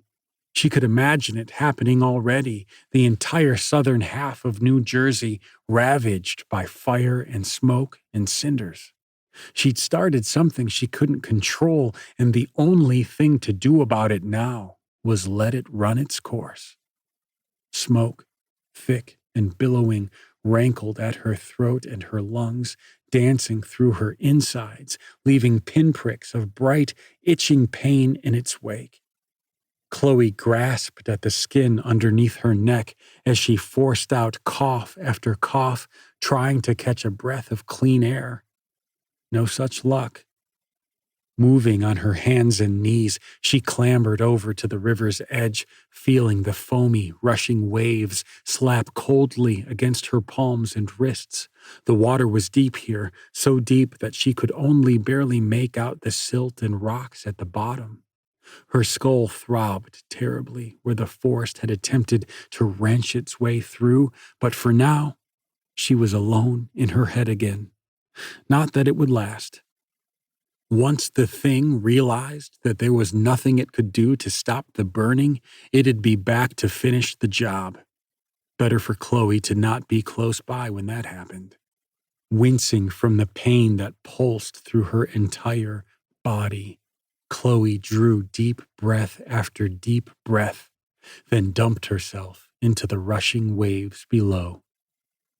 Cold, stone-hard and absolute, dragged her down, snatching the air from her lungs and the sight from her eyes in a single shock. But already she could feel herself moving through the freeze, hurtling away from the banks, propelled by the river. She could feel herself spinning in the icy waves, glancing off rocks and dirt and sunken logs. But the impacts barely registered. She would have laughed if she had been able. She'd done it. She'd actually gotten away. All she had to do now was ride the river all the way to wherever it took her. She bobbed upward without meaning to, breaking the surface of the water in a heaving, bubbling mass, drawing air into her lungs so hard that it pained her. The river rushed her away, growing wider and deeper and faster by the second, churning with whitecaps as it carried her along through straits and perilous turns. Holding her hands out, Chloe tried to brace herself from colliding with more flotsam, but she could only do so much. She needed her hands to stay afloat, and she couldn't do both at the same time. Underneath her, she could feel debris whipping past her legs, roots and rocks and the like. But she didn't truly realize just how fast she was being dragged until the waves dipped, then spun her in place and caromed her off of something hard and sharp. She heard a soft, meaty crunch inside one of her legs, and for a moment she went numb from the thigh down, a curious sensation replaced a moment later by pure agony. Another scream came clamoring out of her, and she thrashed at the water, trying to right herself, trying in her pain and panic to somehow gauge the extent of the damage done to her leg. Something was wrong, she knew that much. Something was very fucking wrong here. Spitting out a murky, bitter mouthful of river water, she tried to push away from another tangled cluster of branches, but her hands had already gone numb from the icy water, and she only sent herself spinning around again, careening sidelong toward a rock that jabbed out of the surface of the water like a broken tooth. She caught the edge face first, the impact rocking her whole body with a sharp, hollow crack that she felt all the way down to her toes. A blade of white light tore through her skull, clouding her left eye with a curtain of muddy red that ebbed away and replaced itself every time her face dipped under the waves.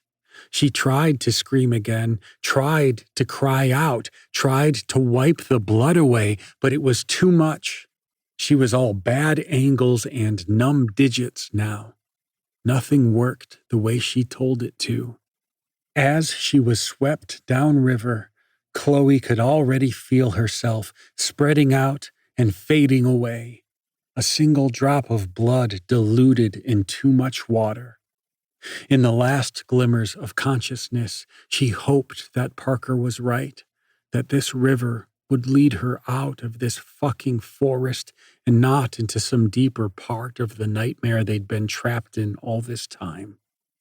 All she wanted was to get out and to see him again. Then she passed out and didn't feel a thing anymore. 20. Lightly, Parker stone-hopped across another bent hairpin creek. He could smell it in the air now, a sort of cinnamon sweetness buoyed along atop a hot, billowing musk. It smelled like campfires and fireplaces and his dad's cigars all at once. He couldn't see the smoke yet, but yeah, it was definitely there. As he walked, Parker smiled faintly to himself. She'd really done it. He walked on, and time grew loose around him, warping like he was trying to scoop up melting butter with his bare hands. He didn't know if he'd been walking for minutes or for hours, only that the farther he went, the more white trees grew taller and thicker, crowding in together so tight that he felt like he needed to hold his breath and turn sideways just to squeeze between them.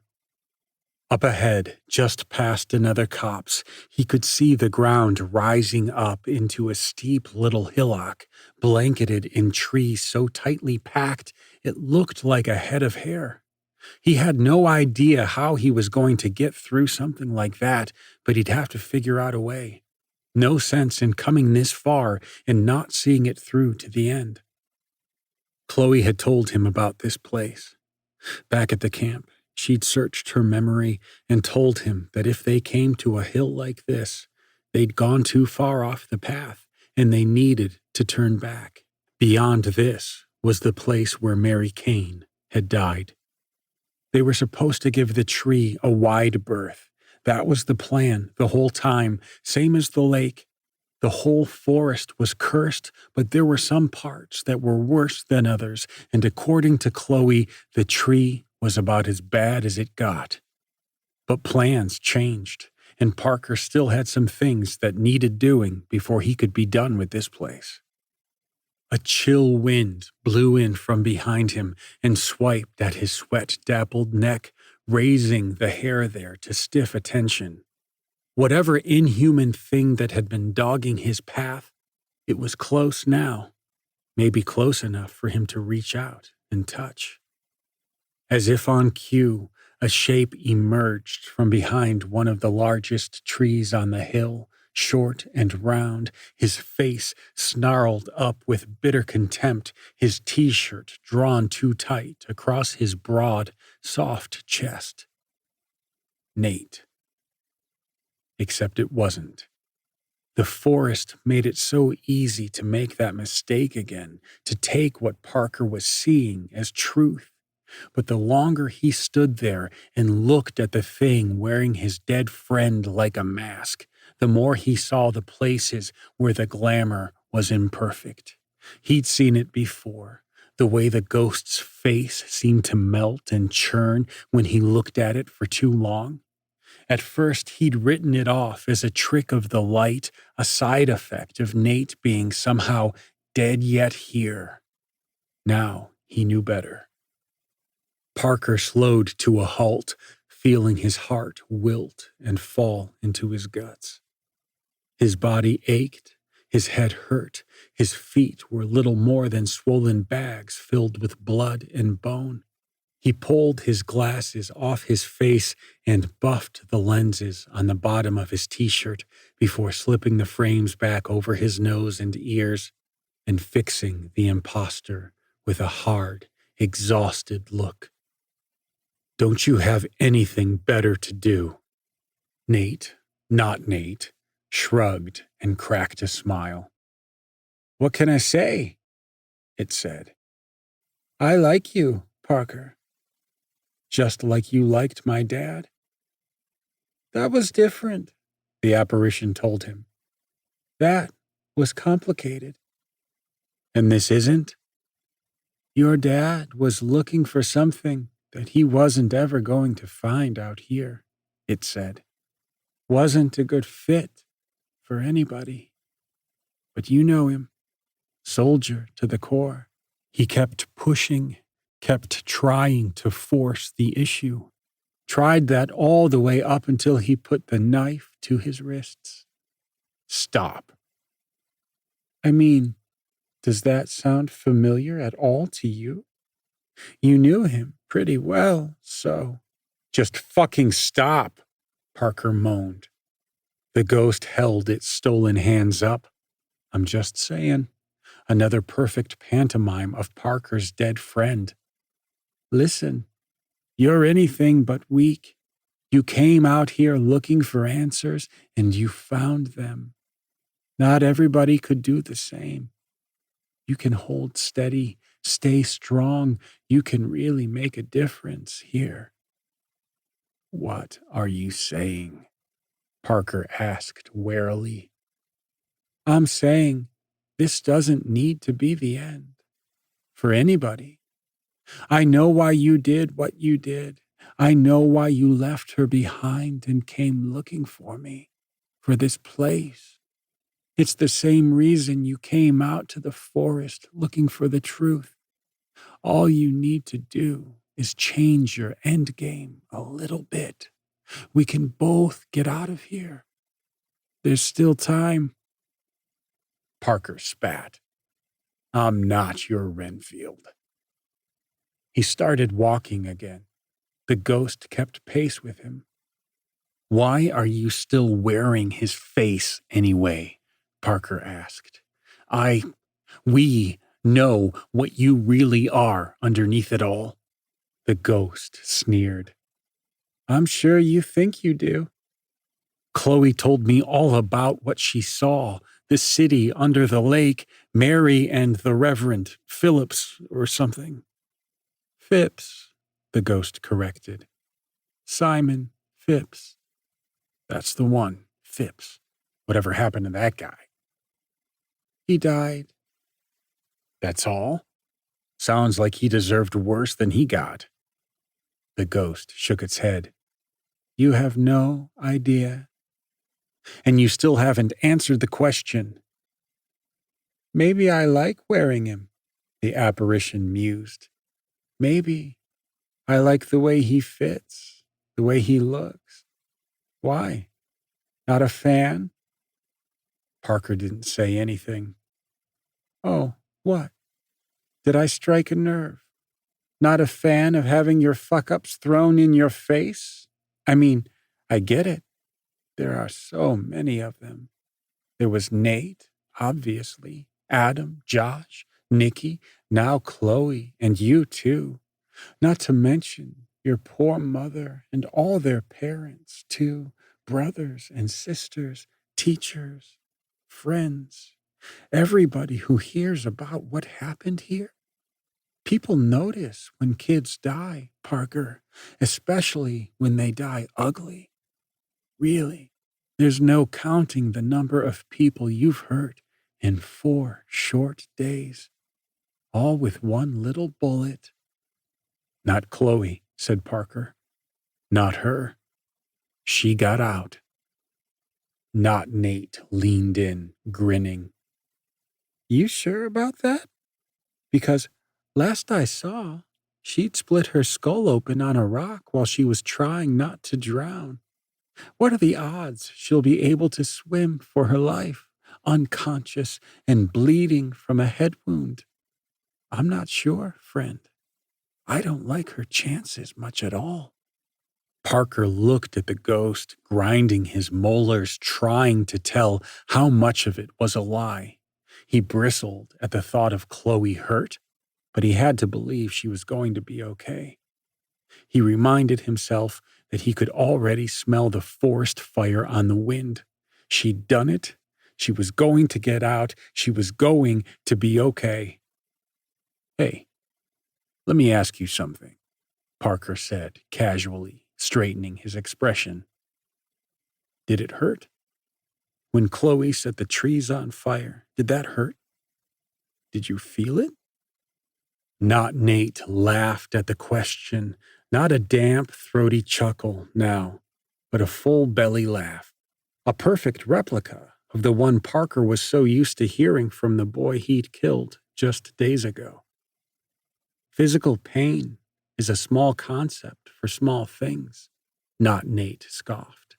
You children have no idea what true pain really is. That's a yes, Parker said, snapping a finger gun at the thing's melting face. Good.